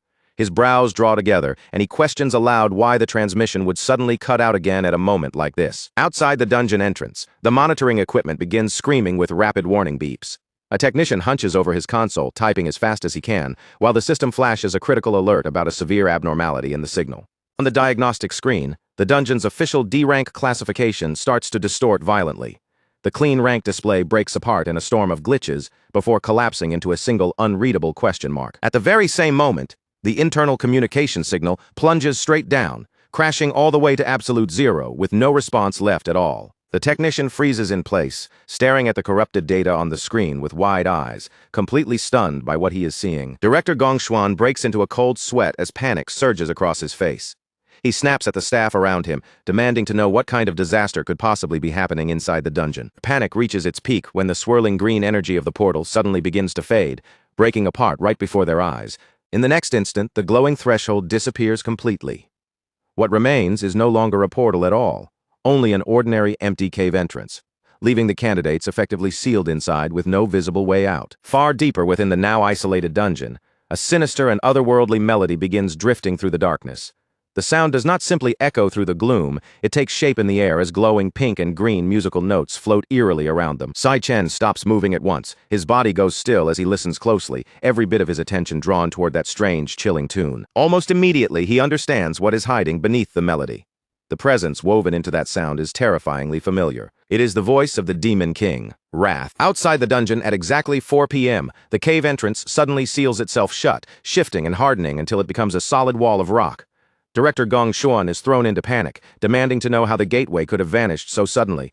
A technician quickly reports that all connections have been lost, adding that the equipment had thrown out a string of critical signal errors only moments earlier. Sweat runs down his face as anxiety overtakes him, and he immediately orders his staff to contact command without delay. His voice carries the weight of dread, because he can already sense that something catastrophic has unfolded inside the dungeon they can no longer reach. At the same time, inside the dungeon, that eerie melody continues to spread through the air, its sound taking physical form as glowing musical notes drift around them like unnatural fireflies. Si Chen and Gong Ting both pause, their attention pulled toward the bizarre sight surrounding them. For a moment, neither of them moves as the strange notes hover through the dim air. The examiners are just as baffled by the sudden change in atmosphere. Yasmin Kai looks around and asks if the others can hear that sound too, and Sato Woda confirms it, saying it truly does sound like some kind of strange music. As the heavy rhythm begins to thud through the dungeon, Si Chen's expression turns deeply alarmed. The sound is not just music to him, because he immediately recognizes it as the voice of the Demon King Wrath. His mind races in disbelief as he wonders why Wrath would be here, of all places inside a low-level dungeon. According to what he knows, the Demon King should not appear for another 3 years, and yet that terrifying presence is now unmistakably close. Then, all at once, the Demon Heart system begins hammering Si Chen with severe high-danger alerts, each warning striking across his senses like an emergency alarm. Si Chen's entire body tightens as he realizes the interface is not merely warning him. It is practically screaming that a lethal threat is closing in right now. Heavy thuds begin shaking the ground beneath his feet, one after another. Through the fog behind him, Si Chen suddenly understands that something enormous is standing there, hidden just beyond his sight. A sinister laugh rolls through the cavern, echoing from the mist like a voice from a nightmare. Then a towering shadow begins moving closer, its massive outline slowly taking shape through the thick fog. Sato Woda is visibly shaken by the crushing pressure of that presence. As he stares into the haze, he wonders what kind of monster could be hiding there. Just as two glowing eyes suddenly cut through the darkness, the creature finally steps forward and reveals its horrifying form. It is a grotesque humanoid mantis monster, its twisted body radiating dark energy as it looms over the rocky ground. Looking down at the group with a cruel glare, the monster welcomes the humans in a chilling voice. Then it declares that they have walked straight into its trap. Sato Woda is stunned the moment he hears the creature speak. A monster capable of forming words is no ordinary beast, and he immediately realizes that it must be at least a high-tier C-rank threat. His shock turns into frantic confusion as he questions how something this powerful could possibly exist inside a dungeon that was supposed to be only D-rank. Fearing that this high-level monster will tear the students apart, Sato instantly summons a massive glowing axe into his hands. Without hesitation, he throws himself forward, trying to intercept the beast before it can reach anyone else. As he charges in, Sato shouts for everyone to get behind him, urgently positioning himself as their shield against the monster. But before Sato can even bring his attack down, the mantis demon moves first, countering with terrifying speed that the eye can barely follow. In one brutal motion, the monster swings its scythe-like limb through the air. The strike lands cleanly, and Sato's entire arm is severed before he can react. The other examiners freeze in horror, unable to process what just happened. In that same instant, the mantis demon disappears from sight and reappears directly behind Gong Ting, raising its bloodied scythe. It mocks them coldly, telling the group to curl up and accept their fate. With a sickening, heavy impact, the monster drives its blades straight through Gong Ting's shoulder and out through his chest. Its voice turns ruthless as it commands the young man to die. Even with his body impaled, Gong Ting does not collapse. He grits his teeth against the unbearable pain, and instead of fear, a fierce, almost crazed grin spreads across his face. Taking advantage of how close the monster is, Gong Ting swings his flaming golden sword down with vicious force. The blade cleaves through the trapped scythe arm and chops it clean off, leaving the mantis demon staring wide-eyed in shock. Gong Ting does not give it even a second to recover. He immediately follows with a powerful kick in mid-air, sending the crippled beast flying backward across the rough, rocky terrain. Blood pours from the massive wound torn through Gong Ting's shoulder, but he acts as if the injury does not matter. His glowing eyes lock onto the enemy with a dangerous glare. He declares that since the Overlord was the one who drew first blood, the kill belongs to him according to the rule of combat priority. Then, with fierce intensity, he warns Si Chen not to even think about interfering in this fight. Si Chen keeps his focus fixed on the monster, watching every movement with sharp concentration. A green glow lights up in his eyes as he activates his abilities to measure the creature's true level of power. The system interface quickly updates the mantis demon's classification. The result confirms what they feared. This is not some ordinary dungeon monster, but a highly dangerous C-rank high-tier beast. Seeing the huge hole torn through Gong Ting's shoulder, Yasmin Kai urgently shouts for him to receive medical treatment. She pleads with him to suspend the exam and let them pull him out, warning that this monster is far beyond what he can handle. Gong Ting refuses without the slightest hesitation. He gathers intense fire magic into his hand, the heat surging around him as his stance hardens. No matter how badly he is injured, he completely rejects the idea of backing down or giving up. Si Chen watches in shock as Gong Ting presses his burning hand directly against his bleeding chest, using the raw heat of his own flames to painfully cauterize the severe wound. Pushing through the agonizing pain, Gong Ting fiercely declares that the fight does not end until one of them is dead. Without hesitation, Gong Ting leaps high into the air and brings his flaming sword down toward the crippled mantis demon to continue his assault. Meanwhile, outside the sealed dungeon, Silas Lin, the leader of the Imperial Guild's King Squad, assesses the vanished entrance. Calmly explains that this phenomenon indicates a highly intelligent monster operates inside, one that purposely lured the humans in before snapping the trap shut. Director Gongshin panics, desperately asking if there is any way to force the entrance back open since the students are still trapped inside. Silas coldly states that there is only one way to make the exit reappear. Someone on the inside must track down and kill the dungeon's overlord. Desperate for a silver lining, Director Gong Xuan tries to rationalize the situation. He suggests that, since a standard D-rank dungeon caps out at a C-rank overlord, the trapped examiners and students should still have a fighting chance to kill it and escape. Silas quickly shatters his optimism. He reveals that the initial D-rank reading is just a fabricated mask created by the overlord to purposely disguise the dungeon's true, deadly nature. Connecting the clues, Silas deduces that this specific dungeon is the culprit behind the recent string of Awakener disappearances his team has been investigating. He gravely informs a horrified Gong Xuan that the trap they stand in front of is actually an extraordinarily dangerous B-rank dungeon. Meanwhile, in the dungeon, the monstrous insect attacks relentlessly with its scythe-like arms. Gong Ting stands his ground, parrying the heavy blows with his flaming katana. He quickly retreats to evade a sweeping strike. As the beast raises its arm for a devastating blow, Gong Ting vaults into the air. The creature's attack misses its bladed limb buries deep into the ground and becomes firmly stuck. Seizing the opportunity, Gong Ting declares that he has the monster trapped. With a swift, powerful swing of his glowing sword, he severs the creature's head.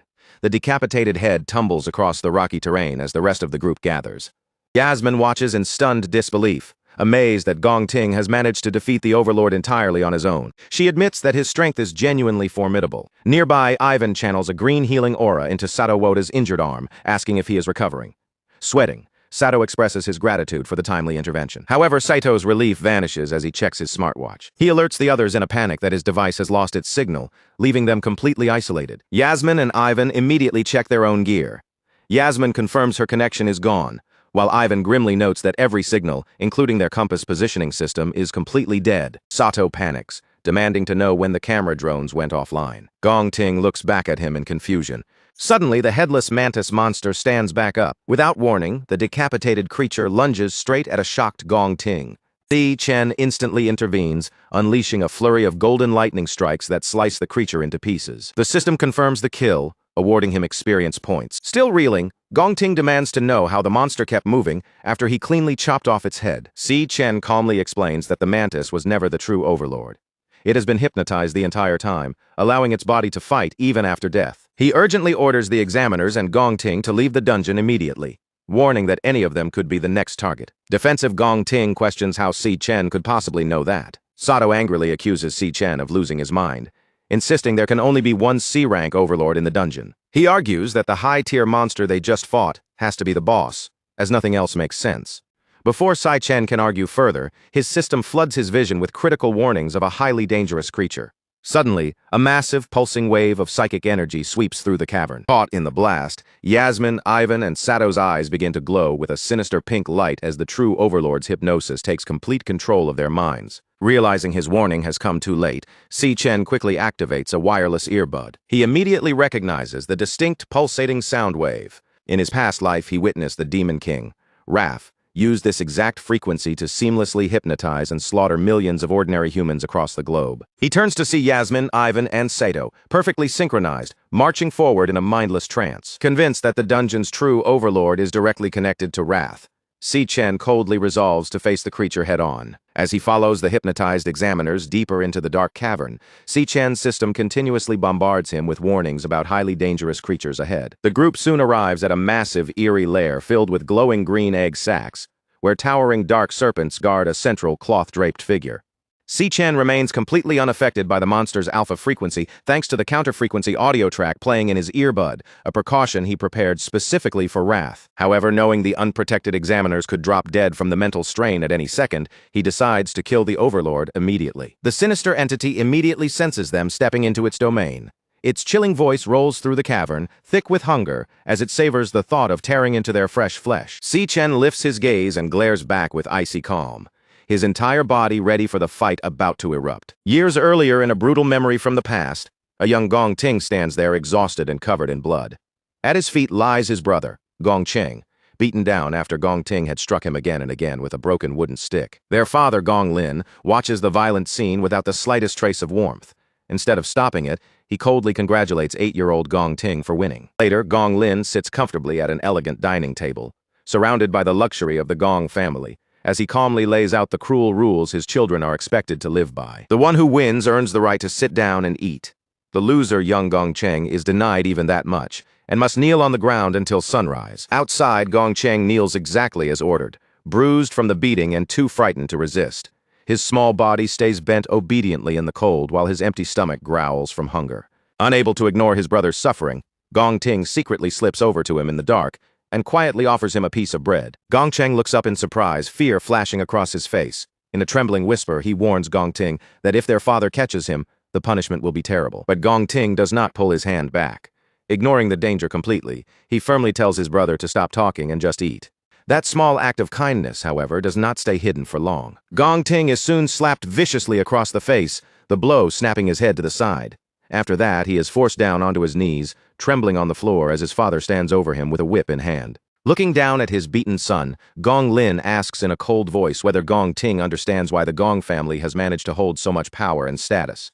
Then he declares with absolute pride that the answer is simple. He has never once lost a fight. He forces that ruthless belief into his son's mind, telling him that winners are the ones who create the rules, while losers have no choice but to bow their heads and obey them. Even after being beaten, young Gong Ting still refuses to fully submit. With defiance burning in his eyes, he asks his father whether beating him would mean he gets to make the rules too. Gong Lin only laughs at the challenge, as if the thought itself is nothing more than a childish joke. Years pass, and Gong Ting once again ends up on the ground, badly beaten and barely able to hold himself up on his hands and knees. Blood spills from his mouth as his shattered sword clatters beside him. Filled with anger and humiliation, he demands to know why his father refused to face him in a proper, fair duel. He then pushes the question further, asking why Gong Lin had Silas Lin step in and attack him instead of accepting the challenge himself. Gong Lin remains completely unfazed with a faint smirk. He explains that his real strength is not limited to his own fists or weapons, but comes from the power and authority he can command through others. Standing above his defeated son, Gong Lin tells him that the world has never been governed by fair rules. In his eyes, the world runs on only one brutal truth. You have to win, no matter what it takes. He keeps driving that lesson into Gong Ting, insisting that the method is irrelevant and only the outcome matters. As a member of the Gong family, Gong Ting is expected to stand at number 1, even if he has to abandon family, loyalty, and his own dreams to get there. Gong Lin ends his lesson with a final merciless statement, saying that winning is the only reason Gong Ting is allowed to keep living. Those cruel words echo all the way back through Gong Ting's childhood, carving a scar deep into him until he comes to believe that survival itself depends on always winning. Back in the present, the group stands face to face with the enormous hidden monster Overlord, waiting deep inside the dungeon. All around it, giant snakes coil through the lair, while glowing green egg sacs pulse ominously like something inside them is ready to hatch. Si Chen remains completely unaffected by the creature's mind control magic. The special audio track playing through his earbud protects him, a countermeasure he had prepared because he always expected he would have to confront the Demon King Wrath sooner or later. But the hypnotized examiners have no such protection. Knowing their minds could collapse from the pressure at any moment, Si Chen decides the monster has to be killed immediately. Just before Si Chen can make his move, Gong Ting suddenly grabs his wrist. His grip is tense and desperate as he whispers for him to stop. To tear himself free from the monster's control, Gong Ting digs his fingers directly into the terrible wound in his own chest. Fresh blood spills down to the floor as the pain violently drags his mind back into focus. Breathing hard and shaking from the agony, Gong Ting admits that he has no idea how Si Chen managed to resist the trance. For him, the only way to stay conscious is to keep hurting himself enough to remain clear-headed. He urgently warns Si Chen not to attack recklessly, because one careless move will expose their position and could get every single person there killed. Sweat runs down his face as he points toward the countless glowing eggs clustered around the monster's throne. He explains that if they disturb the nest, those eggs will unleash dozens of C-rank monsters at once, and once that swarm surrounds them, survival will become nearly impossible. Looking over the trap laid out before them, Gong Ting understands what kind of enemy they are facing. This intelligent overlord disguised its lair as a weak dungeon on purpose, all to lure in unsuspecting awakeners and slaughter them. Because of that, Gong Ting is certain the monster will not simply ignore them. Sooner or later, it will come closer on its own. He quickly lays out a new plan. They should play along, stay still, and let the overlord believe its hypnosis is working. Then, the instant it comes within striking distance, they can launch a surprise attack together and kill it in one blow. Si Chen looks at Gong Ting with a hint of surprise, clearly a little impressed. He admits that he did not expect Gong Ting to stay this calm and think so logically under such intense pressure. Even so, Si Chen rejects the plan completely. His voice turns serious as he warns Gong Ting that waiting will not work, because this particular monster does not even need to move in order to kill them. He explains that the overlord does not have to attack with claws, fangs, or any physical strike at all. With a single thought, it can command anyone under its spell to take their own life. The moment those words leave his mouth, the hypnotized examiners begin moving as if to prove him right, each of them preparing to end their own life. Sato draws out a saw, Yasmin raises her gun and points the barrel at her own head, while Ivan's hands clamp around his throat as he starts choking himself. Si Chen acts before any of them can finish it. Moving with lightning speed, he strikes all three examiners in rapid succession, knocking them unconscious just in time to stop them from hurting themselves. That sudden burst of movement immediately draws the overlord's attention. Realizing that its prey is no longer quietly obeying, the monster grows furious and declares that its food has been ruined. In response to the threat, the overlord activates the glowing green egg sacs around the lair, and one after another they begin bursting open violently.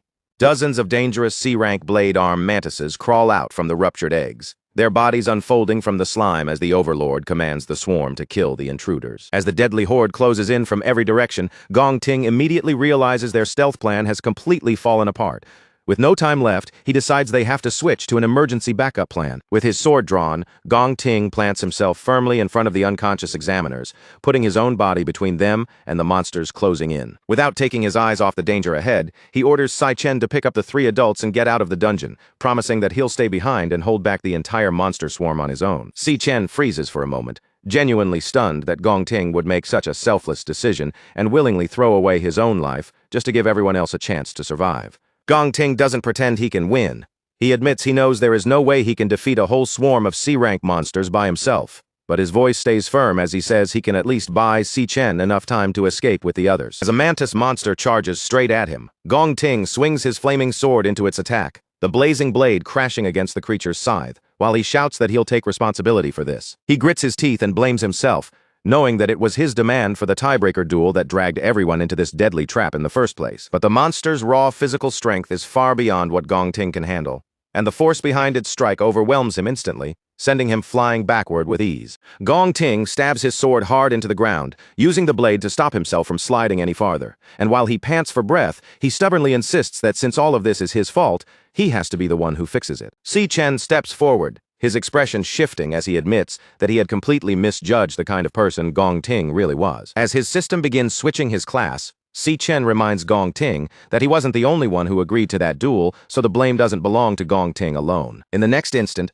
Si Chen fully transforms into his level 24 lightning assassin class, and a bright blade of golden electricity gathers in his hand, crackling with sharp, dangerous light. With mantis demons surrounding them, and the giant overlord's buzzing presence pressing down from ahead, Si Chen channels golden lightning through his body and calmly declares that he has a plan. Still bleeding badly from his wounds, Gong Ting immediately rejects the idea of standing their ground and fighting. He warns Si Chen that the overlord is operating on a completely different level from the rest of the swarm, guessing that the monster is at least B rank, and might even be a terrifying A rank threat. With urgency in his voice, Gong Ting tells Si Chen to grab the unconscious examiners and run, insisting that escaping is the only realistic option they have left. Si Chen admits that the monster is definitely a nightmare to deal with, but he points out the fatal flaw in Gong Ting's plan. The dungeon gates have already been locked down. If the exit were still open, the Imperial Guild's rescue teams would have rushed in long ago to save them. Gong Ting's eyes widen in complete shock as he realizes that they are not just surrounded by monsters, they are completely trapped inside. Si Chen keeps his gaze fixed on the silent overlord, studying its every movement while trying to figure out the safest way through this deadly situation. He reasons that if this creature really is an A-rank monster, then its combat power should be close to the phantom main Lion King he once fought inside the Dread Spire. Then, without warning, the swarm launches its attack. A mantis demon leaps forward with its heavy scythe raised, but Si Chen meets the strike head-on, easily blocking the force of the blow with his lightning dagger. At the same time, another mantis dives down from above, making Gong Ting's face tighten with panic as he shouts for Si Chen to look out. Before the creature can land its attack, Si Chen and Gong Ting move almost in perfect sync, their glowing blades flashing together as each of them cuts down an attacking mantis demon in an instant. But the brief opening doesn't last, because moments later, a massive swarm of mantis demons screeches violently and rushes straight toward them. Clutching his bleeding chest, Gong Ting clenches his teeth and realizes that with this many monsters charging at once, it is only a matter of time before the two of them are completely overwhelmed. Even with the odds stacked terribly against them,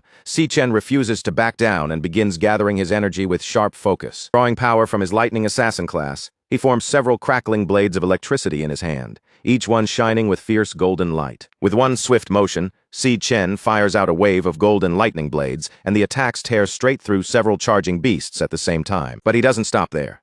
The moment the first wave lands, Si Chen immediately activates his Flash God skill. Moving so fast that his body nearly disappears from sight, he darts straight into the swarm and slices through multiple monsters in a single rush, sending their heads flying before they can react. Gong Ting watches the unbelievable display of power with his eyes wide, unable to accept that what he is seeing should even be possible. He knows that the assassin class is naturally weak in base strength, which should make it almost useless when surrounded by large groups of enemies. And yet, right in front of him, Si Chen slips past a massive scythe swing with perfect ease. Then Gong Ting notices something even more astonishing. Every single strike Si Chen makes lands cleanly on a weak point. That is when Gong Ting realizes Si Chen is covering the assassin class's lack of raw power with overwhelming speed, flawless technique, and terrifying precision. As he stares at the blurred afterimages flashing through the battlefield, Gong Ting is left amazed by just how fast Si Chen is moving. And while Si Chen tears through the rest of the swarm in a storm of lightning slashes, Gong Ting comes to a shocking conclusion.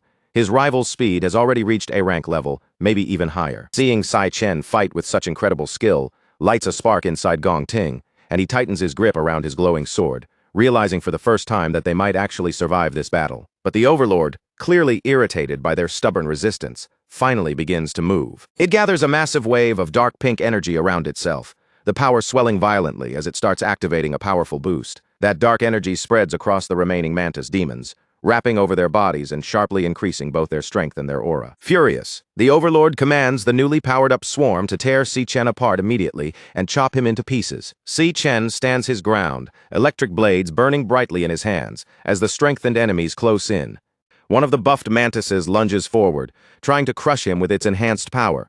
But Si Chen springs over the attack and slices the monster apart in midair. Seeing the battle grow even more intense, Gong Ting's fighting spirit surges, and he shouts for Si Chen to hold on as he raises his own blade and prepares to join in. Si Chen pushes himself to the edge, unleashing a relentless storm of golden slashes as he cuts into the supercharged swarm again and again. Then suddenly a mantis demon appears directly behind him. Trusting his insane speed, Si Chen vanishes from the spot just in time, slipping away before the deadly strike can connect. He reappears in an instant and launches a rapid barrage of close-range slashes. But this time his attacks fail to cut through the creature's newly strengthened armor. The enraged mantis immediately retaliates, swinging back with a heavy, brutal blow. Si Chen raises his blade and blocks the strike, but the sheer force behind it still drives him far backward, forcing him to give ground under the impact. Breathing hard after being forced back, Si Chen quickly understands what has changed. The Overlord's boost has raised every one of the monster's stats, pushing the entire swarm straight into B-rank territory. He narrows his eyes at their hardened bodies and notices that their shells are now as tough as solid iron, making it nearly impossible to pierce their weak points directly. If they want to land a real hit, they first need a way to shatter that armor. From behind him, Gong Ting suddenly calls out in gratitude, shouting that Si Chen has done enough and bought him exactly the time he needed. Without the slightest hesitation, Gong Ting throws away his speed, his stamina, and later that evening back at the rental apartment, Ju Tong finally arrives carrying bags of groceries in both hands, apologizing as she steps inside and says it took her longer than expected to buy the drinks. Si Yun sits there with Leo resting quietly on her shoulder and gently tells Ju Tong not to worry, since her brother still has not returned anyway. Hearing that, Ju Tong looks surprised and asks in disbelief if he is still outside. Ju Tong then asks whether Si Yun's brother already knows she passed the Art Academy exam. Si Yun says she has not told him the result yet, only that she had huge news to share, and since he is probably just running late, she suggests they start celebrating without waiting any longer. Just as they are about to begin, Cece Yun picks up an empty jar and suddenly realizes that the garlic sauce is completely gone. She tells Jutong to stay at the apartment for a little while, saying she and Leo will make a quick trip to the store. While she is out, she plans to grab some extra snacks too, so they can celebrate properly when she comes back. A short while later, Cece Yun finishes buying what she needs at a nearby convenience store and steps back out onto the street. As she walks home, Leo hides inside her backpack, happily nibbling away at his food while staying tucked out of sight. Cece Yun smiles softly at how well-behaved he has been, calling him her little angel for staying so quiet the entire time. She praises the cub in a warm voice, telling him he has been such a good boy, and promises that next time she will buy him cookies as a reward. But Cece Yun has no idea that from the shadows of a nearby alley, someone is already watching her every move. A man standing beside a hooded partner holds up a picture of Cece Yun, then speaks into his radio and reports that he has found their target. After confirming her identity, he asks whether they should attack right away. A voice crackles back through the radio, ordering him to wait and follow her until she moves beyond the range of the street cameras. The man quietly confirms the order and continues watching from the alley. Cece Yun continues walking home. The sound of heavy footsteps begins following close behind her. The stalkers carefully match her pace, step for step, slowly shortening the distance between themselves and her back. Cece Yun already knows they have been following her ever since she left the store, and as she keeps walking, she silently wonders what these men could possibly want from her. Hidden inside her backpack, Leo lets out a low warning growl. Cece Yun gently steadies him with her hand and quietly asks if he can sense the danger too. Keeping her voice low, she whispers for Leo to stay hidden inside the backpack and not reveal himself yet. Then she glances back toward the men following her, her expression turning sharp and fearless, and quietly says that her night has suddenly become a lot more interesting. Deep inside the dungeon, Si Chen breathes heavily as he realizes the monster boss's dark energy has transformed the bug swarm into a far greater threat than before. Seeing their shells hardened like solid iron, Si Chen understands that his blades can no longer cut through them so easily.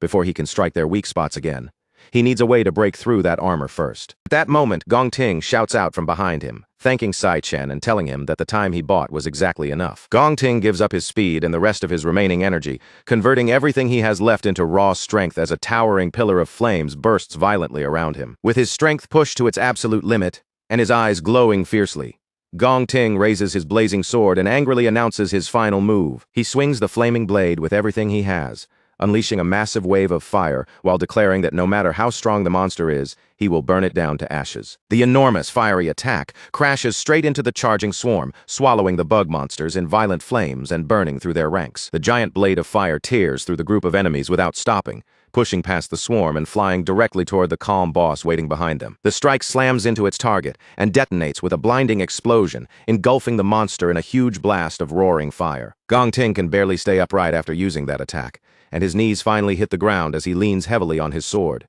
He realizes that both his physical strength and his magic have been completely drained. Exhausted, Gong Ting wipes the sweat from his face and lets out a tired breath of relief. As the flames slowly fade and reveal the burned remains of the swarm, Gong Ting looks ahead with relief and happily says that the fight is finally over. But from within the dying flames, a sinister laugh suddenly rings out.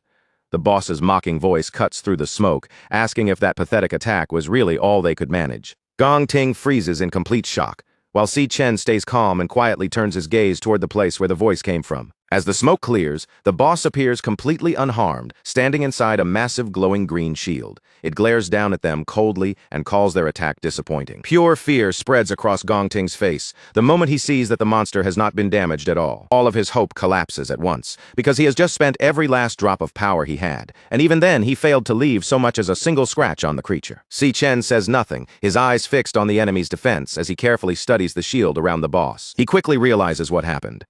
Right before the fire attack landed, the boss drained the life from the remaining monster eggs and used that energy to form a shield strong enough to block everything. Barely able to remain standing, Gong Ting pants heavily with his body trembling from exhaustion, completely defeated. He begins to wonder if this is really where they are going to die. Then Sai Chen steps past the broken Gong Ting and calmly offers him a deal. As he begins changing his combat class, Si Chen says he can let Gong Ting take first place in the exam, but only on one condition. Si Chen gets to keep the entire cash prize. He adds one strict rule to the deal. Gong Ting must never tell anyone a single word about what he is about to see. Si Chen calls forth his glowing sword, and in the next moment, his body fully shifts into his hidden demonic class. Gong Ting stares at him in total disbelief, stunned as he realizes that his rival has actually been hiding two different combat classes. Without warning, streams of glowing pink energy begin ripping themselves out of the dead bug bodies scattered across the battlefield. Si Chen activates a special skill that drains the leftover energy and strength from nearby corpses, pulling that power directly into himself. A massive pillar of pink energy erupts around Si Chen, surging upward as his power levels rapidly climb to a completely new height. Gong Ting throws an arm up across his face, barely shielding himself from the violent wind tearing through the cavern. Through the gaps between his fingers, he watches that unbelievable burst of power unfold before him, his eyes wide with pure, shaken disbelief. Even the boss monster goes still for a moment, its movements stopping cold as it silently fixes its gaze on the boy standing before it. Si Chen exhales through his sharp teeth, and a thick cloud of energy spills from his mouth like smoke.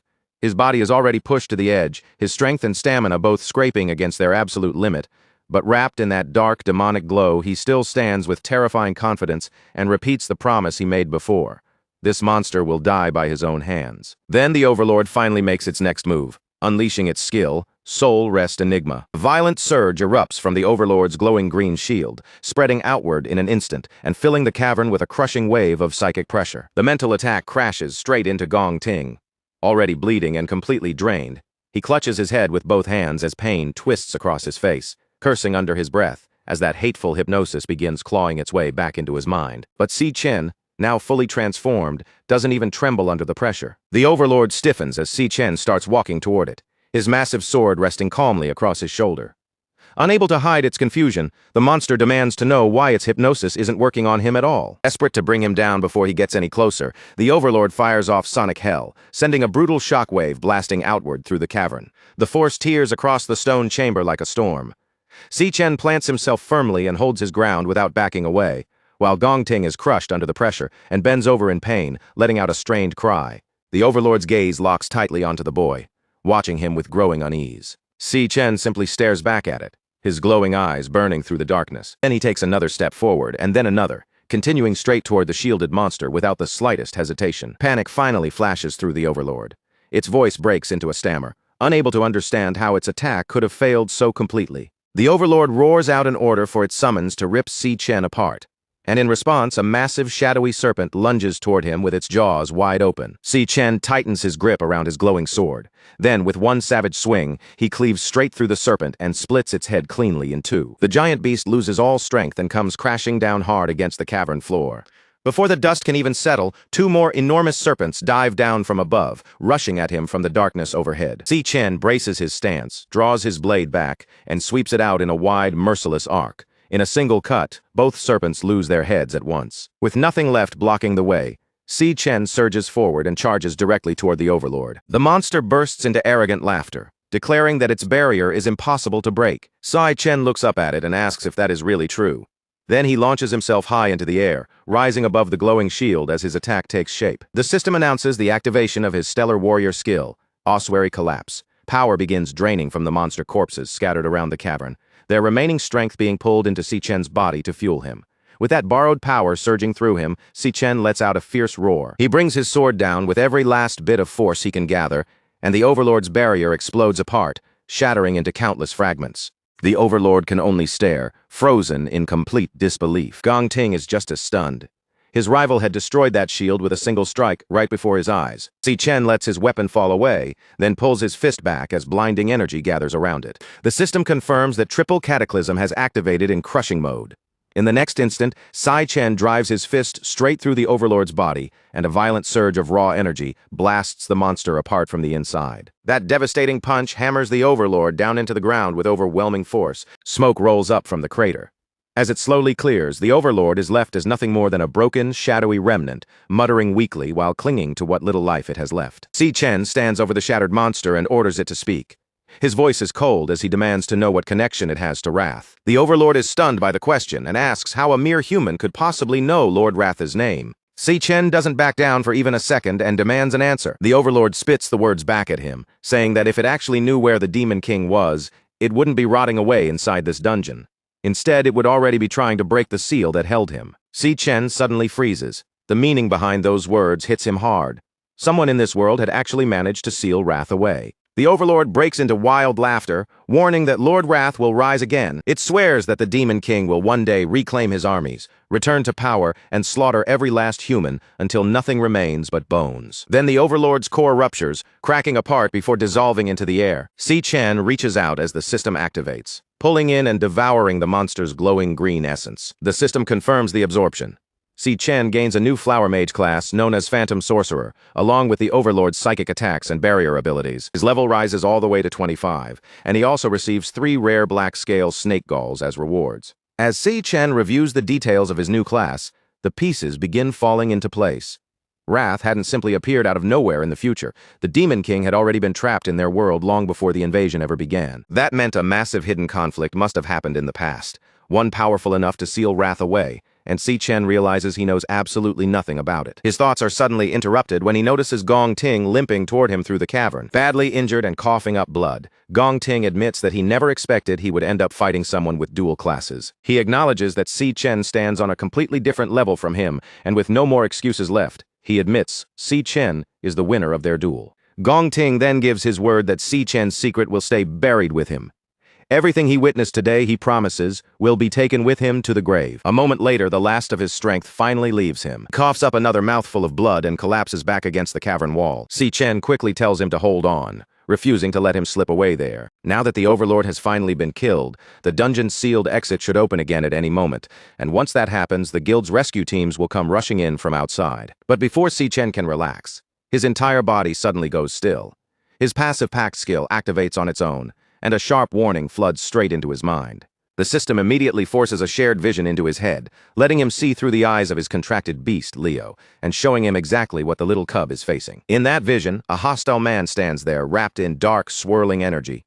The instant Si-Chen realizes where Leo is, his expression changes, and he shouts his sister's name in alarm. Through the psychic link, he sees an awakener with eerie green eyes glowing in the darkness, controlling shadowy tentacles that twist and spread around him. That man is closing in on the terrified Cici Yun, while she hugs Leo tightly against her chest, using her own body to shield the small cub from the creeping appendages reaching toward them. Late in the afternoon on June 24th, Si-Yun walks alone through the city's narrow back streets, making her way home as the sunlight begins to fade between the buildings. But from the moment she stepped out of the convenience store, something has felt wrong.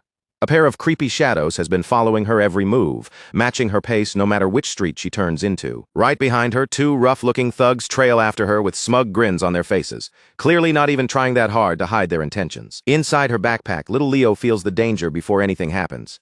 The tiny cub lets out a low, protective growl, and when Si-Yun feels the bag shift against her back, she quietly asks him if he can sense those dangerous people too. But Si-Yun does not lose her cool. Instead, she gently grips the backpack to steady him, and softly tells her little partner to stay hidden inside, no matter what happens. Rather than shrinking in fear, Si-Yun glances back with a sharp, fearless look in her eyes.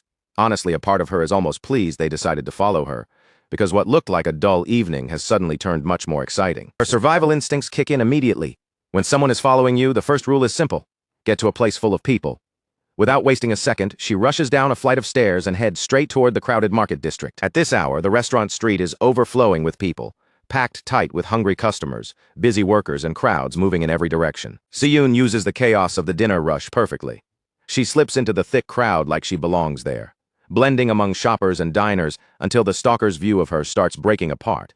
Behind her, the 2 thugs begin falling behind fast. The man in the beanie gets irritated and starts shoving people out of his way, desperately trying to push through the crowded street before she disappears. But Si-Yun's escape game is way too sharp for them, and every step she takes makes it harder for them to keep track of her. The exact instant the crowd distracts them and their eyes drift away for even a split second, Si-Yun slips out of sight as if she vanished into thin air. The 2 thugs freeze in the middle of the street, completely stunned.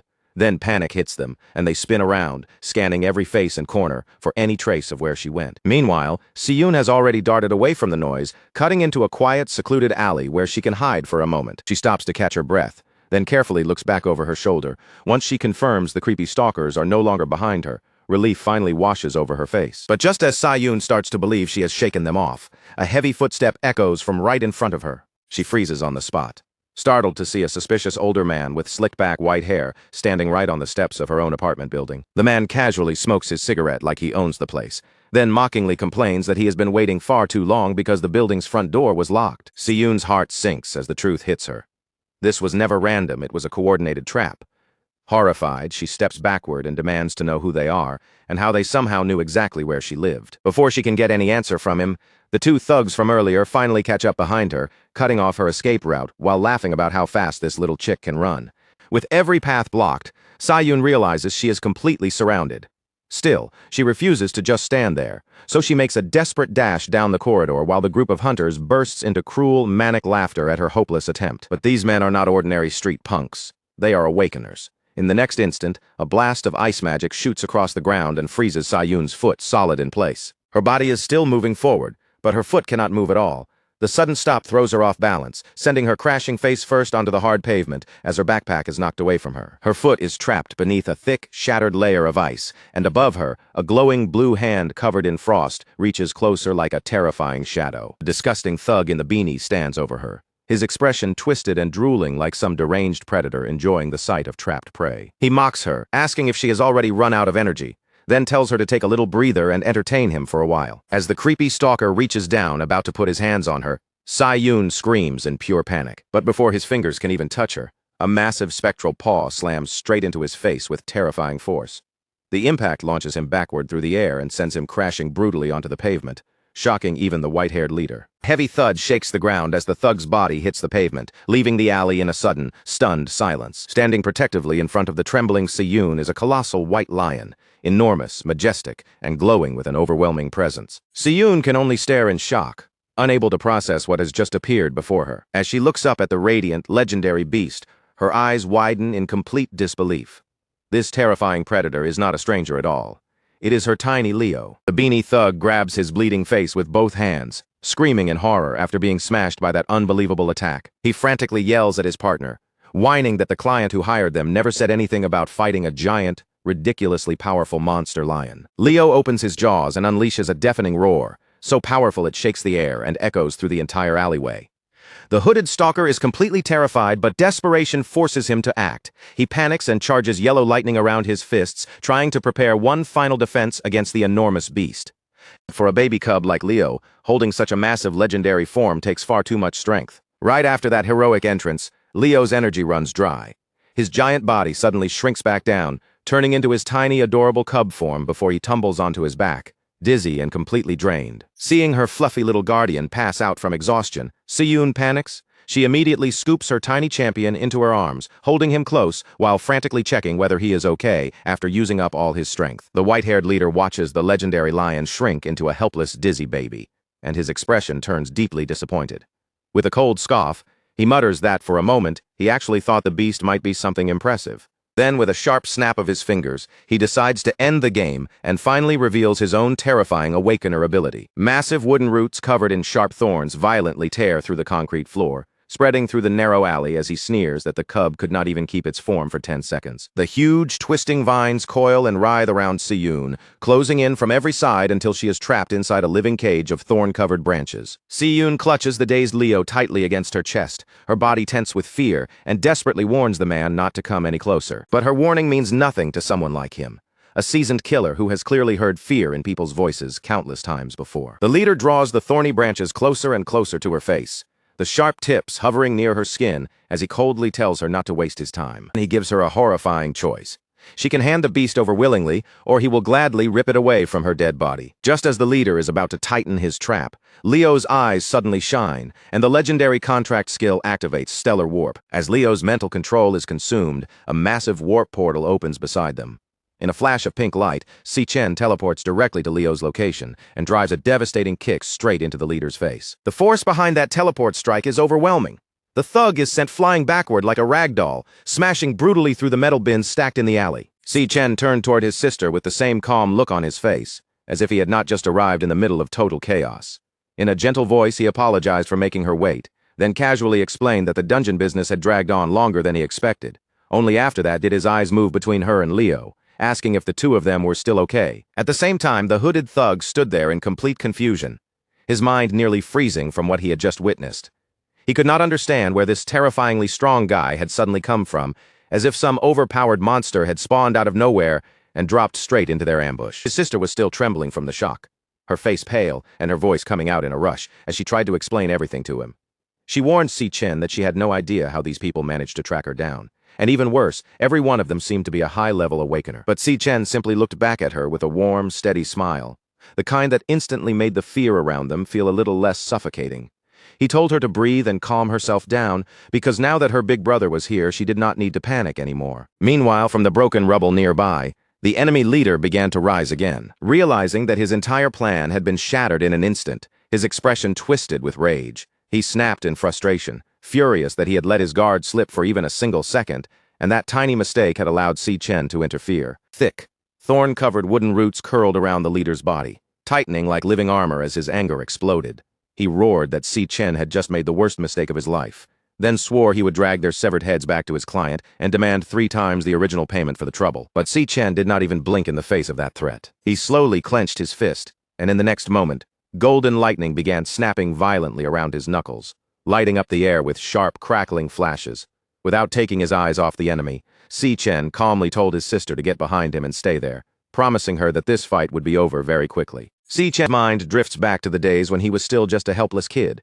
In a narrow, dust-filled alleyway, his small body is being viciously beaten into the ground while dirt and gravel scrape against his skin from every direction. Leading the entire beating is his orange-haired cousin, the same arrogant punk barking at him non-stop while demanding that Si Chen finally understand his place in the family hierarchy. A few street thugs pin young Si Chen flat against the filthy pavement, locking down his arms and shoulders as they try to crush not only his body, but his pride along with it. But there's one thing those idiots never prepared for. They forgot Si Chen had a sister willing to fight for him no matter what. Out of nowhere, young Si Yun storms straight into the alley, gripping a huge metal pipe with both hands. Her face is filled with panic and rage as she screams at the gang to get their filthy hands off her brother immediately. The orange-haired cousin doesn't feel threatened in the slightest. He throws his head back and laughs mockingly, completely amused that such a tiny girl actually thinks she can play the hero here. The moment Si Chen notices the gang turning their attention towards Si Yun instead, terror instantly floods his face. Struggling wildly against the people restraining him, he screams at his cousin not to even think about taking another step toward her. Desperate and panicked, Si Chen reminds him of the promise he made before, the one where he swore he would never lay a single hand on Si Yun, no matter what happened. But the smug cousin only bursts out laughing harder.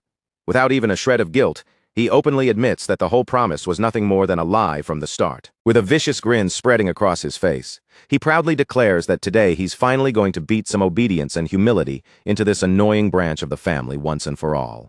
While the ringleader keeps rambling and showing off, he completely lowers his guard without realizing it, and that careless mistake costs him dearly. Seizing the brief opening, young Si Chen suddenly spots a heavy brick lying beside him on the ground.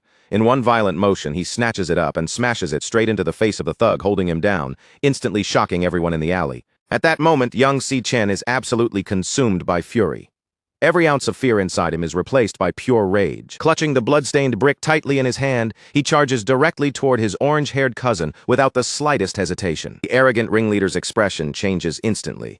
His face turns pale the second he sees Si Chen sprinting at him, with eyes filled with terrifying murderous intent. Without slowing down at all, Si Chen swings the brick straight into his cousin's face for breaking his promise. The impact sends the guy crashing violently onto the hard concrete pavement. Now bleeding heavily and sobbing on the ground, the defeated cousin completely loses his composure. Trembling in fear, he screams that Si Chen is a total psychopath. Breathing heavily after the outburst, young Si Chen slowly lets the brick fall from his hand. Then he turns toward the trembling Si Yun and gently reassures her that everything's all right now, and she doesn't need to be scared anymore. Back in the present, Si Chen calmly tells Si Yun to stay hidden somewhere safe and keep herself out of danger.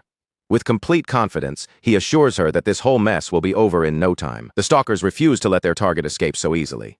All 3 of them rush towards Si Chen at once, fully intending to cut him down on the spot. Holding little Leo tightly in her arms, Si Yun instantly panics.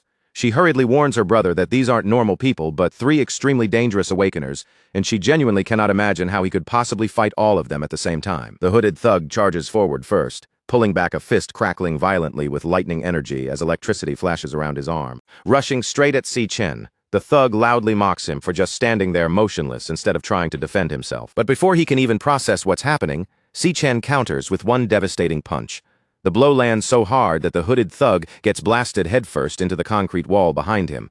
Watching her brother effortlessly crush a high-level awakener with a single hand, Si Yun's eyes widen in complete disbelief while her jaw practically drops to the floor. Right afterward, the bleeding thug in the beanie suddenly leaps forward, desperately thrusting his glowing elemental dagger toward Si Chen in midair. Si Chen doesn't even look remotely pressured. Without breaking a sweat, he catches the thug's wrist cleanly in the air before driving a brutal knee strike directly into the guy's face. The impact carries horrifying force behind it.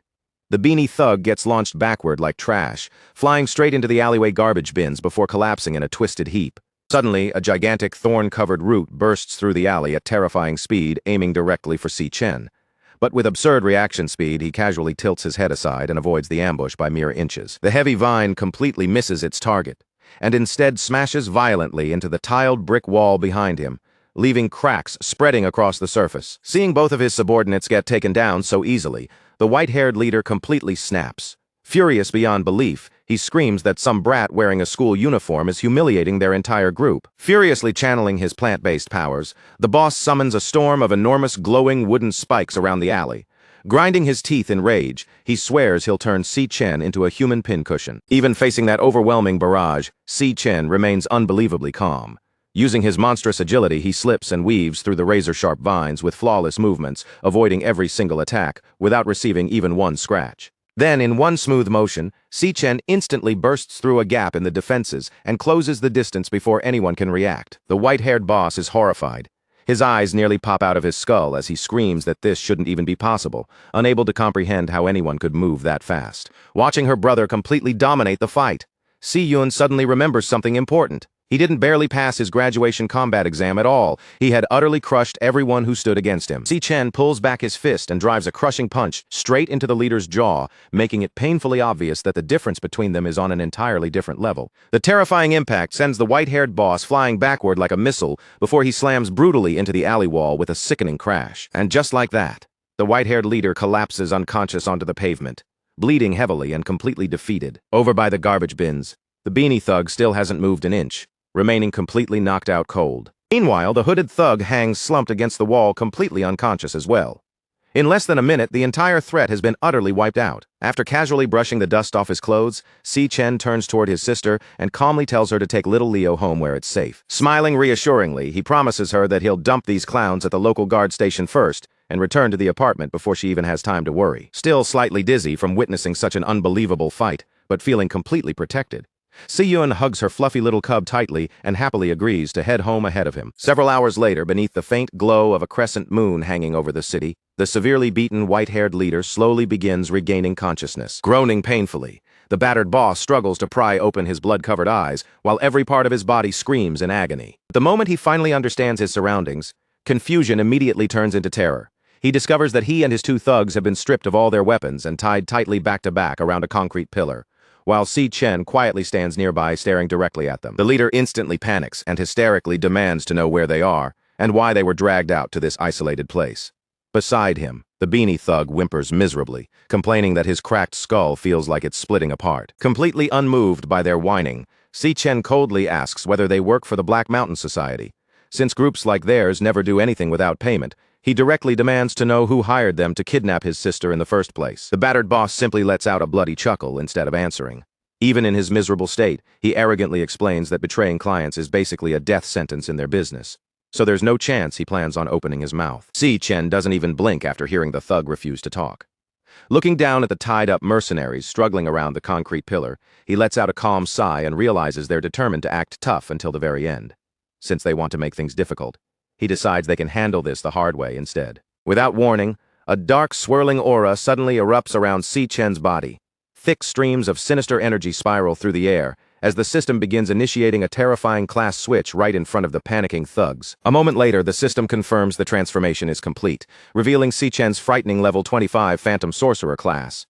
The atmosphere around him instantly grows colder and heavier, making the bound mercenaries feel an overwhelming pressure crawl down their spines. Now armed with horrifying psychic abilities like Soul Rest, Enigma, and Ripple Hell, Si Chen slowly stares down at the terrified men before him. The mercenaries quickly realize this interrogation is about to become far worse than simple violence, because he's preparing to drag their minds through a nightmare they'll never forget for the rest of their lives. With abilities like Soul Rest, Enigma, and Ripple Hell at his fingertips, Si Chen is ready to drag these mercenaries into a kind of mental torment so deep and unforgettable that it will haunt them long after this night is over. Standing over his captured enemies, Si Chen does not waste even a single breath on empty threats. He immediately activates the phantom sorcerer magic he has just obtained, forcing that eerie power straight into the mind of the white-haired leader. As the hypnosis spell presses down on them, the mercenaries' minds begin to shake under the pressure, and the defenses they relied on start cracking apart piece by piece. Then, before any of them can even understand what has changed, the concrete beside them suddenly splits open, and a twisted, thorn-covered root bursts violently up from the ground. The thug in the beanie goes pale with fear, his voice cracking as he screams in complete panic, demanding to know what is happening to his boss right in front of his eyes. But Si Chen does not even flinch at their terrified cries. With a cold, steady expression, he unleashes Soul Rest Enigma and chooses the legs as the first place to begin. In the very next instant, a razor-sharp vine shoots forward and punches straight through the leader's thigh, cutting cleanly through flesh as fresh blood splashes across the floor. Si Chen watches the leader writhe without a trace of mercy, then calmly shifts his focus and marks the man's hands as the next target. Another thorny branch tears upward from below, driving itself straight through the mercenary's palm and pinning it in place. Si Chen makes sure this man will never threaten anyone again, because this suffering is the price they deserve for ever daring to touch his sister. Seeing his partner taken apart so easily, the beanie-wearing thug completely loses the last bit of courage he was clinging to, screaming helplessly at the terrifying power standing in front of him. With his eyes cold and unreadable, Si Chen turns toward the remaining mercenary and tells him that his turn has finally come, while the wooden roots around them slowly coil closer like they are hungry for more pain. That single threat destroys the mercenary's will on the spot. He breaks down sobbing, begging Si Chen to spare him, and then spills everything, blurting out that the kidnapping was ordered by the son of the first hospital's director. Terrified and desperate to save himself, the thug shouts the client's name, Jin Duoxin. Later that evening, at exactly 5 o'clock, Jin Duoxin is relaxing at a luxurious rooftop pool party on top of Purple Peak Tower, completely unaware that the hired men he trusted have already betrayed him. Around him, his rich friends begin laughing and poking fun at him, teasing him about how the famous campus heartthrob somehow got rejected twice by the same junior schoolgirl. Jin Duoxin sits there fuming, swallowing his anger while humiliation burns across his face. In his mind, he swears that she embarrassed him in front of everyone, and tonight, he is going to make her regret every second of it. The constant teasing finally pushes him past his limit. When a girl tries to follow after him, he snaps at her in irritation, then storms away toward the restroom, clearly needing a moment to cool his head. While he is standing at the urinal, the lights above him suddenly begin to flicker and buzz, the uneasy sound cutting through the quiet restroom and immediately pulling his attention upward. Already in a foul mood, Jin Duoxin growls under his breath and curses his luck, complaining that even the electricity in this building seems determined to go against him tonight. Then, without warning, a dark shadow stretches over him from behind. Jin Duoxin whirls around in alarm, only to find Si Chen standing silently behind him like he has been there the entire time. Si Chen's expression stays calm as he looks him over and asks, in a flat and steady voice, whether he is Jin Duoxin. Meanwhile, down in the surveillance room, the security guards are casually gossiping about the party upstairs, saying the rich kids bought out the entire top floor and even shut off every security camera so they could enjoy themselves in private. One guard lowers his voice and leans closer, whispering a much darker rumor that quite a few of the girls upstairs may not have come by choice at all, but were tricked and lured into that place. The other guard is visibly stunned by what he hears, his face tightening as if he can barely believe such a thing could be happening right above them. The first guard confirms it with a grim look, explaining that not long ago, one student took her own life after being abused at one of those parties, only for the wealthy parents involved to bury the entire scandal beneath a mountain of hush money. He warns his coworker not to be fooled by expensive clothes, handsome faces, or polished manners, because once the doors close, these spoiled heirs are no better than animals. Back in the restroom, Jin Duoxin's confidence begins to crumble. He panics, demanding to know who Si Chen is, then threatens to call the police and have this intruder thrown out immediately. Si Chen does not bother answering his question. Instead, he simply takes out a phone with complete calm and places a call right in front of him. The color drains from Jin Duoxin's face when his own phone suddenly starts ringing, and the incoming call on the screen shows the name of his mercenary contact, Blackie. Holding Blackie's phone in his hand, Si Chen fixes Jin Duoxin with a sharp glare, silently confirming the truth that this spoiled heir is the one who ordered the attack on his sister. Jin Duoxin trembles in horror and demands to know what happened to Blackie. But Si Chen answers without words, crushing the phone effortlessly in his hand as crackling lightning tears it apart. Fear completely overwhelms Jin Duoxin. He stumbles backward, screaming for the monster in front of him to stay away, while desperately demanding to know what kind of person he has provoked. In the blink of an eye, Si Chen attacks, sending Jin Duoxin flying straight through the restroom's glass window with brutal force. The glass explodes outward around him, shards scattering through the air like rain as the spoiled air crashes down toward the pool deck below. Jin Duoxin lands hard on the floor, battered and bleeding, and immediately begins shrieking for help, begging anyone nearby to come save him. Then his frantic eyes drift toward the pool area, and what he sees there makes his blood run cold. Every single guest from his party is already down, some floating face down in the water, others slumped over around the deck, all of them unconscious. Si Chen steps out onto the pool deck after him, his entire figure wrapped in a dark and oppressive aura that makes the air around him feel heavy. With nowhere left to run, Jin Dorkson scrambles backward on his hands and knees, cursing in panic as he tries to crawl away from the nightmare closing in on him. He looks up at Si Chen's glowing eyes and screams in terror, demanding to know who he is, what he has supposedly done wrong, and why he is being hunted like this. Desperate, Jin Dorkson tries to use the last shield he has left, shouting about his father's powerful position as the director of the first hospital. He shrieks that if Si Chen so much as touches him, his father will use every bit of power and influence he has to bury Si Chen completely. Si Chen has no patience left for those hollow threats. He coldly orders Jin Dorkson to shut his mouth, and in that same instant, his hypnosis spell clamps down on the heir's mind. The moment the spell takes hold, Jin Dorkson's resistance vanishes, and his body drops heavily to his knees, as if his strings have been cut. Si Chen looks down at him like he is nothing more than a puppet, and gives a chilling command, ordering him to pick up one of the sharp pieces of broken glass. Without any will of his own, Jin Dorkson's hand moves automatically, reaching down to the floor, and closing tightly around the jagged glass shard. In that moment, one truth becomes painfully clear. Pure evil is not something that only waits inside dungeons. Sometimes it walks openly among ordinary people every single day. Jin Dorkson and his friends had committed unspeakable crimes against a helpless student who had no power to fight back. These spoiled brats used their endless money like a shield, covering up what they had done while pushing that poor girl deeper and deeper into despair until she finally took her own life. And when the tragedy happened, they did not feel guilt or face justice.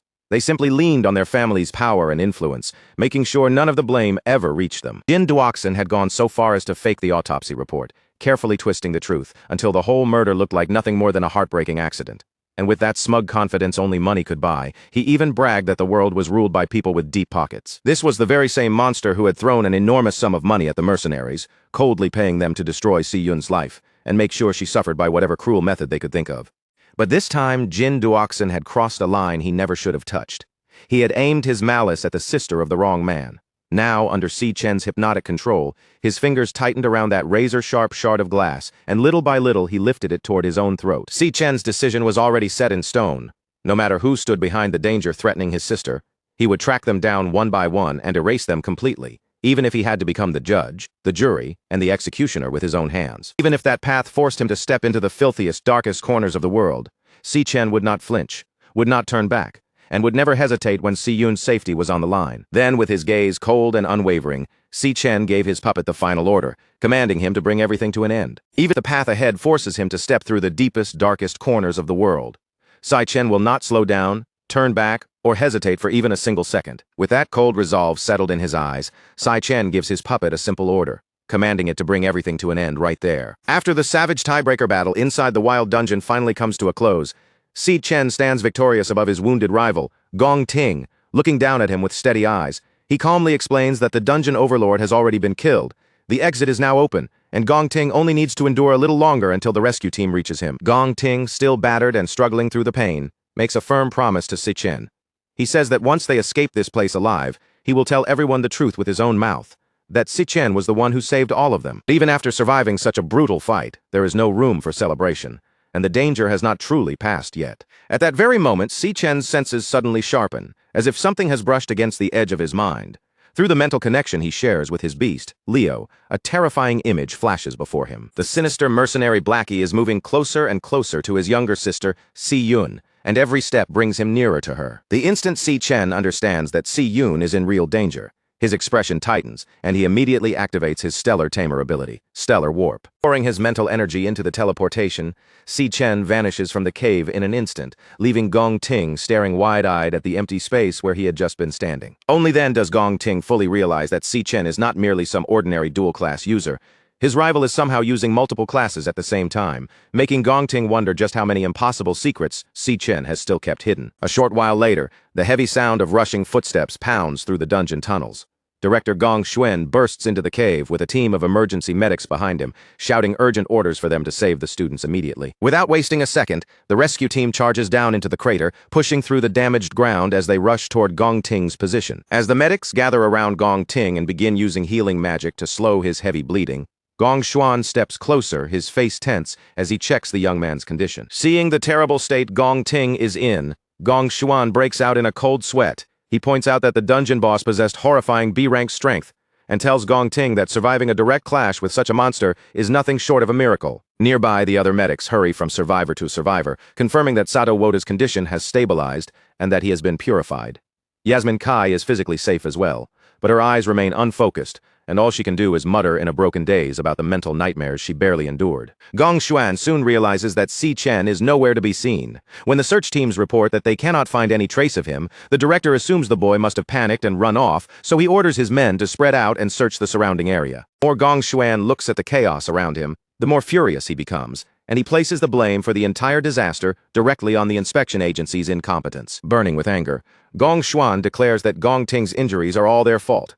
He swears that once they return, he will make sure every single inspector responsible loses their position. On the other side of the bloody scene, Gong Ting's sharp-minded father, Gong Lin, observes everything in silence, and a faint smirk slowly appears on his face. In just a few moments, Gong Lin begins twisting the disaster into a convenient false story, planning to present it as a tragic beast outbreak that the examiners were simply too weak and unprepared to control. In Gong Lin's version of events, when everyone had fallen into despair and no one else could handle the crisis, his heroic son Gong Ting would be the one who stood up and saved them all. Crushed by the guilt of stealing credit that does not belong to him, Gong Ting struggles to speak.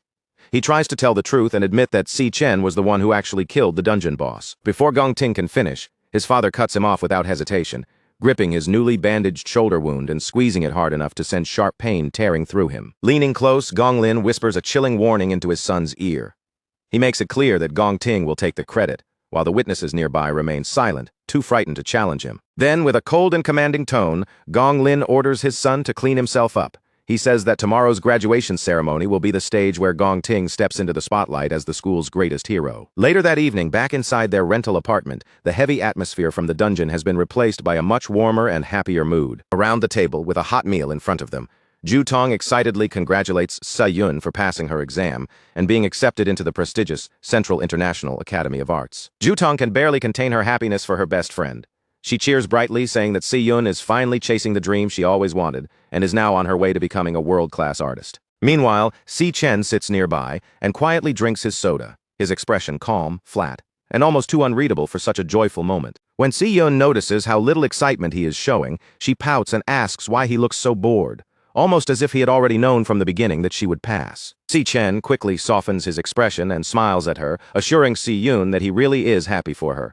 But deep down, he remembers clearly that in his previous life, her acceptance letter arrived on this exact same day. Ju Tong then admits, with obvious envy in her voice, that she is incredibly jealous. After all, getting the chance to study in the elite city of Sandhaven is something ordinary people can only dream about. But Si Yun cannot help worrying about how far away Sandhaven is, not to mention how expensive life there will be. Seeing her hesitation, Si Chen steps in immediately and tells her to forget about money, distance, and every other worry weighing on her mind. Setting his soda bottle down on the table, Si Chen speaks in a calm, matter-of-fact tone and announces that once he graduates, he will also be working in Sandhaven right there by her side. The announcement leaves both girls completely stunned. They jump up in shock, demanding to know how he managed to get recruited by a Sandhaven guild, since those elite organizations only accept the very best of the best. Si Yun quickly breaks into a bright cheer, overjoyed that they will be able to move to Sandhaven together. Ju Tong, on the other hand, loudly complains about how jealous she is, joking that she will have to study much harder so she can join them there someday. As Si Chen watches his sister celebrate with such pure happiness, a gentle smile appears on his face.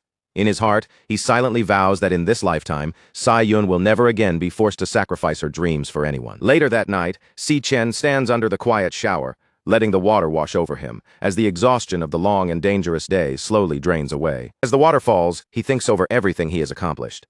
His enemies have been dealt with, the stalkers threatening his sister are gone, and the pressure of the graduation exam has finally come to an end. Even better than that, the secret arrangement he made with Gong Ting is unfolding exactly the way he wanted. By allowing his rival to stand in the spotlight and claim the glory, Si Chen will receive the $1 million prize tomorrow, giving him exactly what he needs to wipe out his family's debts. Later, as he relaxes alone in his room, Si Chen knows he cannot afford to let his guard down. His thoughts turn to Demon King Wrath, and he realizes that if the Overlord was sealed the moment it entered the human world, then the timeline has already changed completely. The 3 years he originally believed he had before the apocalypse can no longer be trusted. If he knew where the seal was located, Si Chen would break it himself and eliminate the threat early, which makes finding Wrath his most urgent priority before he heads to Sandhaven. But before he can even think about challenging a Demon King, Si Chen understands that he needs a powerful ally he can truly rely on. Luckily, tomorrow's graduation ceremony will give him the perfect chance to recruit exactly the person he has in mind. Meanwhile, inside a quiet tea room, Student Council Vice President Ling Yu sits across from Carl Cavendish, the Vice Chairman of the World Guild Alliance.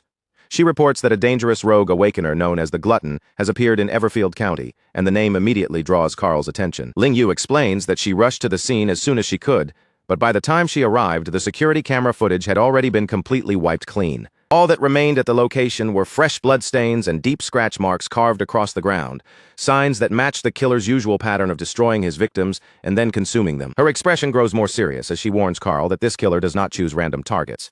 He specifically hunts elite awakeners with rare and powerful abilities, and with each new attack, the victims' ranks have been climbing higher. That means the killer is not just murdering people, he is stealing their power and evolving at a frightening speed by devouring stronger and stronger targets. Ling Yu then gives Carl her final warning. Once the Glutton chooses an area, he does not simply stop and disappear. In her judgment, another attack is coming soon. Carl only let out a faint smirk, as if the monster's sudden appearance had arrived at a strangely perfect moment. Instead of looking alarmed, he seemed almost amused by how interesting the timing was. Ling Yu then pushed another fresh file across the table, letting it slide toward Carl as she continued. According to the newest report, the Glutton's latest attack had happened inside a narrow alley, tucked within a low-income housing neighborhood. What made the case even more unsettling was the distance. The exact spot where the victim had been killed was not even 100 meters away from Si Chen's apartment, close enough to feel far too deliberate to ignore. Ling Yu admitted that they still had no clear photo of the Glutton, not even a usable image to confirm his identity. Even so, she pointed out that Si Chen's strength had been rising at a speed so unnatural that it almost defied common sense. But before Ling Yu could finish putting the pieces together, Carl's smirk deepened. With that knowing look on his face, he casually suggested the most dangerous possibility of all, that the power-devouring Glutton might actually be Si Chen himself. With a faint knowing smirk on his face, Carl suggests that the one carrying the power-devouring Glutton ability may actually be Si Chen himself. Back at the academy, Principal Yuan Long's assistant cannot hide his confusion as he asks why Yuan Long plans to miss the graduation ceremony for the students he personally helped nurture. Yuan Long only smiles gently and explains that when those students were still weak, all he wanted was to give them a safe place where they could grow stronger. Now, they have finally grown into adults. As he speaks, Yuan Long opens the window and releases his birds into the open sky, saying that the time has come for them to leave the nest and discover their own roads in life. But while the other birds fly away without hesitation, one stubborn little bird remains inside the cage, making Yuan Long quietly wonder where it truly wishes to go. Meanwhile, inside the enormous graduation hall, Ma Long and Xiang Zuo look around in amazement at the grand venue, realizing the academy has spared no expense to welcome the leaders of the major guilds. Ma Long starts wondering how Lu Sheng and Gong Ting performed during the secret trial. As the twins talk about how strict the academy's rules were, Ma Long confidently boasts that Lu Sheng must have completely dominated the competition. That boast does not last long because Gong Ting's younger brother, Gong Cheng, suddenly cuts in and tells Ma Long to shut his mouth and stop praising Si Chen. Gong Cheng lets out a smug laugh, claiming Si Chen has absolutely no chance of winning. In his eyes, there is no doubt that Gong Ting will be the one walking away as champion. Irritated by his arrogant attitude, the group immediately begins firing petty insults at one another, exchanging mocking gestures and thumbs-down signs across the room. Away from the noisy crowd, Gong Lin surveys the grand ceremony hall and notices that representatives from every major guild across the nation have gathered here today, with the full board of the prestigious Imperial Guild also in attendance.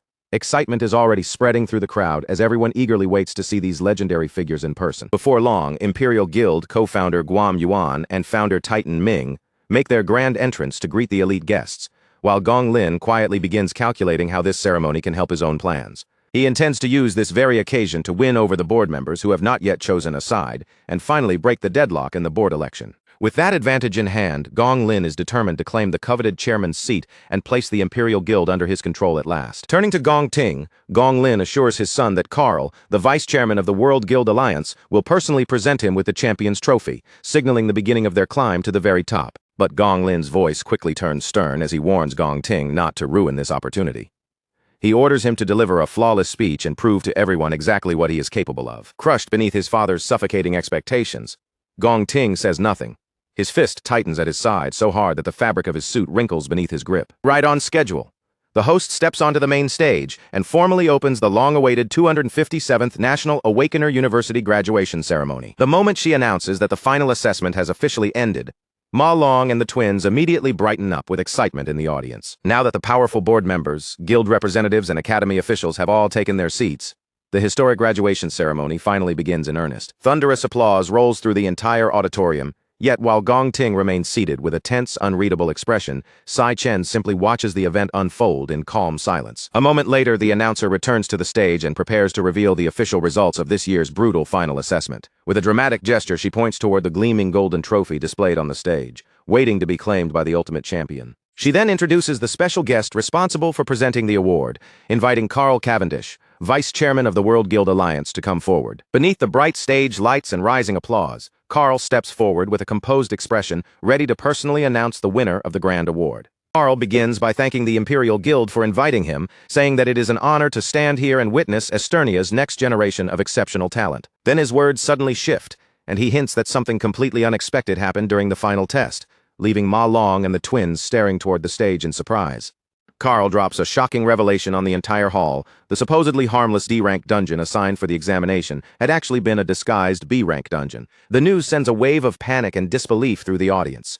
People begin whispering that even experienced professional teams struggle against B-rank threats, wondering how a group of students could possibly have survived. Carl continues, explaining that just when the situation seemed hopeless and everyone believed the students were finished, one heroic student used overwhelming skill and flawless technique to achieve the impossible. He reveals that this lone fighter defeated the B-rank dungeon boss entirely on his own, then brought every member of his team safely back alive. As Si Chen listens calmly from the crowd, and Gong Ting sits beside the tension, Carl prepares to announce who will be recognized as the strongest graduate of their generation. Raising his arm before the packed auditorium, Carl officially names Gong Ting the undisputed champion of the year. Confetti bursts into the air and rains down across the hall as Gong Ting rises from his seat, his expression serious while the crowd erupts into deafening applause. Meanwhile, Ma Long and Xiang Zuo nearly lose their minds in the audience, completely convinced that something must have been manipulated for Si Chen to lose the title. Seeing their stunned reactions, Gong Cheng immediately begins gloating. He rubs the victory in their faces and proudly declares that his brother was simply born on an entirely different level. The surrounding students remain awestruck,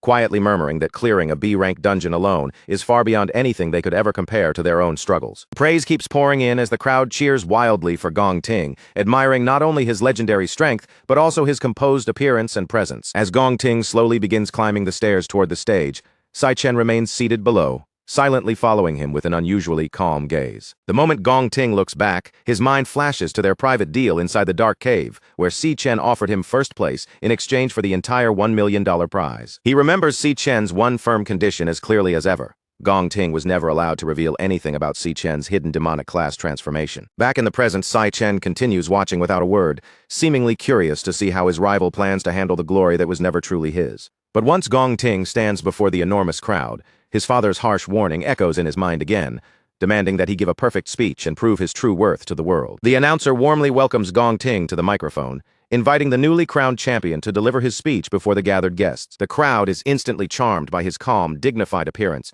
whispering that he already looks like a true hero destined for greatness. They praise him as a worthy heir of the prestigious Gong family, saying his future has no limits. Watching from below, Gong Lin smiles with visible pride and approval. But as Gong Ting lowers his eyes to the notes in his hands, bitterness rises inside him. He quietly wonders whether this stolen glory is truly all he is worth. He begins by admitting that the vice chairman was completely right about the student who survived an impossible battle, saved the entire team, and defeated the dungeon boss. Then Gong Ting shocks the entire hall by revealing the truth. None of those legendary accomplishments belonged to him.